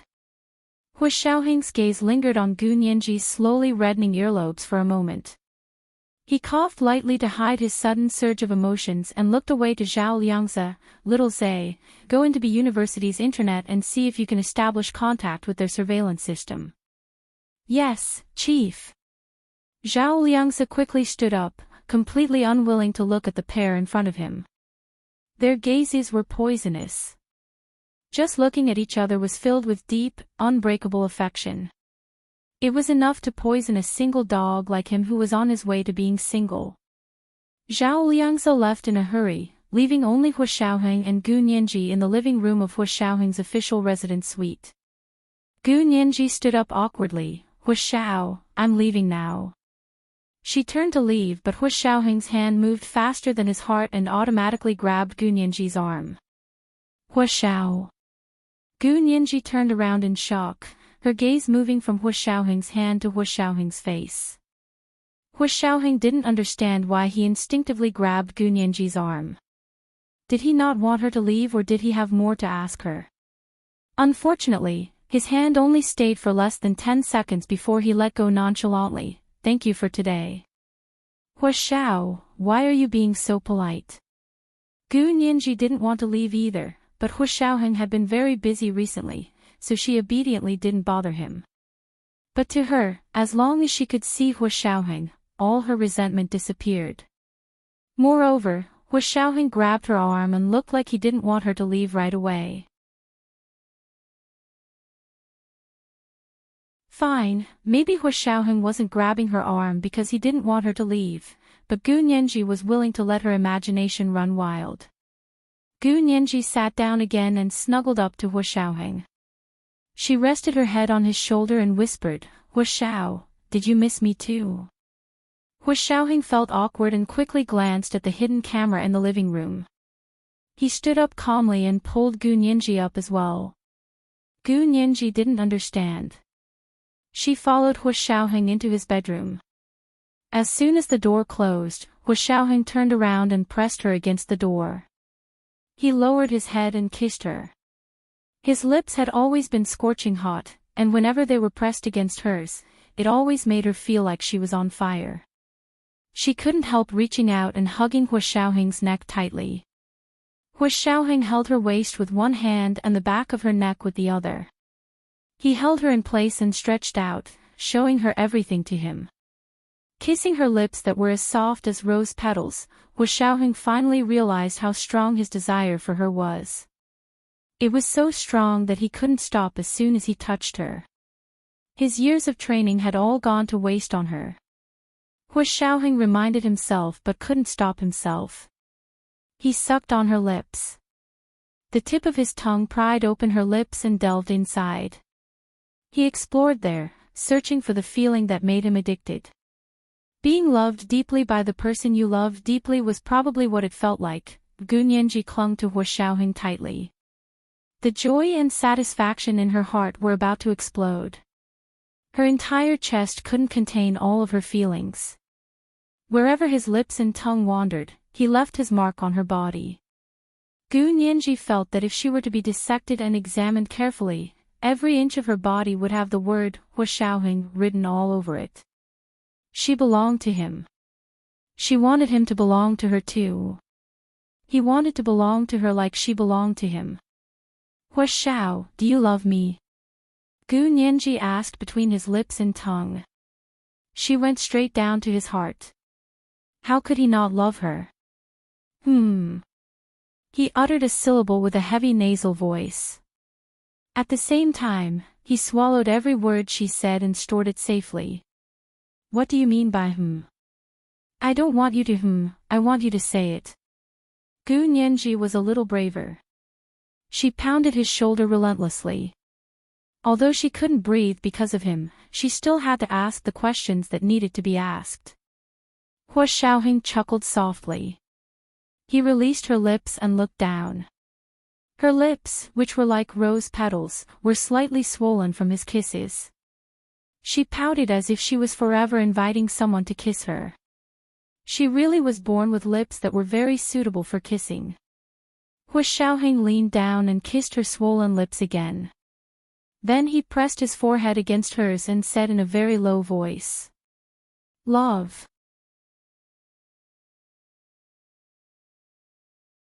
Although it was still 2 words away, Gu Nianji was already very satisfied. She hugged Hu Xiaoheng tightly and stood on her tiptoes to take the initiative to kiss him.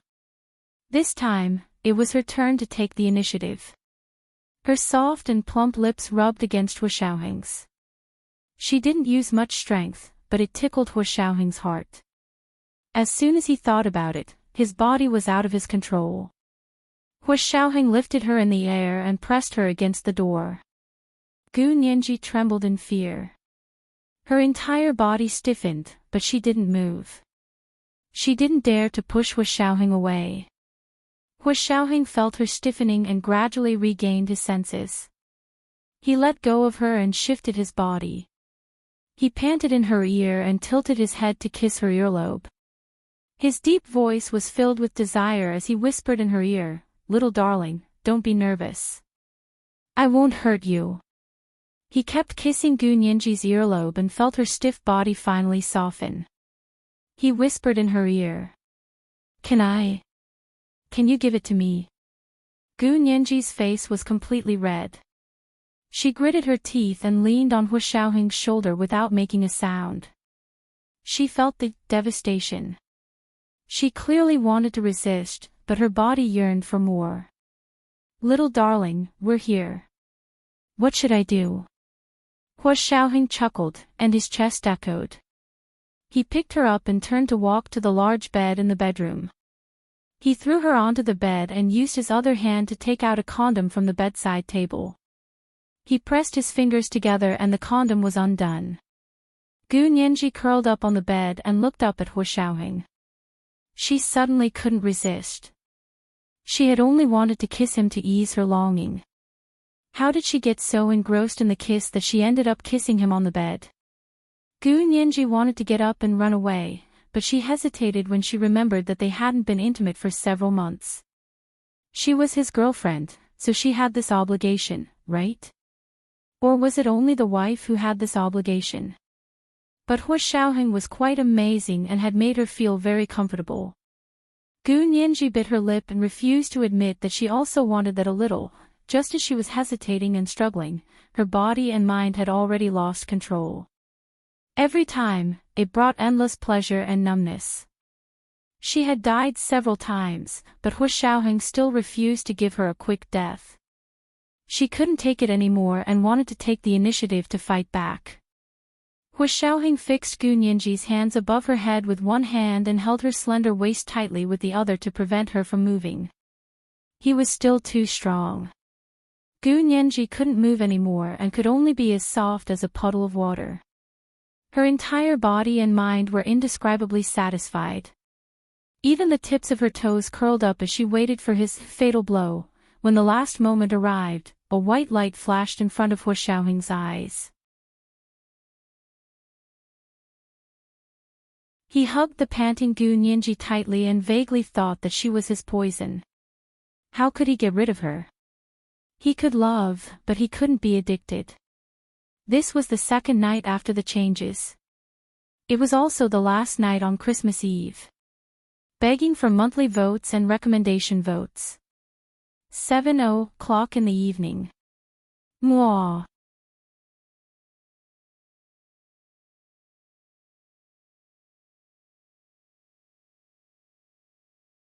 Chapter 452.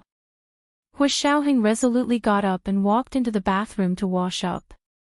The sound of running water could be heard from the bathroom. Gu Nianji was still twitching on the bed like she was having a pendulum. She was really exhausted this time. Hua Xiaoheng acted like he hadn't seen a woman in 800 years. He tossed and turned her over and over and had sex with her several times. She couldn't even lift a finger, but Hua Xiaoheng could still get up and go to the bathroom to shower as if nothing had happened. She wanted to shower too, but she didn't think Hua Xiaoheng would be that considerate. Also, she didn't want to go to the bathroom now. What if Hua Xiaoheng saw her and asked her to save water again? Gu Nianji could only let herself be paralyzed on the bed and not move. Not long after, her eyelids started to fight and she couldn't keep them open. At that moment, she heard Zhao Liang's voice from the intercom. Hua Xiao, Big Xiong found some clues. Do you want to take his call? Gu Nianji bit her lip and slowly slid into the blankets. Like an ostrich, she hid her head. Hua Xiaoheng had these intercoms everywhere in his room. Not only were there in the living room, but there were also in the study, bedroom, and bathroom. It was so that he wouldn't miss any critical information. Hu Xiaoheng was showering in the bathroom, but the sound of running water couldn't drown out the sound of the intercom. He turned off the water and said into the intercom, "I'll come to the office building right away." Coming out of the bathroom with a towel wrapped around his waist, Hu Xiaoheng changed into his military uniform and said to Gu Nianji on the bed without looking back, "Go back to your room. I'm going to the office building." With that, he strode out of his bedroom. He looked like something big had happened, but only he knew. He was afraid that if he turned back, he wouldn't be able to leave again. Gu Nianji poked her head out from under the covers and watched Hu Xiaoheng's back disappear through the door. She felt a bit awkward. The two of them had just been so intimate, but Hu Xiaoheng had turned around and left without coaxing her or being affectionate with her for a while. Gu Nianji had also heard what Zhao Liangzi said through the intercom. It wasn't a particularly urgent official matter. Why couldn't Hu Xiaoheng come over and hug her again? Gu Nianji pouted and got out of bed unhappily. She picked up Hu Xiaoheng's scattered clothes and put them on. Then she left Hu Xiaoheng's suite without looking back. After returning to her room, Gu Nianji packed her things. She didn't call in Xixiang or Zhao Liangzi. She carried her backpack and suitcase as she left the Special Operations Forces headquarters base. She walked all the way to the intersection of the main road, hailed a taxi, and took it back to school. Although it was only Saturday, she didn't want to stay at Hu Xiaoheng's place.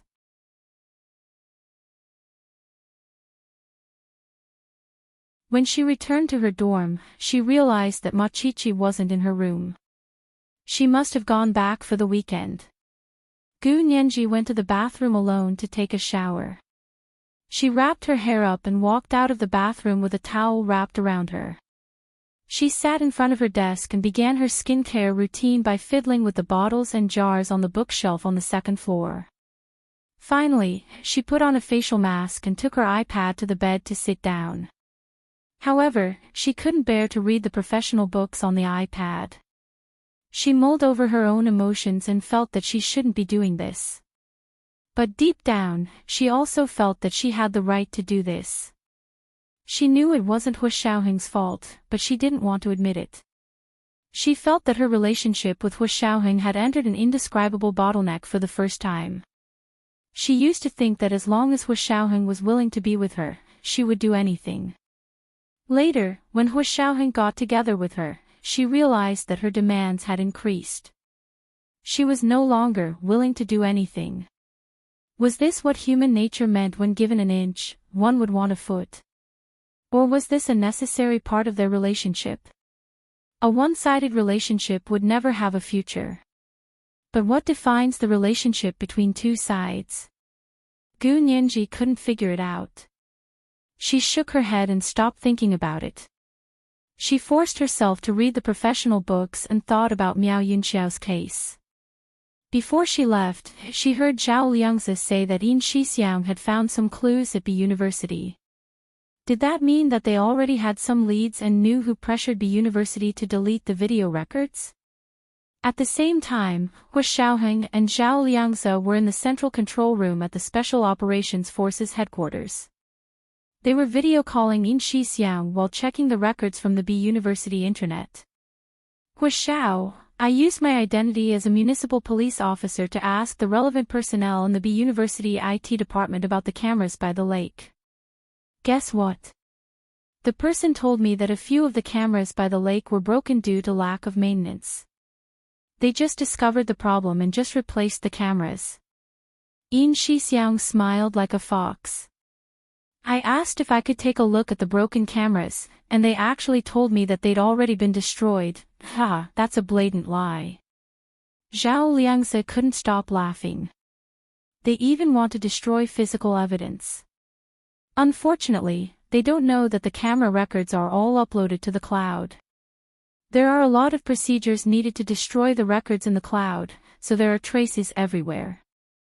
Yin Xixiang was also grinning from ear to ear in the video. I didn't expect there to be so much evidence. We were at a dead end before and only wanted to find direct evidence. Nianji is smart, and she's too good at exploiting loopholes in the law.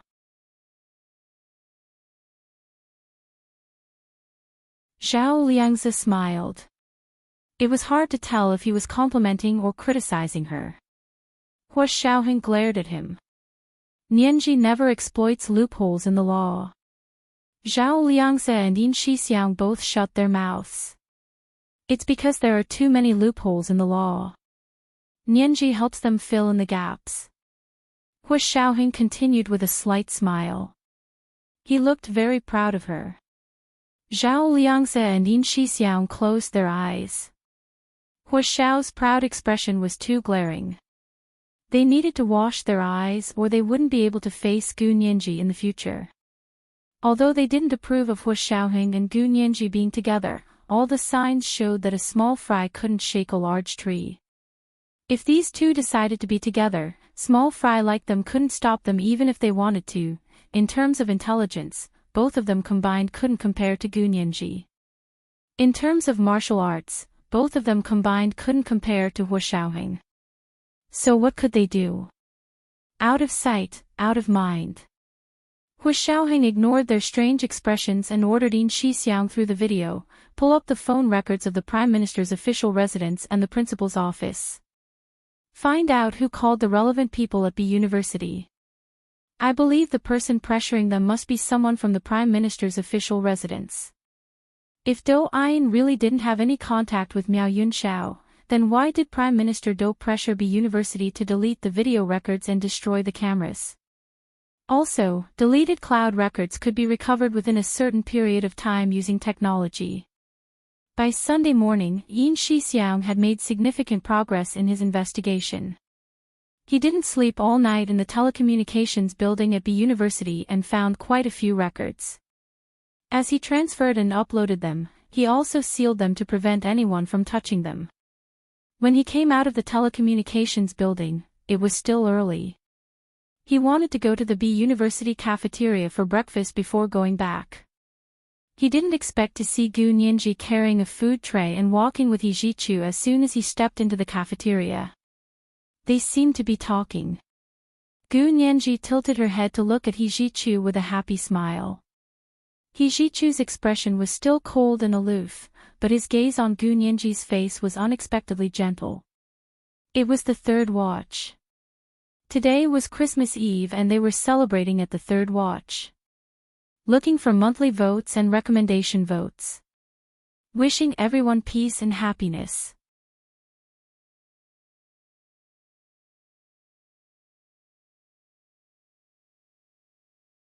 Chapter 453. Yin Shixiang's heart skipped a beat. He shook his head, thinking he was hallucinating because he hadn't slept the entire night. Was it Sunday or Monday? Why was he seeing Gu Nianji in the cafeteria? Was it already Monday?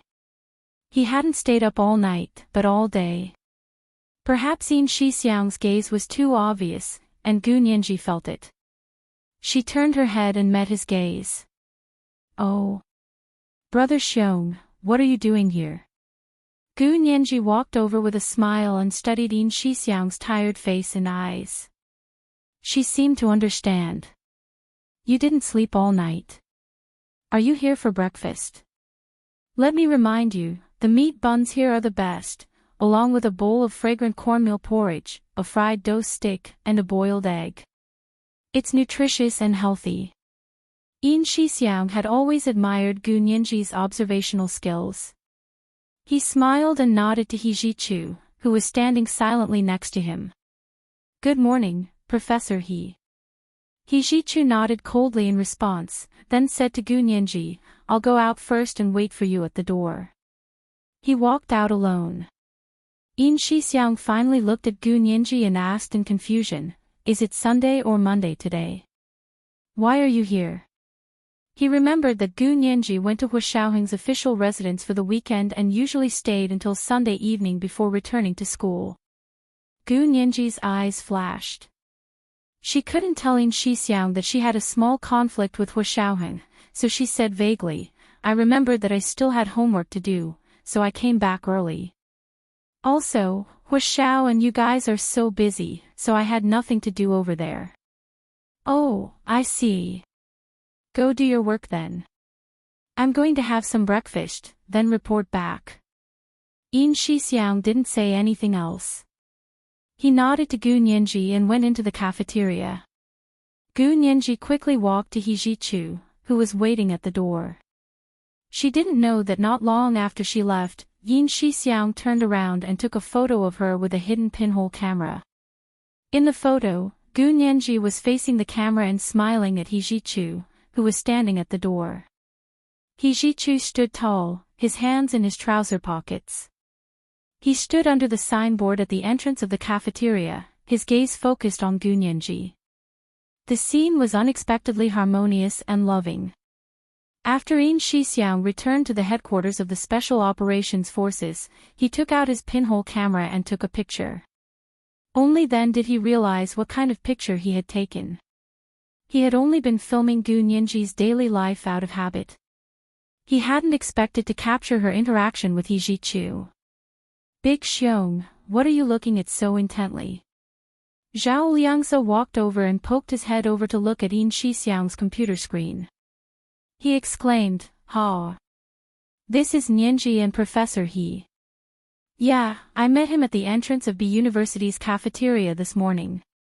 Yin Shixiang spun around in his swivel chair and looked back at Zhao Liangzi in confusion. Isn't it Sunday today? Why did Nianji go back to school? When did she go back? Zhao Liangzi knew about this. He said, she went back last Saturday night. Hua Xiao only found out this morning. Oh. Yin Shixiang paused, then said mysteriously, did Hua Xiao have any reaction? I don't think so. Zhao Liangzi crossed his arms and rubbed his chin. What reaction could Hua Xiao have? Do you think Nianji has eyes for anyone else? Yin Shixiang choked and muttered, that's hard to say. Nianji is still young and hasn't matured. Maybe she'll fall in love with someone else. Pfft. Say that to Hua Xiao's face if you dare. Let's see what happens to you. Zhao Liangzi kicked Yin Shixiang and went back to his work. The information Yin Shixiang brought back was very valuable. Zhao Liangzi already had an idea and was going to organize it for Hua Xiao. Around 3:00 on Sunday afternoon, Zhao Liangzi and Yin Shixiang went to see Hua Xiaoheng together. Hua Xiaoheng did not return to his own residence. Instead, he stayed in his office in the office building. Seeing Yin Shixiang and Zhao Liangzi walk in excitedly, Hua Xiaoheng put down his pen and leaned back on the swivel chair. He asked calmly, you got something? We found a lot of clues. Yin Shixiang walked over excitedly with Zhao Liangzi to show Hua Xiaoheng the information they had found.